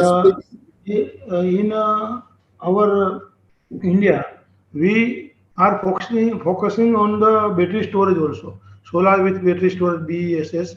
And recently we have awarded 35 megawatt solar with 57 MWh battery storage in Kutch, our Kutch power station. And future is peak after daytime, night or in early morning, we are giving power from the battery to the consumer. This is recent our development. And also I would like to inform all jury members and our SKOCH group that GSECL is going to develop 3,325 megawatt in Khavda. Honorable PM vision is there, 30,000 megawatt. Now the 30,000, we are developing 3,325 megawatt. We are also going for 500 megawatt floating solar. Oh, that's good. That's excellent. And 500 megawatt with battery storage. This is our within 3 years planning. That's excellent. That's really, really very good. I think that's yes. Good. I think with this we come to the end of the session. I would now hand over back to Dr. Gusharan to continue the next one. This has been very interesting, various aspects of, the sector, which once upon a time, people only would talk about the problems and, solutions were still too far-fetched. But today we have reached a situation wherein there's a lot of innovation going on. Leveraging of technology was limited perhaps to only a few areas, but now it has gone down to the doorstep of the consumer. And whether it is to do with the TND or TNC losses, everything is kind of being watched with very sharp eyes, and with the renewables coming in, I'm sure in times to come, our dependence on the regular electricity supply, generation and supply will be much complemented, and hopefully the outages, which is what we see today, will be the talk of the past. So congratulations to all the participants. Thank you very much, Bhushanji, for so beautifully steering it through, and such takeaways on the achievements are really very encouraging. Thank you very much. Thank you. With this, we move on to our next panel discussion on the state of states, with focus on transport and governance. And I invite our moderator for the panel discussion, Dr. Shefali Das, who is Distinguished Fellow, SKOCH Development Foundation and former Director General of National Informatics Center, who is PhD in physics and specializes in planning and implementation of management information systems, and decision support systems, development and implementation of e-governance programs, informatics development services, and setting up of computer centers. Local area networks and computer communication infrastructure in rural areas have been our forte, particularly to do with the transport, computerization of the nationwide transport system, whether it is for the registration or for licenses, have been the ones which NIC has taken lead, and everyone today stands beneficiary of that. Thank you very much for joining us. And our panelists today, Mr. Trilok Chand Gupta, Chief Commissioner, Haryana Right to Service Commission. His mandate is to ensure delivery of notified services in notified timelines to the public. He's brought about tremendous changes in the functioning of the government departments, notified services in a short span. He has headed a number of departments, including town and country planning, school education, welfare of SCs and the backward classes, administrative reforms, skill development, and so on. Mr. Adil Khan, Commissioner, Transport Department from Government of Assam. He holds the portfolio of State Project Director, Assam Inland Water Transport Development Society, Managing Director, Assam Industrial Development Corporation, and Mission Director of Assam Skill Development Mission. Previously, he worked in the Health and Family Welfare Department, and additional responsibility that he shouldered was as Officer on Special Duty for National Health Mission. Ms. Archana Singh, Managing Director, Rajasthan State Industrial Development and Investment Corporation Limited, and ex-officio Commissioner, Delhi-Mumbai Industrial Corridor. She served as Commissioner Industries and Commerce and Corporate Social Responsibility, Government of Rajasthan, and Commissioner Investments and NRIs. She was also Secretary, Jaipur Development Authority, and Additional Registrar, Cooperative Department. She was the Chairperson, Jaipur Metals and Electricals Limited. Mr. Suhas Jadhav, General Manager, Traffic, Maharashtra State Road Transport Corporation, MSRTC, with more than 36 years of work experience in corporate strategy, technology implementation, project monitoring, budget assessment, monitoring cost, and analyzing variances for MSRTC. He has in-depth experience in e-governance and transport domain, and excellent analytical communication, complex problem solving, and decision-making skills. Mr. Dilip K. Brahmbhatt, General Manager, Corporate and HR, Dholera Industrial City Development Limited. Instrumental in representing Dholera at various fronts, and has led delegations to showcase Dholera in countries like Japan, South Korea, UAE, and vibrant Gujarat.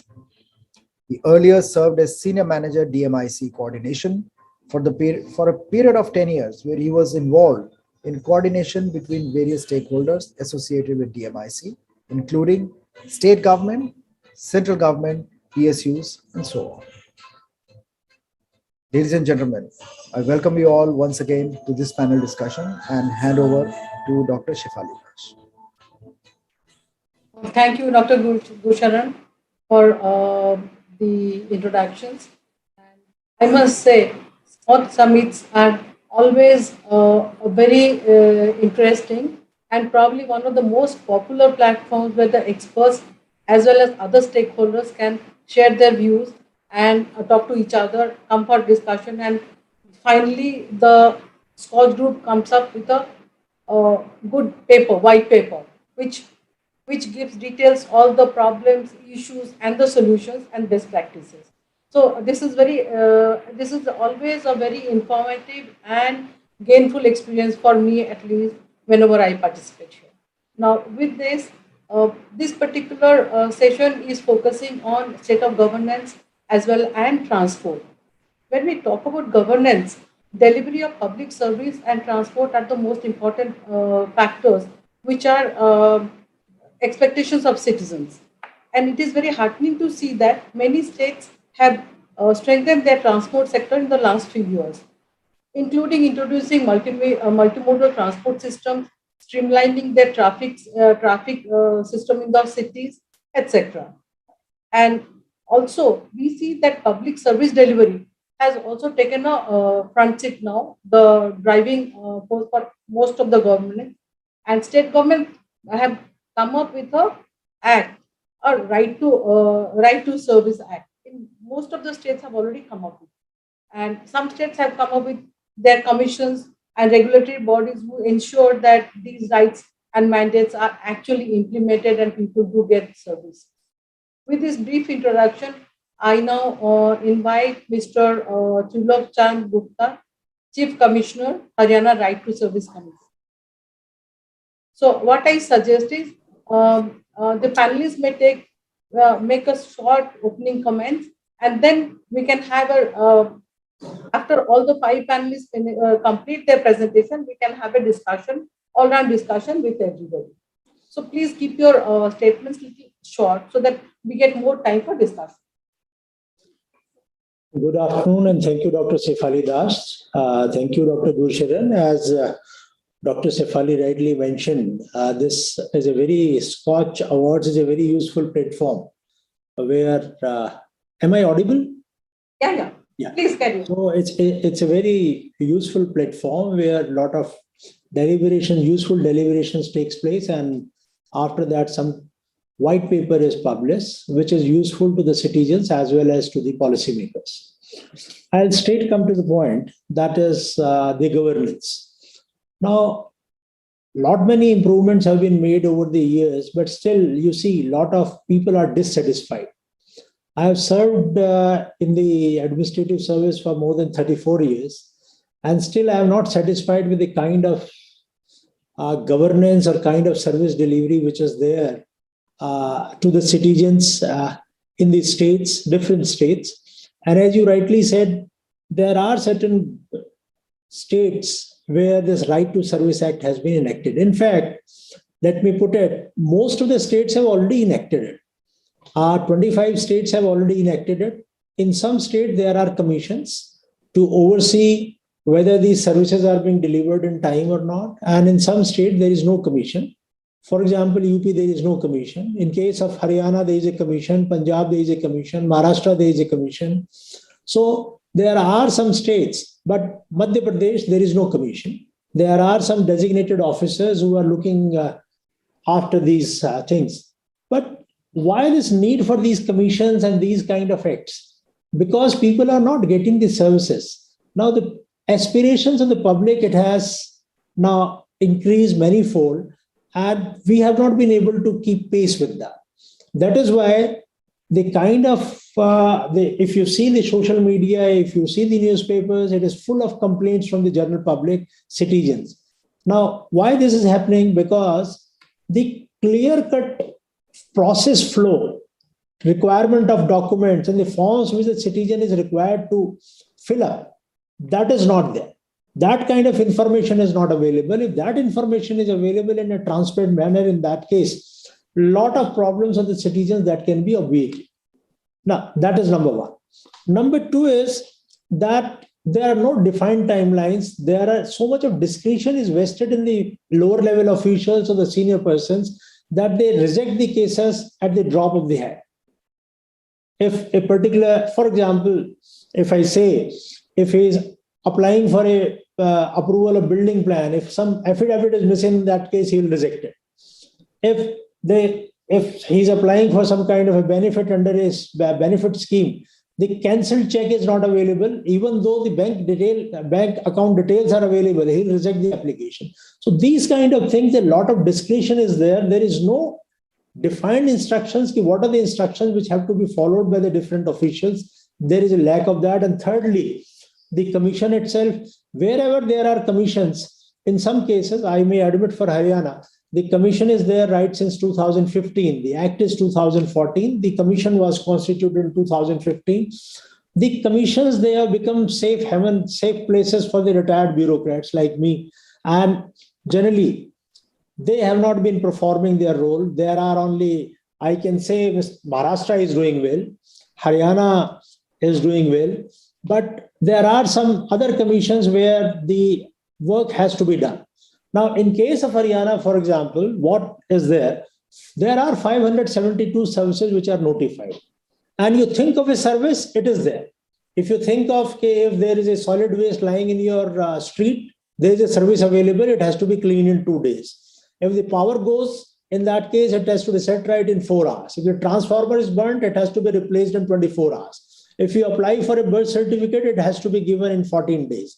If there's a death certificate, it has to be for each and everything. There is a timeline defined, and we are actively monitoring that these timelines are adhered to. Now, how do we, in most of the acts, there are provisions that if the services are not delivered within this timeline, then you can file an appeal. Now, how do the citizens file an appeal?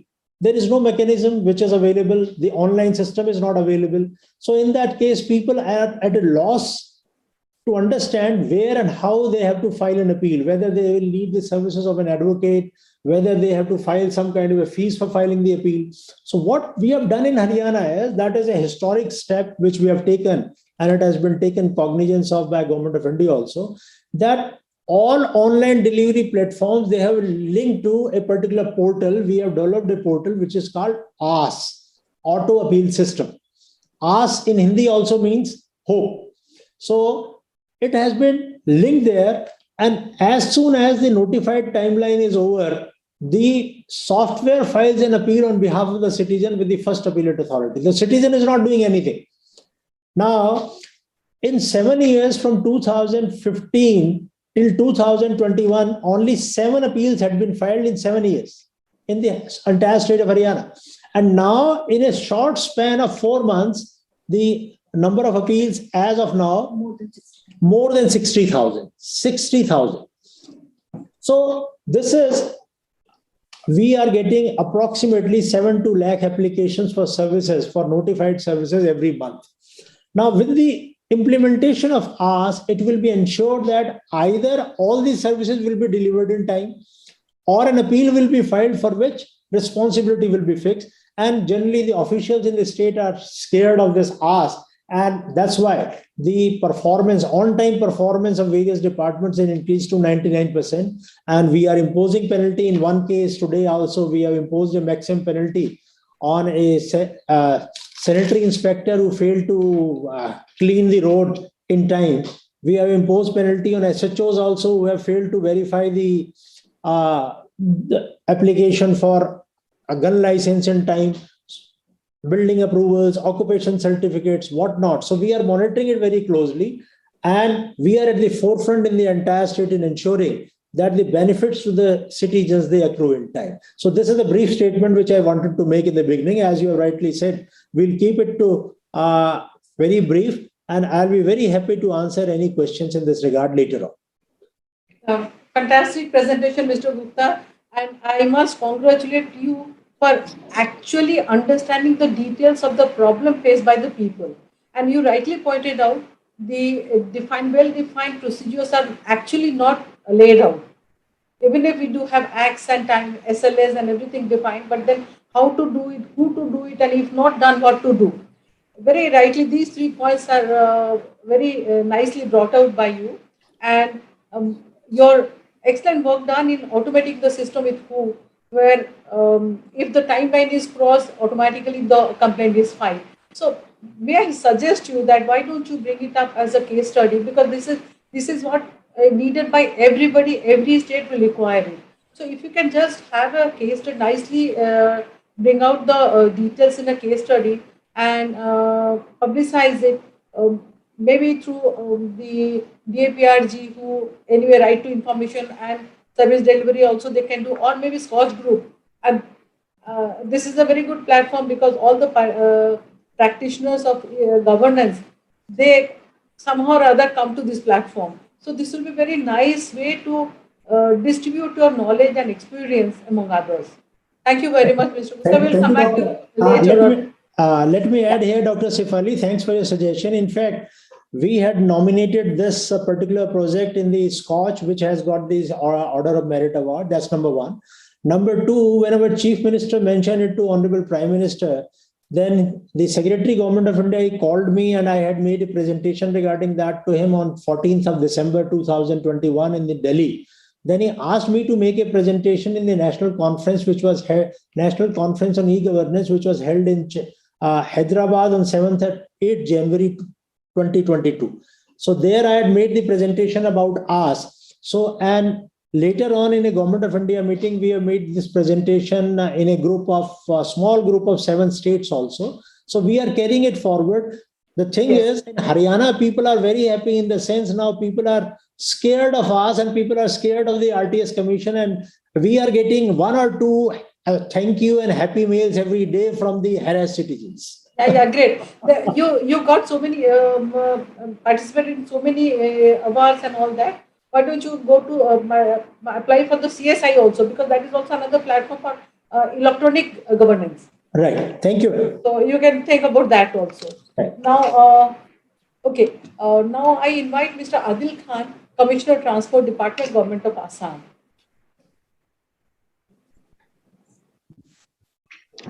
Good afternoon, madam. This is Bhaskar Ratto, Assistant Commissioner of Transport. City sir has to leave for an urgent meeting, so I am attending this meeting on his behalf. Okay. Okay. And regarding public service delivery, what sir said. We have since Adil Khan sir joined as Commissioner of Transport, he emphasized on the prompt public service delivery, and in this regard, he has already under his patronage, he has already launched 13 Aadhaar-based contactless services, transport services like learner license, duplicate driving license, no objection certificates, and on this on account of these initiatives, lots of public gets its benefit. For example, while it was 2 years ago, while about 2 lakhs people applied for learner license and got learner license, so it's about 3 times around 6 lakhs people got a learner license in this contactless manner, Aadhaar-based contactless manner, where people do not require to go to DTO offices. Now they can apply online, get their documents uploaded, scan and uploaded from their laptop from anywhere, and pay the required fees online through digital mode. Thereafter, the documents are received at office, which are scrutinized and approved online without the requirement of the visit of the candidate. So this how through this contactless Aadhaar-based contactless services, people are hugely benefited, and lots of their mandates are productive mandates are saved. Suppose पहले एक काम के लिए 2 बार 3 बार आना उसे पड़ता था, लेकिन अभी it does not require to visit DTO office at all. And one more thing, that out of the 13 services, 10 services were integrated with the RTPS portal.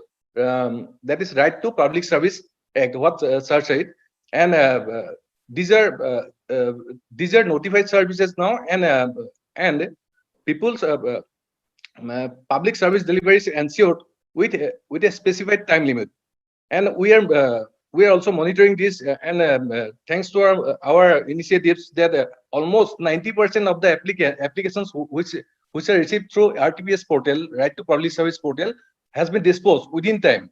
And we are also monitoring those applications which are yet to be disposed. And apart from these contactless services, we have also taken initiative for skill training of 50 youths per LSC, per constituency, for making them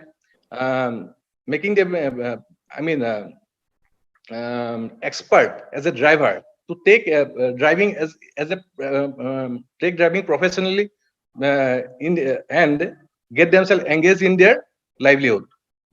Moreover, we have also launched one COVID relief scheme.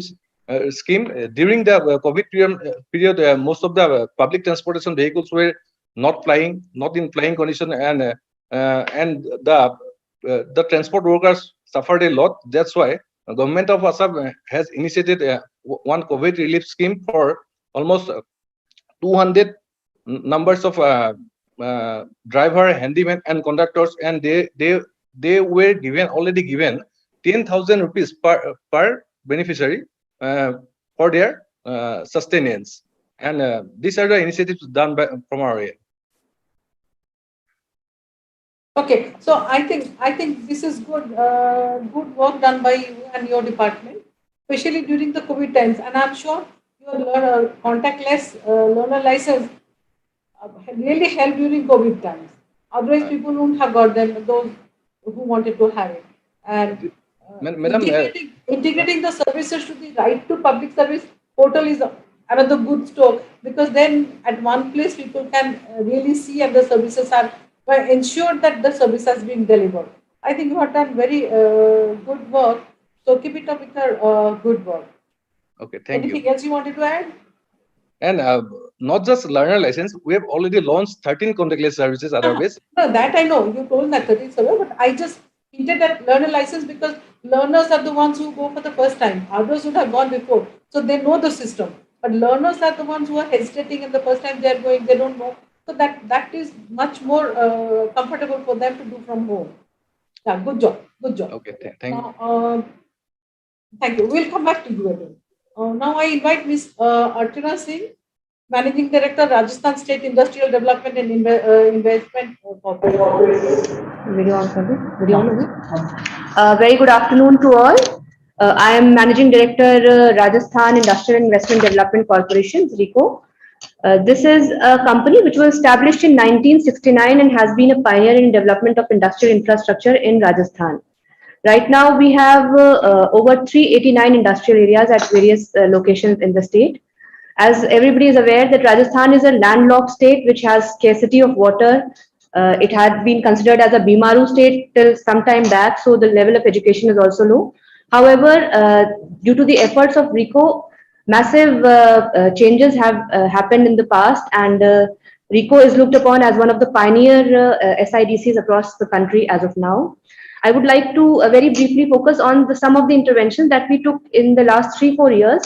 And it is a coincidence that during the same time this COVID happened, and though there was a distress in the market among the industrialists, but due to the efforts of our organization, we have seen an unprecedented growth in the industrialization level of the state, which is reflected by the number of plots sold by our authority, by the number of employment which has increased, and the GST collection that has increased in the past 2 years. So because in Rajasthan, the development of industries was focused at very particular areas like Jaipur and the NCR region of Alwar.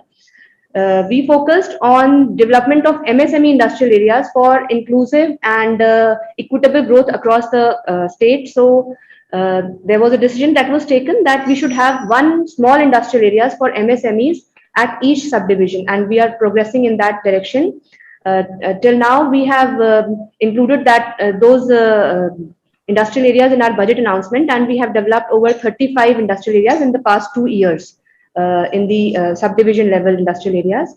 So these industrial areas are up to 45-46 hectares, and they have small plots up to the limit of 750 to 1,000 square meters, and it is available to the entrepreneurs through the e-auction mode.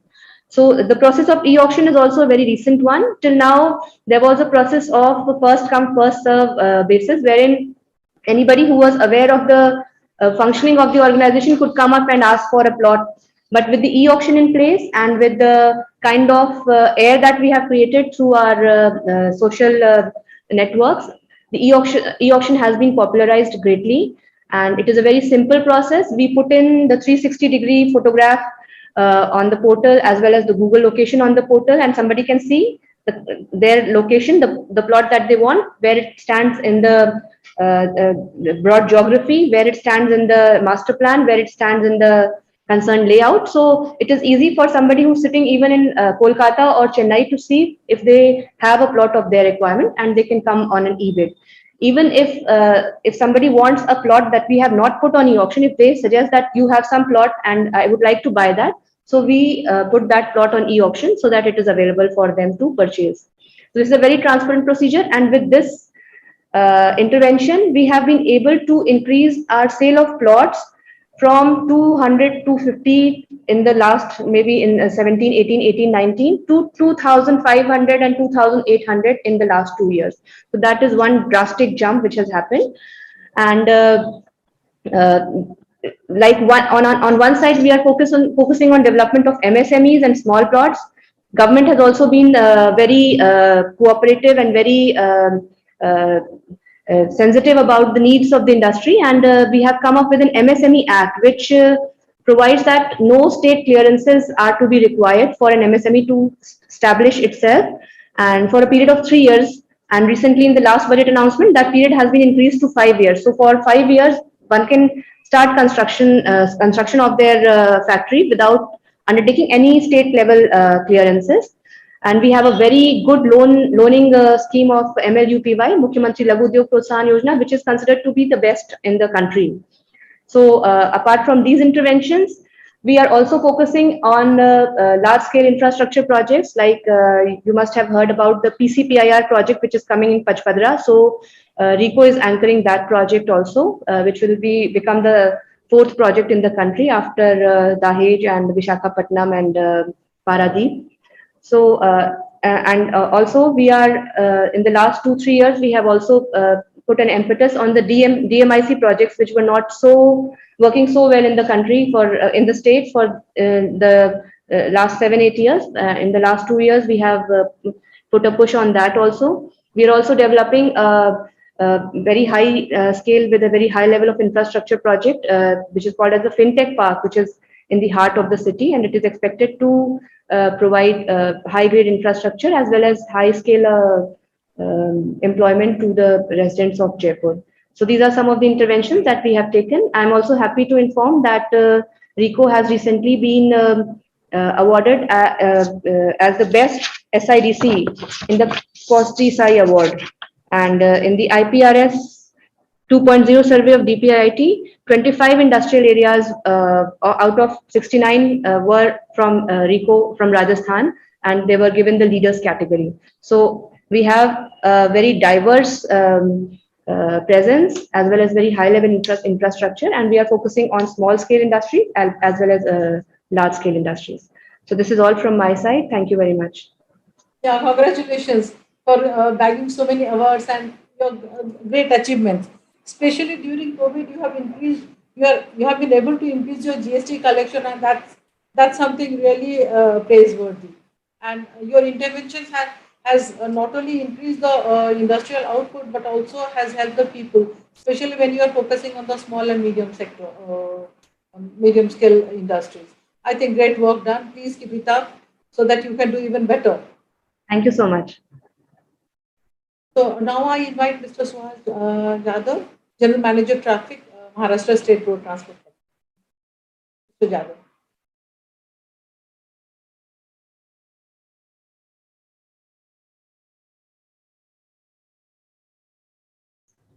Good afternoon. I'll be presenting my corporation, which is one of the largest fleet owner in at present, which has 16,000 plus vehicles, buses, and now it caters to about 67 lakhs passenger per day. It was before COVID, of course, and it has a staff strength of employees of around 1 lakh. Now we are one of the oldest corporations. It was formed in 1948, and around 30 districts or 31 districts are covered by our corporation. Whole of the state is nationalized, and we cater to nook and corners of our state. This is our strength, that we cater to all the small villages and towns of the state. Now the challenge to us is that we have to compete with the private fleet owners, and we need to have a mixed fleet wherein the private owners are brought in all the latest variety of models of buses, whereas we have to cope up with the rural operations where there are bad roads and not so good roads, and also the cities, metro cities, where the requirement of the passengers is different from what is required by the passengers from the official areas. Secondly, we cater to a large number of passengers or social strata where all kinds of concessions are given. We give 27 types of concessions, right from the senior citizens, students, and even medically for requirement for medical emergencies and treatments. Also, handicaps and school-going students like girl students. All these have to be catered in a single model of MSRTC. Now we have been trying to upscale the things, and now we are thinking of. We have already implemented two projects of. One is the vehicle tracking system, and other is the smart card system. The smart card system has both the elements in it.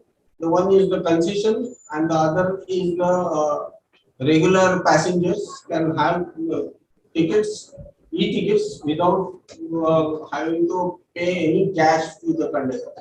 The transaction, the daily transaction also is very huge, and huge number. I already said 67 lakhs passengers travel before COVID per day.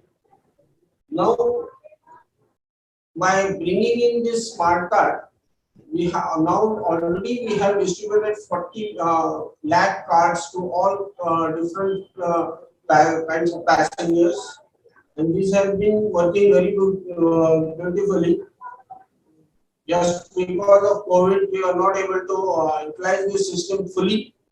But after now, the COVID has been lifted, and now everything will be going smoothly, and we are hoping that the number of cards will reach around 75 lakhs in few days. So, by issuing concessional cards to the passengers, we ensure that the concessions given or the subsidy given reaches to the right person, and without any. It should reach to the right person. That is our motto there. Even the government has already mandated us that it should be all our cards should be Aadhaar linked. These are all cards are Aadhaar linked. Also, the school in Maharashtra have a SKOCH system wherein each school child is enrolled with a unique SKOCH number that has also been linked with the smart card. Even the physical disability or the challenge people have been linked. Their cards are also been linked with the UIDA cards. All kinds of precautions have been taken that these cards have to be very popular. There is always also a travel wallet and also a shopping wallet, so that these cards can be used for any other purposes also simultaneously. All the top-ups of the shopping wallet, all the travel wallet are given a discount of nearly 5%. And in order to popularize this, we are going in full in the near future. Similarly, vehicle tracking system. This is we wanted to bring in because we have some 1 lakh trips are operated per day across Maharashtra. And these trips have to be, the people have to come to know about these trips. Even the management has to come to know the whereabouts of these trips, how they are operated. Hence, this vehicle tracking system has been brought in, and we are being able to monitor all our trips throughout 24/7 around the. Also, we provide information to the public on the even on the bus stations through the public information system boards, as well as on the mobile apps, wherein the passengers can know the whereabouts of bus, when it is coming, when it is departing, etc. So he can manage his time properly. instead of waiting for the bus on the bus stop or bus station, he will be able to know the exact location and the exact time, that the expected time of arrival will be known to him. And there are add-ons on this, wherein we can we can monitor the driver's habits throughout his duties of like speed violations, deviations from the routes, unauthorized stoppages, etc. In this way, we are going to bring in this system and make the passengers know the routes. Even the reserved passengers can know when the bus is coming to the stops, which number bus is coming. And likewise, the management also, you want to use this information in route planning, so that the correct routes are formed and a good kind of service can be given to the passengers.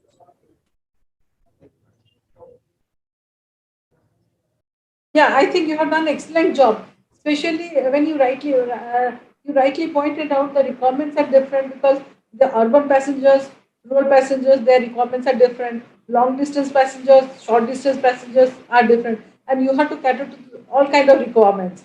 So, and somehow from your presentation, it looks like your delivery has been very smoothly done. So, congratulations to you. Thank you. Thank you. Now I invite Mr. Dilip K.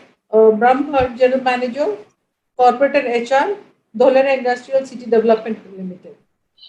Good afternoon, madam, and good afternoon, members. I'm Dilip Brahmbhatt. I'm General Manager in Dholera Industrial City Development Limited. About the transport and governance, which is the theme, I think Dholera Industrial City Development is a development of a smart city. In fact, when we started this project, it's a huge land. The total area of the entire city is 920 square kilometers, and out of which about 450 square kilometers is urban planning area where we can develop a city.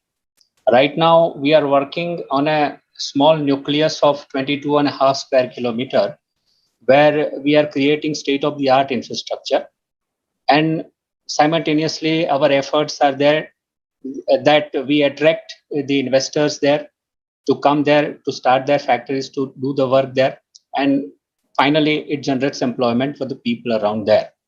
The project itself was a challenge in a way that it was totally a greenfield development. We had to build up the entire thing from a scratch, and when we started working on this project, I think prior to the implementation, actual implementation on the ground, lots of studies were to be carried out, right from seismological studies to flood mitigation studies to water vulnerability studies to environmental sustainability studies. Several studies were carried out. And finally, when we received the environment clearance for the entire area, we formed an SPV, a special purpose vehicle, which is Dholera Industrial City Development Limited. It's a joint venture of the state government and the central government. And we started implementing the project and awarded the contract for infrastructure development. The biggest contract which is awarded is about 1,800 crores for roads and underground services in the entire city of 22.5 square kilometer. Along with that, we have our administrative building, we have common affluent treatment plant, we have sewage treatment plant, we have water treatment plant, we have canal front developments, and several other amenities are being created. The challenge that we faced was, it was a greenfield development. So right from the start of working on the soil, because that we had done engineering studies of soil and everything, it went very smoothly. Later on, because that the population in that area is also very low, the Dholera, which is situated about 100 kilometers from Ahmedabad, that was also a challenge. So what we decided that along with the infrastructure, we also started planning on the peripheral development of transportation and everything. We thought that we should have a very straight road from Ahmedabad to Dholera, which is now under construction under Bharatmala project. Similarly, we wanted to connect Dholera with a dedicated freight corridor line. So from Bhimnath railway station on Botad Bhavnagar line, we are connecting with another new railway line of about 30 kilometers, and that will bring the entire freight traffic to Dholera Central Business District. We are also developing a greenfield smart airport, which is the second airport to Ahmedabad, which is outside the SIR area. The work on that airport will also start very soon. There is a separate SPV formed for that, which is looking after that. So this was about the connectivity for roads and rails and air. We also wanted to establish the connectivity with ports. The nearest port to Dholera is Pipavav port, which is about 180 kilometers. So we wanted to have a coastal highway improved, which is also being done right now. So connectivity is well established. We have good companies who have been working on EPC contract for different projects. In 22.5 square kilometer, about 72 kilometers of road, ranging from 18-meter width to 70-meter width, are also ready. Plus our sewage treatment plant, our water treatment plant, and common effluent treatment plant is also ready. Simultaneously, we have increased our marketing efforts, and we have started allocating the land also to the industrial units. And when I'm talking today, about 4 units have already purchased the land, and two out of them have already started working for their factories on the land. So this development over a period of last 8 to 9 years now has been shaping very well, and in near future, maybe about in a year or two, we will see lots of factories coming up. Simultaneously, because during the course of COVID situation, about 2 years were spent under COVID. I mean, about 2 years had gone. The pace of the work was little slow, but at that time also we ensured that all the people who are working there, including the workers from EPC contractors and all that, they are fully vaccinated. We ensured from the government side and from our company side that vaccination should be fully done for these people.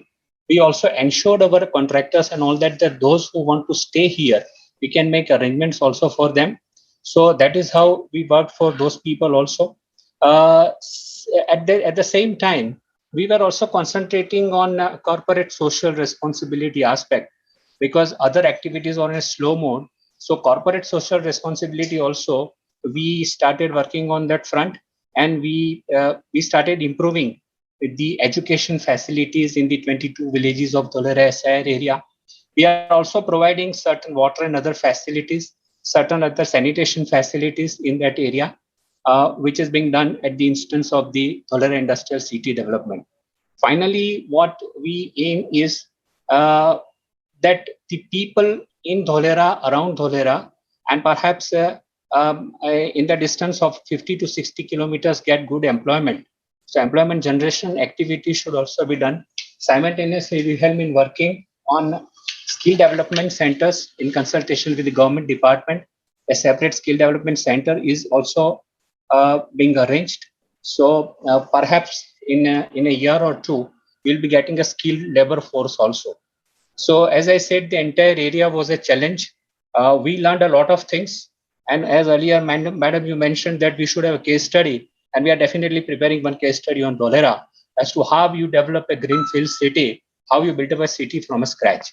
So lots of things have come by, lots of things we have learned, lots of things people have learned, and those who are working, those contractors who are working, they say it's an engineering marvel on which we are working. So this is how we are functioning right now. This is a greenfield development, and perhaps in 1 year from now, we'll be having good many factories coming to our place. Thank you. Yeah, great work. I think the best part of yours is you are not only looking into developing that the portion which is allotted to you, you are also looking at the peripheral development so that more people can come and they can have more employment with the overall development of that entire locality. I think that holistic approach is the one which should feature in your case study. Sure, ma'am. Okay, that will be very nice. I mean, now that we have come to the end of presentations, let me invite anybody who has got some questions or some suggestions or some issues you want to raise. So I invite the floor now to come up with your questions or issues or interventions. I have a question for Dr. Dilip, Mr. Dilip. Mr. Yes. Dilip, what is the rate of allotment and whether these plots are being auctioned or they are being allotted through some application? No, sir, these plots are allotted on the basis of 99 years lease, and the present rate for industrial units is 2,750 rupees per square meter. Is it through first come first serve basis, or what is the basis? For it is basically on first come first serve basis, sir. Okay. I think this is related to what Ms. Archana Singh said, that instead of doing for the first come first serve basis, they have been doing an auction so that everybody get a chance. Maybe you Mr. Brahma, you would like to consider that suggestion, because she just not talked about how this has benefited more people. Madam, we have unencumbered land here, which is under the possession of the government. So the auction is the last option that we are preferring. First come, first serve is the one. And then there are negotiations, and finally the auction will take place. Because we have large land parcels. See, our land parcels you have no scarcity. You have no scarcity of land for the time being. Yes, from So 1 hectare to 300 hectares of land, a single plot is available. So for that, what we are doing is we are searching a heavy industries like defense and aerospace and other industries we are targeting. So for that, we have to approach them. Auction can be the one, but that would be the final option. Later part, towards the later part. Yeah. Yeah. Any more comments for other speakers too?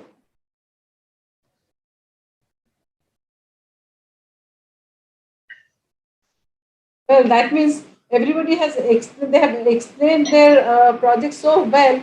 Probably nobody has any questions to ask. No, I have a question for Mr. Suhas Jadhav. Acha, okay. Mr. Suhas, what is your yearly loss or profit of Maharashtra? As a state transport, we are in loss. How much? No, I'm just interested in the figures. If I can get the per kilometer increased our fare. No, if I can get just some idea of per kilometer realization and per kilometer expenditure. I have been Transport Secretary of Haryana, so I am interested in knowing those figures. Yes, sir. Our pre-COVID and COVID have made a lot of difference, because we had to incur all the expenses during the COVID period, and we didn't have any income, or all our operations were locked down. So the costs have jumped very high. The present cost also, just the lockdown has been lifted, and I will tell you about the pre-COVID. It was around 48 rupees per kilometer cost, and the income was around 35 rupees per kilometer. Okay, thank you. We were in loss.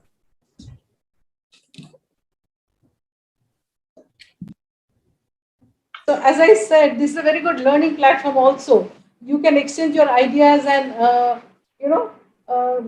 get to know more about what others are doing in other states. So I think Dr. Bhusharan, I believe there are no more questions. So right on time. You said 4:30, so just one more minute. So we can still have one more question.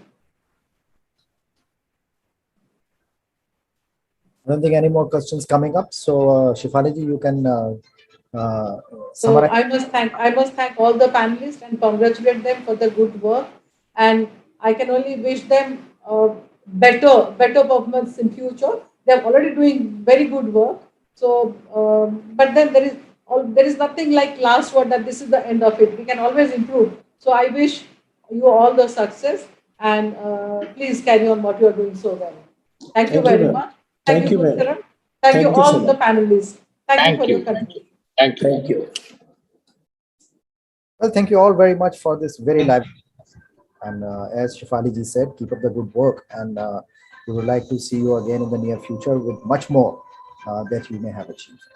Thanks once again, Shefali ji, for really very well moderating this discussion.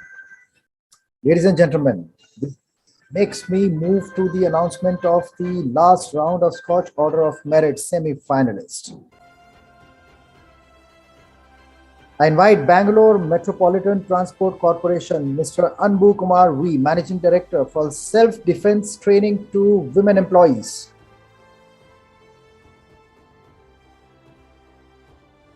Chandra Kumar Singh, Director, Department of Industries, Government of Jharkhand, for ease of doing business. Industrial Smart City, Dholera Industrial City Development Limited, Dilip K. Brahmbhatt, General Manager, Commercial, Corporate and HR.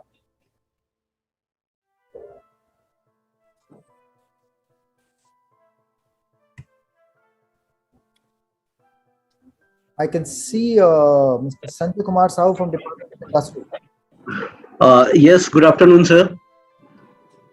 Actually, at first I want to give regards and thanks to the Scotch associations to give us the opportunity to highlight our projects in front of all the pan India, and it was a great opportunity.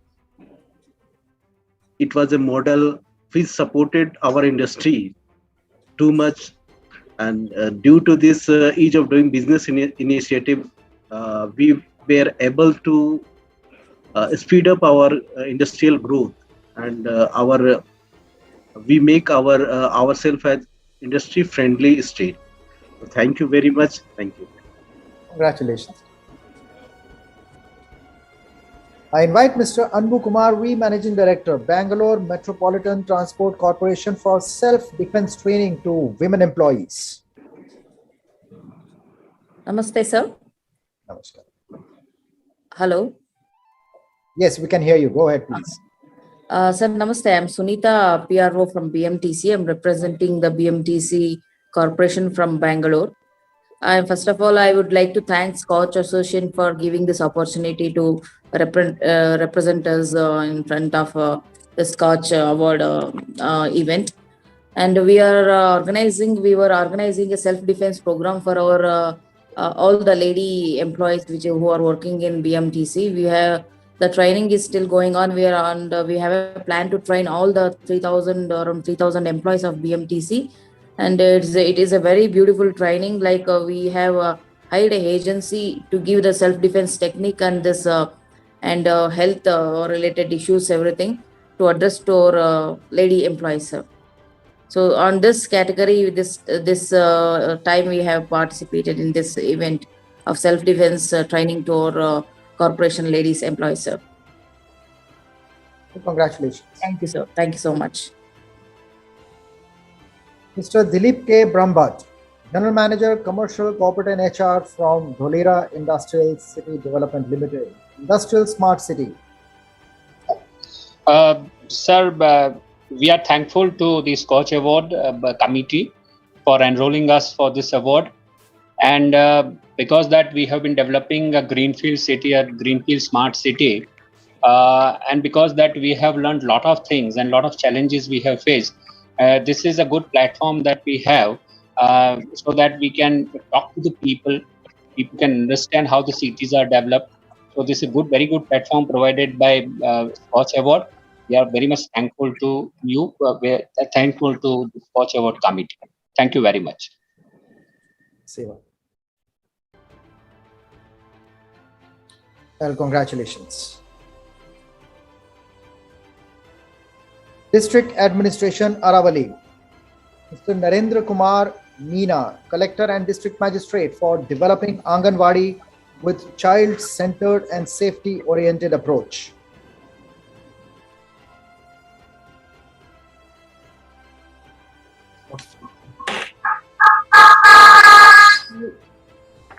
District Administration, Aravali, for integration of resources to ensure holistic enhancement of stakeholders.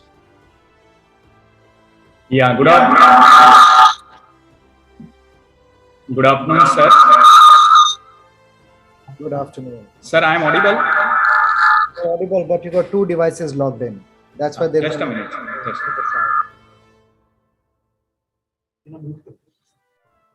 Yeah, please go ahead. Sir, glad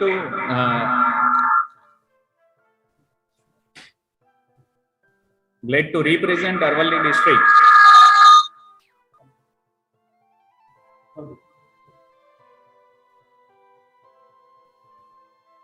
Sir, I am here on behalf of respected Collector Sir Dr. Narendra Kumar Meena, and I am hereby representing our mission we undertook in primary education, that is enhancement and integration of resources to ensure holistic development of stakeholders. It is well said, sir. No one can whistle a symphony, entire orchestra needs to play it. Same way, so far as primary education is concerned, we target and keep in mind the stakeholders. In primary education, we have two stakeholders in terms of students as well as teachers. The basic aim behind the entire, rather we can say, program was to ensure smooth, transparent and value-based administration that can win and strengthen the trust between the stakeholders and the administration. Second is to motivate the teachers and students to contribute their best in order to enhance the values and quality of education. For this, sir, we have designed 4 different schemes. Very first was implementing of Sheri Shala. COVID was such a period and pandemic period, especially for entire nation, but especially for the tribal belt like Aravalli. It was supposed to leave very dangerous outcomes and learning loss had we not undertaken the concept of Sheri Shala. Under this, 3,967 Mahalla schools, street schools or Sheri Shalas were undertaken, in which nearly 5,300 teachers, every day they visited the street and they converted the street into their own class, where the students used to come in the number of 10, 20, and with the SOP of COVID, they used to arrange them. And as per the prescribed timetable, they carry their teaching and learning process. So this entire program we undertook since August 2020, and we continued it till the school started fully functioning starting. And the benefits which we have covered because of this is we were successful in order to mitigate the learning loss. Second important thing, teachers assess the area where the students live. They came to know about the demographic structures of the students.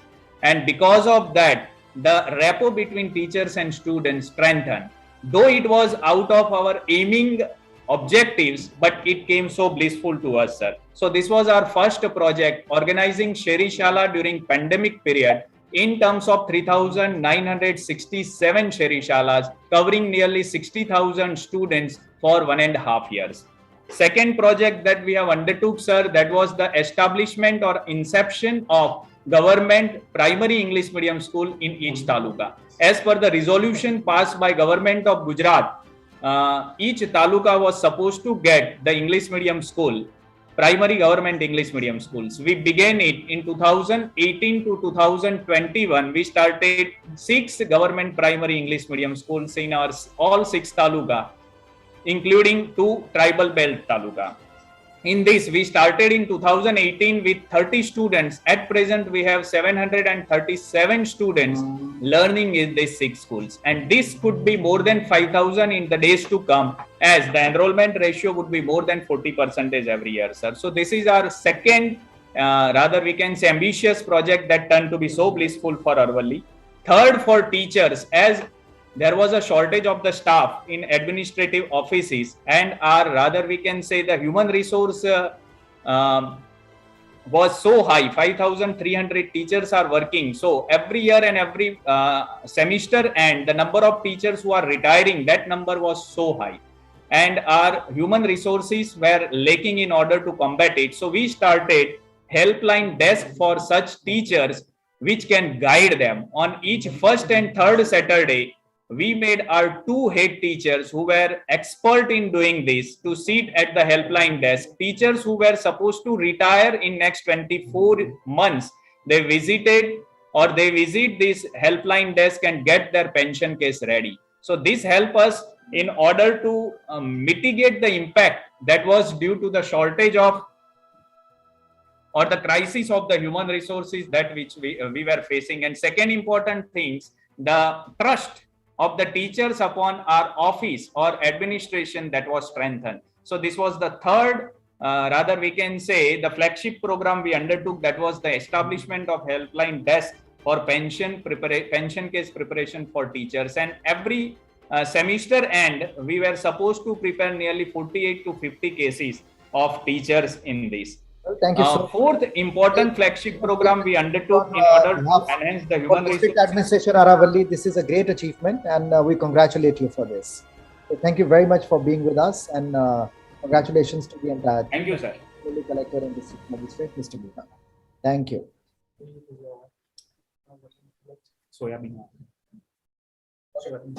The next one also goes to Aravalli for area expansion of soybean in Aravalli district. District Administration Barwani, Mission Ummeed, Mr. Shivraj Singh Verma, District Collector. Thank you. On behalf of District Administration Aravalli, I am here, District Agriculture Officer P.B. Parmar, representing the increasing area of soybean crops in Aravalli district, work done by Sri J.R. Patel, my immediate predecessor. Aravalli is a part of earlier Sabarkantha, predominantly agriculture and animal husbandry dependent district, having a less industrialization and 2 blocks having a partial tribal population. Post BT cotton period of the Gujarat, Aravalli having a good area under cotton. But after the threats of pink bollworm in a newly formed district, farmers facing problem of crop damage and economical loss. Under these circumstances, farmers is in need of new crops to replace with cotton and their traditional cotton and castor crops. At this time, District Agriculture Department under the NFSM, oilseed and oil palm, persuade and train the farmers and give block demonstration through their extension functionaries and give know-how of the new package of practices of new crop in the district. State Department also helped at this time and give the subsidized seeds of new varieties of soybean like JS335, NRC 3037 and JS2034. Soybean being a good leguminous crop and can sustain the irregular rainfall condition and suitability to mixed cropping due to short duration and easy to grow and less plant protection measures required as compared to cotton and groundnut. Soybean farmers can take 2 crops and add fertility to their soil. Good fodder for their livestock. Soybean also utilized as a green manuring as and when required. Government of India mixed MSP for soybean and make it cash crop. All these factors brought to the notice of the district farmers by the sincere effort of the District Agriculture Office Extension staff under the NFSM oilseed and oil palm scheme by training result in the increase in soybean acreage in the Aravalli district from 10,000 hectares in 2015-16 to 30,000 hectares in 2021-22, which is ultimately maintained and increased the income of the district tribal farmers. That adds to their lives. Thank you. Great achievement, and I must congratulate you and all the efforts that are made at the district level. And the leadership provided by Mr. Meena in this is unparalleled. So my congratulations to everybody there. Thank you. Thank you. District Administration Barwani, Mission Ummeed. So Shivraj Singh Verma, District Collector.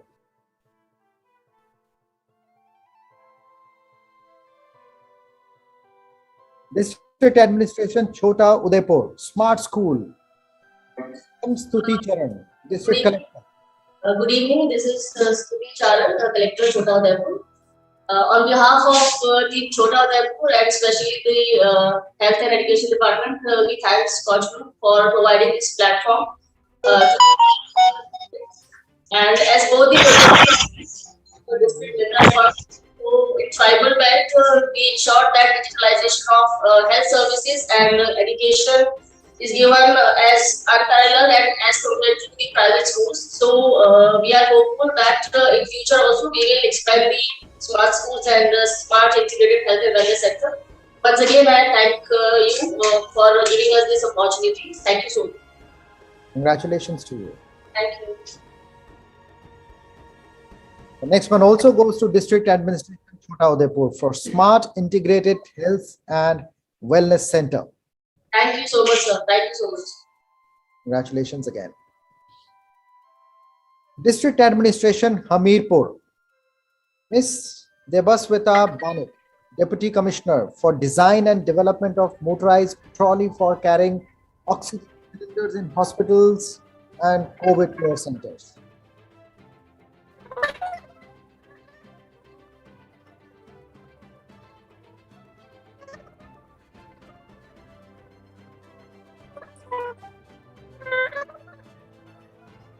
You're not audible to us. You can mute yourself and unmute.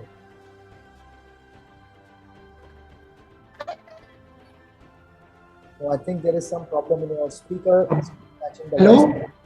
Yes, you can hear this. Am I audible now? Yes, you are. Please go ahead. Okay. Thank you once again. Sir, I am Jitendra Sanjta. I am Additional District Magistrate, District Hamirpur. And I have with me today here Dr. R.K. Jaryal. He is a professor from the National Institute of Technology. First and foremost, I'd like to thank the SKOCH Group for considering us for this SKOCH Order of Merit Award. Sir, as they say that necessity is the mother of invention. So the necessity or increased demand of oxygen during the COVID times actually led to the invention of this motorized oxygen trolley. We all know that many life-saving things were demanded in huge number during the COVID scenario. Oxygen was one of them. The transportation of oxygen from the filling plants to the hospital was a fairly easy process. But transportation of oxygen within the hospital premises or the COVID care institutes was a very tiresome process. It was very labor intensive, required a lot of people. The manual process of pushing trolley through the hospital was a very tedious process. So keeping all these things in mind, the idea for this motorized trolley was conceived, and we were very lucky that we had a very reputed institute in National Institute of Technology in our district. So with their collaboration, with the help of technical inputs from them and the help of the students there, we produced this trolley. So it is actually a revolution in case of oxygen transportation, but it's just a beginning. In the future, we plan to use this trolley for many purposes, be it medical supply of medical equipments, medicines. It could also be used as a motorized stretcher for movement of patients and all. So we have further future plans for it. And I would once again like to thank the SKOCH Group for considering us and considering as achievement. Thank you. Congratulations. District Administration, Junagadh, for Seva Setu, the D.I. Chauhan, DIO and Senior Technical Director. Mr. Chauhan. I congratulate this SKOCH team on this 81st summit celebration, and thank you very much for giving me this opportunity for this SKOCH Order of Merit. Seva Setu was organized in Junagadh district and in all the districts of the Gujarat, but Junagadh was the first among all the district in all the 33 districts. We serve around 3,29,000 beneficiaries, and this is there were around 56 schemes from 12 departments. Again, I thank you very much, sir. Congratulations. Mahabrand, District Administration, Mahabub Nagar. Mr. Venkata Rao Sutapalli, District Collector. Good evening to everyone who is attending. I am Tejas, Additional Collector of Mahabub Nagar. I am representing our Collector, sir, Mr. Venkata Rao, sir. We wholeheartedly thank the SKOCH Group for recognizing our efforts. It's been a great achievement for the team as such, because mobilizing women at ground level, skilling them, and then identifying the products that can be marketed, and then increasing and providing the marketing support, skill support to them, and taking it to a commercial level has been a roller coaster ride for us. And the support that we have from ground level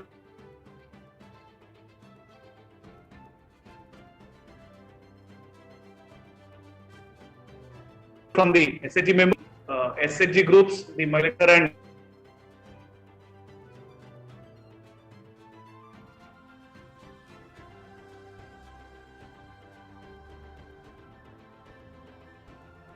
Your video is frozen. We're not able to hear you now. On तो है, Now, नाम लिख लीजिए.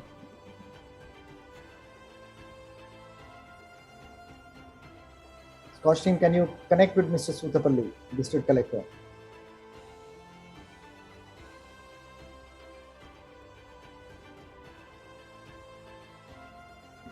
So we thank everyone for this opportunity and hope to provide greater support in future also. Thank you, Jai Hind. Can you, tell a bit about Mahabrand, because your video got frozen and we lost the last bit that you were talking about. Right, sir. So the Mahabrand is actually, there are around 1,24,000 SHG women who are working in Mahabnagar in different sectors through different groups and through Mahila Sangam and overseen by Palmur Jilla Mahila Samakya, that is the district organization. Through them, number of products which are being manufactured at different SHG groups, variety of products are brought under single umbrella of Mahabrand, which was the brainchild of our district collector, sir. A single brand name, a single identity, and then being marketed physically and online through that. All the products are brought under single umbrella, single brand. And we are marketing it. And the major support that we are providing is the packaging and marketing support to these members, because skilling and manufacturing is something they have now got hold of it. But this is somewhere we found the gap was there, and we could actually capitalize and help the SHG members plug in the gap and see that we are actually able to provide that support and see that marketing is possible for them.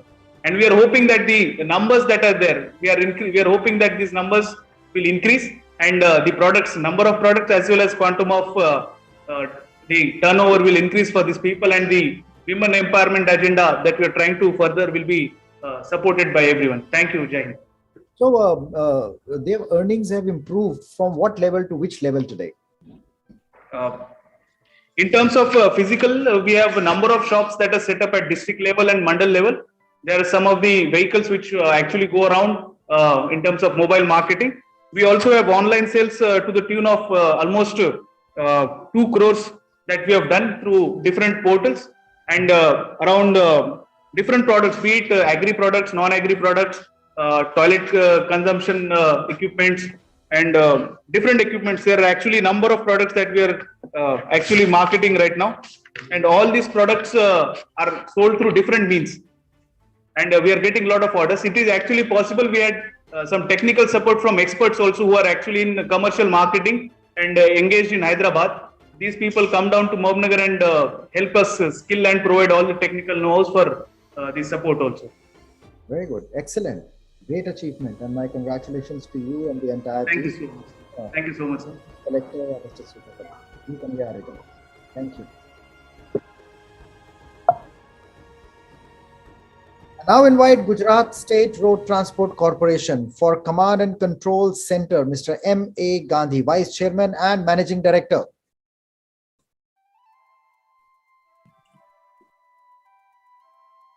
Mr. Trilok Chand Gupta, Chief Commissioner, Haryana Right to Service Commission for Auto Appeal System called AS. Hello, sir. Am I audible? Yes, you are. Hello, sir. This is Supriya. Sir had to leave for some urgent call. Sir, very thankful to you. Hello. Yeah, please go ahead. Sir, we are very thankful to you to have given us a chance to be in the semi-final round of SKOCH Order of Merit. As we all know that Haryana, Right to Service Act has been enacted in 25 states, and Haryana Right to Service Act was enacted in 2014. The mandate of the act itself is to deliver all services that are notified under the act in notified timelines. And a commission, the Haryana Right to Service Commission, has the mandate of monitoring these services. Auto appeal system is a historic step moving forward to make this delivery, a time-bound delivery, very ensuring time-bound delivery in the state. So basically, the auto appeal system is a system-generated appeal on behalf of citizens whose RTS timeline is breached in the delivery of services.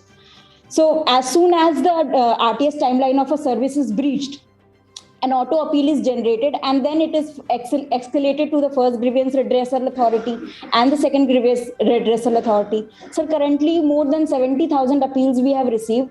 The project was launched in September 2021. Until now, more than 70,000 appeals we have, have come to the, have been raised to the FGRA, the first grievance redressal authority, and the second grievance redressal authority. It is creating a nudge in the citizen delivery mechanism in Haryana, wherein departments are mandated to ensure that their service, which is notified under the Act, is delivered on time, sir.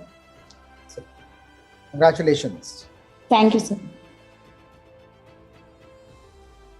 I now invite Irrigation and CA Department District Administration Mehboob Nagar, District Collector Mr. Sutapalli for check dams construction for water conservation and irrigation through recharge of groundwater. Good evening once again. I'm Tejas on behalf of District Collector Sir Venkatrao sir. In Mehboob Nagar district, we are actually through a series of intervention and a strategic planning in terms of the watershed management projects. We were able to create and construct series of check dams through which we were able to increase the groundwater level in the district from 13.28 meters earlier to the current level of 6.54 meters. This was possible through collaboration of the irrigation department and other public participation by scientific planning and people's mobilization, people's movement, because we were able to identify right places where check dams and other water conservation structures had to be constructed, and series of check dams were constructed, and it has actually 27 check dams have been constructed in Mehboob Nagar district in past 2 years, and the amount that we spent was almost around the tune of 60 crores. The storage capacity of 94.5 MCFT is created through these check dams, and the end result is the water table has gone up, the agriculture is flourishing, the paddy that is being this area which is suitable for paddy and the paddy cultivation that we are seeing, and even the other crops, the area under irrigation has increased significantly, and it has resulted in increase in significant opportunities, agriculture opportunities and income generation activities for the people of Mehboob Nagar. It's been a really great achievement for us, and we are happy that SKOCH is recognizing our contribution and encouraging us for furthering the cause of water conservation and sustainable development. Thank you. Excellent work. Congratulations to you once again. And if you permit, another point I want to highlight is Mehboob Nagar is a district which was known for migration, and because of this, the people are, due to COVID and otherwise getting water facilities, people who were migrating earlier are actually coming back, settling down and getting employment through agriculture and other allied activities here. That's another very satisfying thing that we're able to see at field level, and it's simply a joy for us. Thank you. Even better. Deserves applause. Thank you so much. Maharashtra State Road Transport Corporation, MSRTC, for adoption of digital payments, smart cards for bus ticketing. Mr. Suhas Yadav, Manager Traffic. Yadav. First of all, I thank the SKOCH group for making available this platform for presenting our projects. The smart card was one of the project where a lot across the Maharashtra it had to be deployed. Lot of employees who had been uneducated had to be educated to use the computers and all the new gadgetaries along with it, and we were able to, right now 40 lakh cards have been registered and deployed and people are using it. This was the most challenging part of it, and all kinds of technologies were involved. We use the latest technology, that is the MyFair chip card, which we are using it right now, and it is a seamless, and this card can be used across all for even for purchasing all in the market, and also for the buying tickets. Similarly, there were about 27 categories of tertiary studies who have to be authenticate their concessions, and then issue cards according to their percentage concessions. These all things have to be enabled within one single card, and this has been done very successfully. And our vendor partners have been there with us, the Timax company as well as the Fino Bank and the City Cash. Is across Maharashtra, we are able to do this in very seamlessly. Thank you. Congratulations. The next one also goes to MSRTC, Vehicle Tracking and Passenger Information System. Mr. Jadhav. Yes, sir. This is another project wherein a lot of people were involved.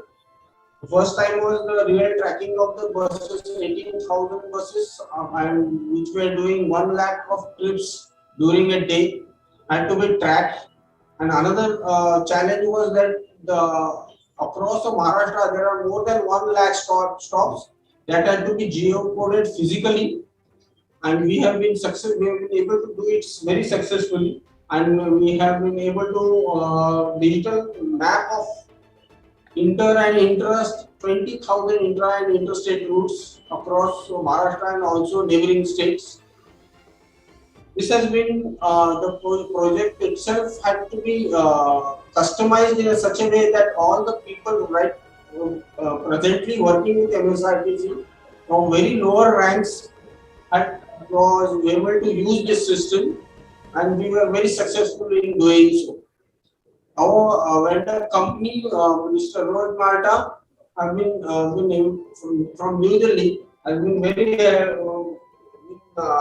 working along with this, our staff, and being able to successfully deploy the system across Maharashtra.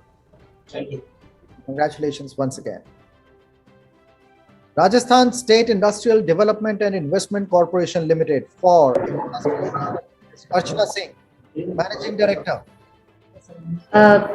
Very good afternoon to all, and I thank you very much for this opportunity of presenting our developments that we have done so far, and I am very thankful for the encouragement and the appreciation that we have got from the SKOCH group. Thank you so much. Well, congratulations to you. Transport Department, Government of Assam for contactless online services providing COVID support and skill training on driving for youth. Mr. Adil Khan, Commissioner. Thank you, sir. We are really honored to get this award, and I thank SKOCH Society for this award for our endeavors. And since Adil Khan sir joined as Commissioner of Transport in Assam, he always desired that the public service delivery mechanism needs to be smooth and simple. And for his leadership, we got this award, and we are really thankful for that. And this will definitely motivate us to work more for the sake of public service delivery in a simple way. Thank you. Congratulations.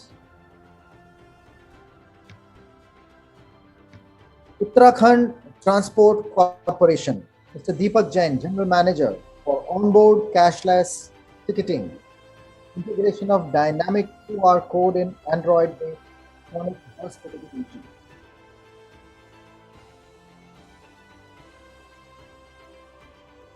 This brings us to the end of the SKOCH semi-finalist order of merit announcements for the day. Kindly stand by for SKOCH award.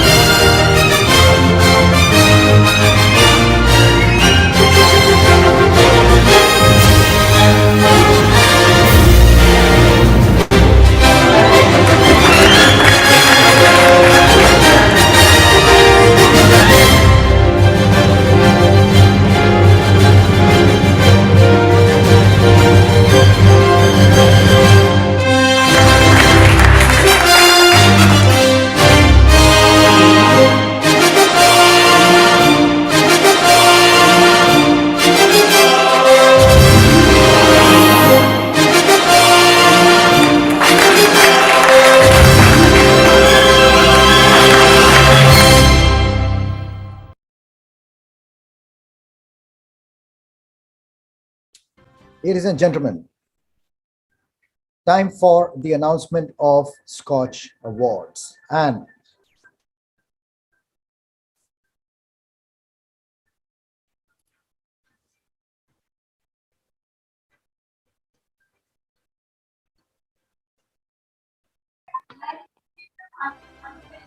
SKOCH Awards.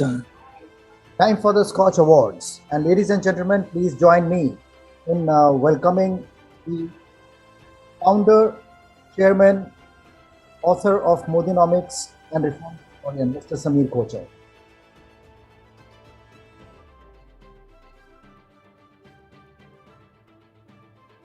The first award in district governance, the silver category, goes to District Administration Mehboob Nagar for Maha brand, Mr. Venkata Rao Sutapalli, District Collector.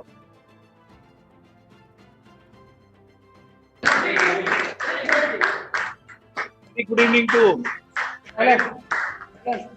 Heartiest congratulations to you.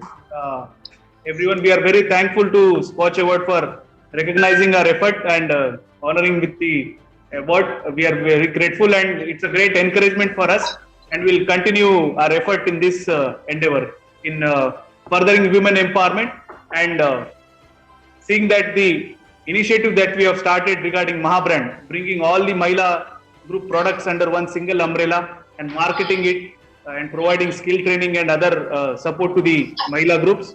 We'll be taking it forward, and thank you for your recognition that you have provided us.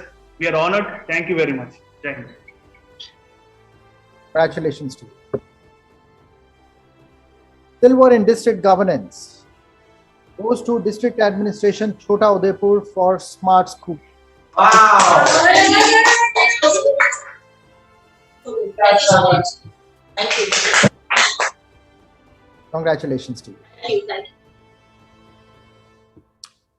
Yet another one in District Administration Silver, District Administration Chota Udaipur for Smart Integrated Health and Wellness Center.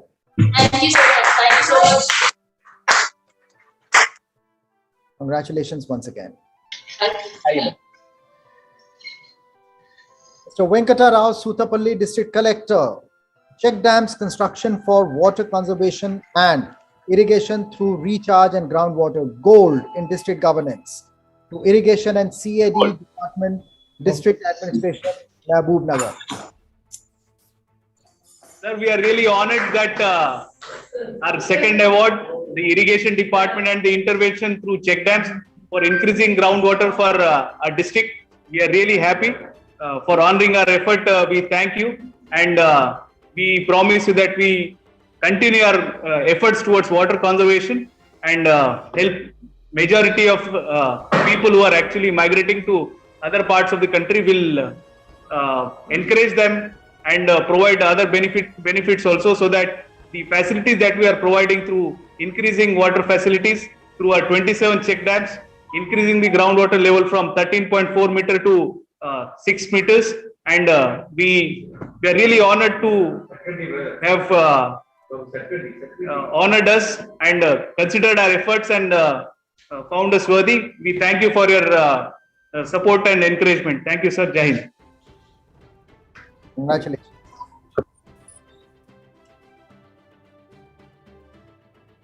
In education, silver goes to Project Udyam Cogent, Mr. M. Nagarajan, Commissioner from Commissionerate of Higher Education, Government of Gujarat. Thank you, sir, for selecting us. This is a very great honor to have an award, Silver Award for Education, and this is a very good step towards digital governance. Thank you again. Congratulations. Gold in environment goes to Gujarat Pollution Control Board for emissions training scheme for particulate matter. Mr. Tejas Chhaganlal Patel, Nodal Officer. Everybody, as you know, we are aware that across the world, emission trading has been found to be successful, but has been never tried in India. We tried it at Surat and made it a success. We are boasting about ETS, Surat, as it is as the first ETS in the country and more importantly first in the world for particulate pollution. Let me tell you that the ETS has a huge potential for scalability. With the success of the ETS project in Surat, GPCB has scaled up the project to the Ahmedabad cluster where there are around 200 participating industries. Moreover, we look forward to work with the UMEF and CPCB to make ETS a pan-India project in the near future. On behalf of the GPCB, let me extend my immense gratitude to be recognized for our efforts on controlling air pollution in Gujarat through our innovative market-based program, the emission trading scheme. Thank you. Thank you very much. In finance and revenue, silver goes to Project Me Bhumi.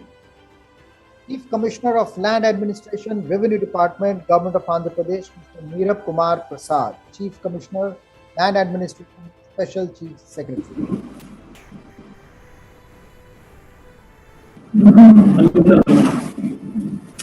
Good evening, everyone. My name is Rachna. I'm Project Director for Computerization of Revenue Offices in the Office of CCLA. I'm very honored to be receiving this award on behalf of the Office of CCLA, Revenue Department, Government of Andhra Pradesh. And we sincerely thank all the distinguished jury members and the entire SKOCH team for having selected us for this prestigious project. Thank you very much. Congratulations. Thank you. Gold in governance goes to Haryana Right to Service Commission for Auto Appeal System, Mr. Trilok Chand Gupta, Chief Commissioner.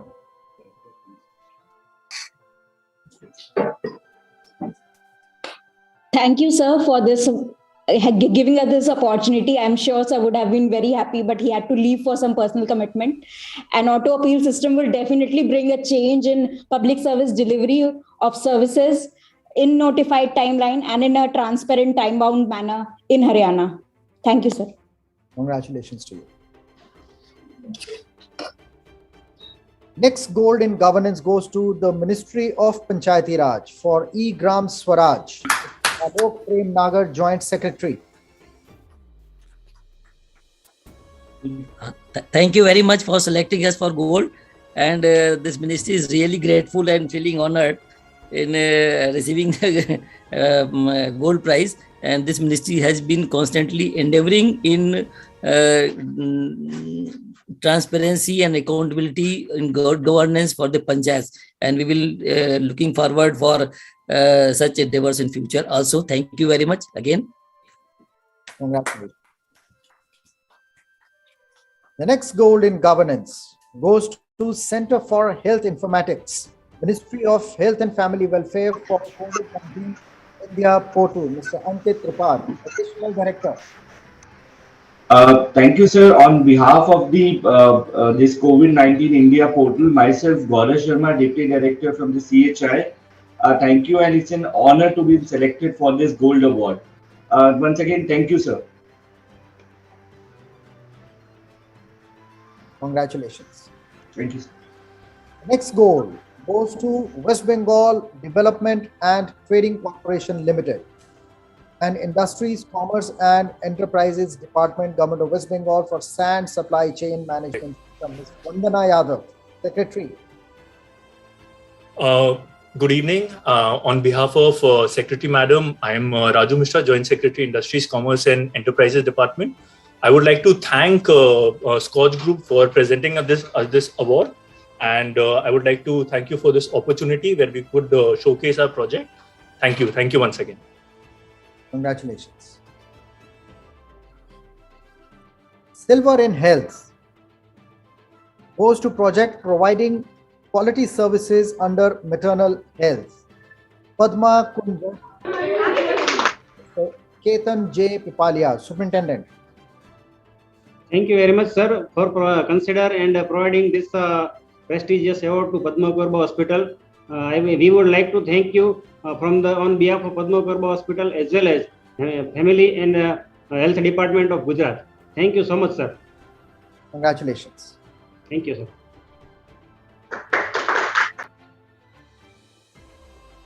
Silver in municipal governance goes to Irandol Municipal Council for Sustainable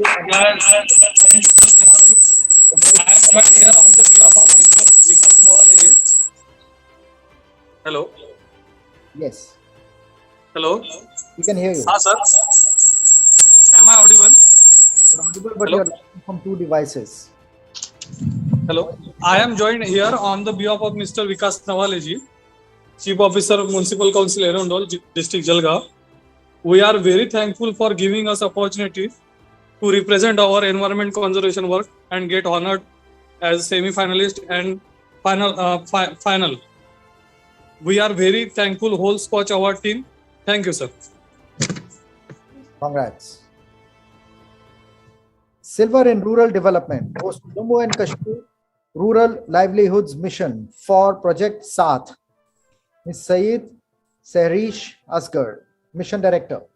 Thank you so much, sir. I would like to thank the whole team of SKOCH and all the jurors who have selected us. I accept this award on behalf of more than 5 lakh rural women of J&K who are associated with us and for whom this project was launched. Saath program has been a torchbearer for a change in the rural livelihoods of women. It has helped in the economic development of the rural women because it has given them a new direction. They were already making certain things, they were doing certain livelihood activities, but with this Saath initiative, they have actually become, they are on the path of becoming a higher order enterprise, and more than 5 lakh rural women who are associated with us, they have now this hope that they can also become big entrepreneurs and big names and big brands. I basically want to thank my team also who have been there all the way, and they have helped these rural women come on board, come on online platforms, do the trainings and become what they are today. So thank you to my team members also, all the team of JKRLM. On behalf of Jammu Kashmir's more than 50 lakh rural women, I thank SKOCH team for recognizing our efforts and encouraging us. Thank you so much, sir. Thank you all the jurors.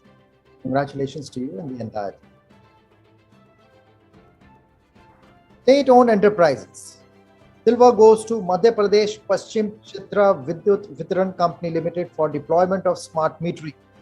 Along with AMI system in West Discom Indore, Mr. Amit Tomar, Managing Director. Thank you sir. मैं DS Chauhan हमारे MD साहब के behalf पे बता रहा हूँ. बहुत बहुत धन्यवाद. हमने पारदर्शिता बहुत अच्छे से कंज्यूमर के साथ किया. वो बहुत अच्छी सेवा के लिए जो हमें ये अवार्ड दिया है वो हमें प्रेरणा देता रहेगा. बहुत बहुत धन्यवाद सर. बहुत बहुत धन्यवाद. आपको बहुत बहुत मुबारक. Thank you, sir. Thank you. Next silver in state-owned enterprise goes to West Bengal State Electricity for Sustainability, Mr. Sabyasachi Roy, Director Operations.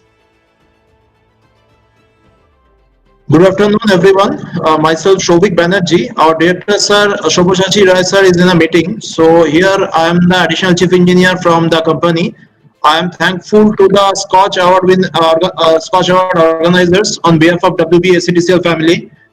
Our success is a result of team game under guidance of our authorities. Every member deserves the credit. As a company, we believe life is a process of ongoing improvement, and we will continue our endeavor for future success and to lead the power industry. Thank you. Congratulations to you. The next silver goes to Arunachal Pradesh State Council for Science and Technology for geothermal heating and cooling system integrated with solar power at CHC Himen. CD Mongyar, Director and Member Secretary.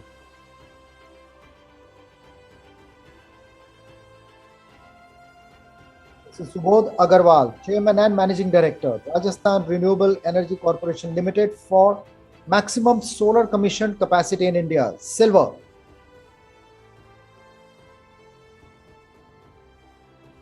Thank you very much, SKOCH Group, and definitely all these achievements which we have gained, that is due to guidance of Honorable Chief Minister, Shri Ashok Gehlot, and our ACS Energy, Dr. Subodh Agrawal, and our RREC team.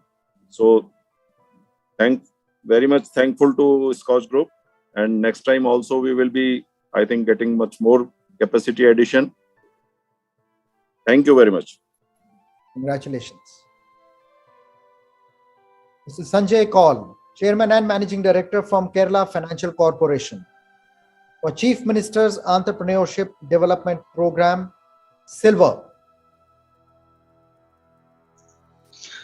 Thank you very much, sir. Thank you very much, sir. So myself, Prakash, representing CMD KFC, we are really honored to receive the award, sir. So we are receiving the award for our flagship program, Chief Minister's Entrepreneur Program, wherein we are identifying uneducated youth and train them, mentor them to start ventures. We have started 2,000 ventures across the Kerala now in 1 year time, and we are targeting 10,000 more units in next 5 years. So very flagship program wherein we are giving 2 crores loan without interest, and we are mentoring them, holding them, because Kerala, we know that it is not an entrepreneurship. We aim to build entrepreneurship in Kerala. That is a target. Thank you very much, SKOCH team. We are really honored. Thank you for encouraging us. Thank you, sir. Congratulations to you and the entire team. Northern Power Distribution Company of Telangana Limited for distributed solar generation, Silver. Mr. Sir, what Chairman sir.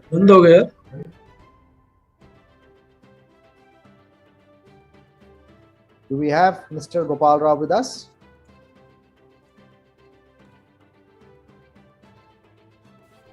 Madhya Pradesh State Minor Forest Produce C&D Cooperative Federation Limited, Silver, for development of public awareness about for health security, Mr. Pushkar Singh, Managing Director. Thank you very much, the whole SKOCH team, and we will try to do it better next time. Thank you very much. The next silver goes to Minor Forest Produce Processing and Research Center, India Herbals, for Vocal for Local. Dr. Dilip Kumar, Chief Executive Officer.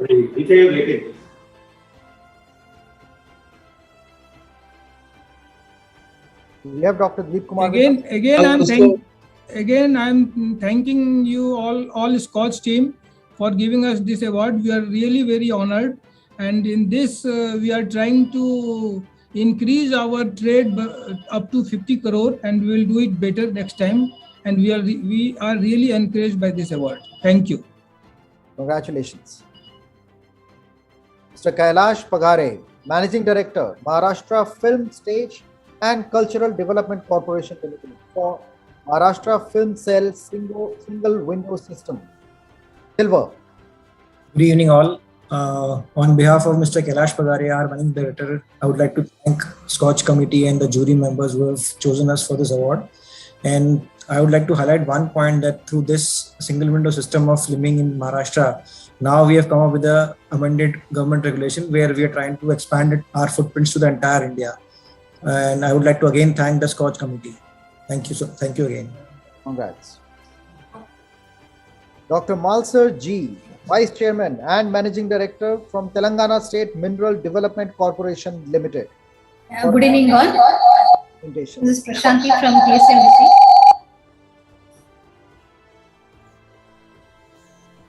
I would like to, on behalf of our VCMD, I would like to thank SKOCH for the Silver Award, for which under the able, we can proudly say that under the able guidance of Honorable Chief Minister Sri KCR Garu and our Chief Secretary Somesh Kumar sir and our dynamic VCMD sir, we proudly say that all the TSMDC related activities at all levels are happening through ERP and EBS. Thank you so much for the award. Congratulations. Mr. Vikash Kumar, Managing Director, Mysore Sales International Limited, for Chit Funds, Silver. I am very thankful to the SKOCH Award jury team for this particular recognition. This definitely is a scheme which helps the middle class, particularly the lower middle class, in fulfilling their dreams. I'm sure most of us are aware what happened in the late 80s and 90s and even in the early 2000s. Many blade companies, they came and went off, taking away, siphoning off, crores and crores of money from the poorest of the poor. With government coming into this particular scheme, now we have ensured here that the money is doubly safe, because that we put in the escrow, not even us, we can have access to it once it is put in the scheme. So I'm extremely thankful, and I'm sure this whole award, the whole team of MSIL, including all our customers who are participants of the same, will be sharing with them. Thank you very much. Congratulations to you. Silver for Maharashtra State Road Transport Corporation for Vehicle Tracking and Passenger Information System, Mr. Suhas Jadhav, General Manager. Thank you, SKOCH Group and the jurist. This has been a collective effort of all my staff and who have worked to bring this project to deploy it across Maharashtra. Thank you once again, SKOCH. Congrats. Gold goes to Rajasthan State Industrial Development and Investment Corporation Limited for Industrial Development. Managing Director. It's a pleasure and honor. I thank you, SKOCH team, on behalf of the team from RICO, and thank you very much for this encouragement. Thanks a lot. Congratulations. Next award goes to Mahila Arthik Vikas Mahamandal for Tejaswini Maharashtra Rural Women's Empowerment Program. Shraddha Sharma, Managing Director. Yeah. Thank you very much. Thank you so much. And on behalf of the whole MAVIM team and all our 1.7 million women, I really thank the team of SKOCH for selecting us for gold. This is really very, very important for us. And really thankful for this. Yes. Thank you so much. Congratulations to you and the entire team. Gold in Transport goes to Transport Department, Government of Assam for contactless online services providing COVID support and skill training on driving for youth. Mr. Adil Khan, Commissioner. Thank you very much. We are really encouraged to receive this award, and we'll try our best to do our best in every aspect in future. Thank you. Congrats. And ladies and gentlemen, our platinum in health goes to Ministry of Health and Family Welfare for National COVID-19 Vaccination Program. And I invite Mr.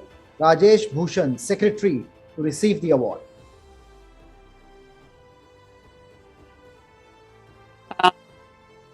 Good evening. This is Dr. Veena. I'm and on behalf of the SKOCH for giving this award to the Ministry of Health. This program has been under the guidance of Honorable Prime Minister, and it has been seamlessly planned and meticulously rolled out by the Ministry of Health and Family Welfare. It has been implemented by the states and the districts who did the actual micro planning and implemented it. And of course, the citizen of India who came forward and got themselves vaccinated. It's a great honor that we are getting this award and rightfully getting it. And we thank the SKOCH team for honoring us. Thanks a lot.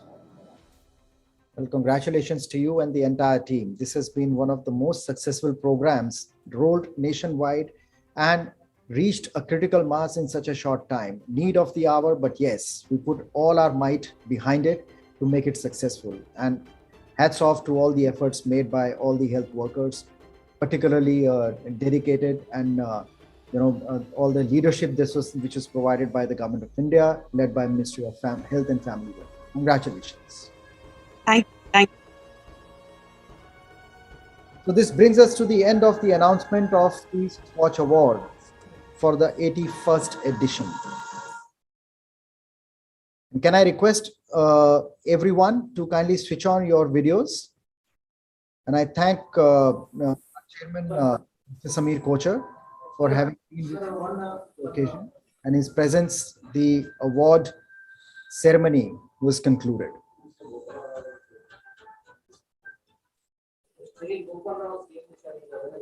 Can you please announce that NPDC award?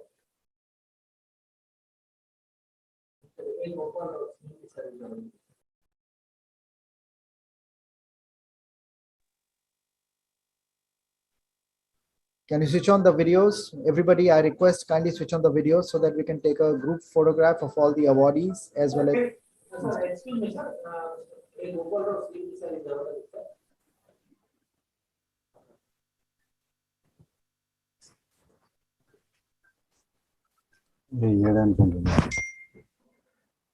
Sir, excuse me, sir. The camera. Sir, Mr. A. Gopal Rao, CMD, NPTCL is available. Can you announce that NPTCL award, sir?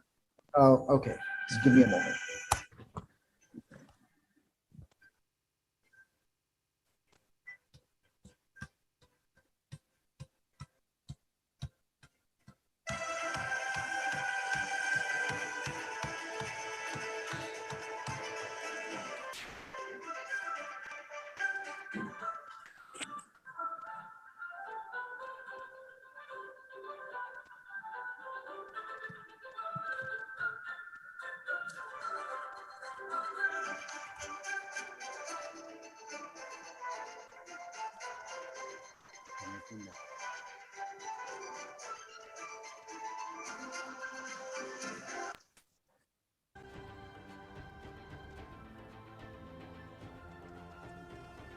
Silver for Northern Power Distribution Company of Telangana Limited for distributed solar generation, Mr. A. Gopal Rao, Chairman and Managing Director. Silver. Thank you very much for awarding the SKOCH Award for the works we have done. Thank you once again for your award. Mr. Rao, congratulations. Thank you very much for joining us. ఇది ఒకటే కదా ఇచ్చింది. So can we have all the videos on and kindly look into the camera so that we can capture this last moment from the 81st announcement of SKOCH Awards and the SKOCH Summit. Here we go.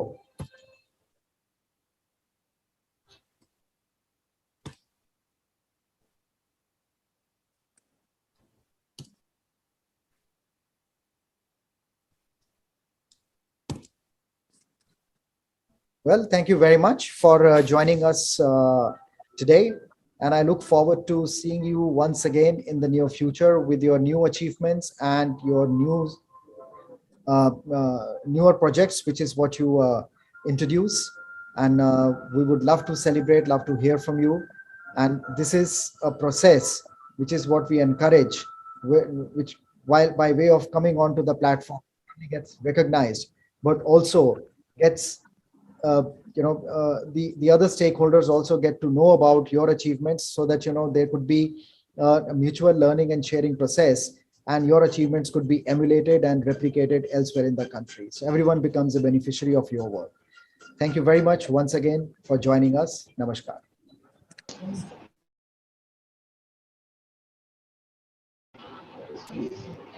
Thank you.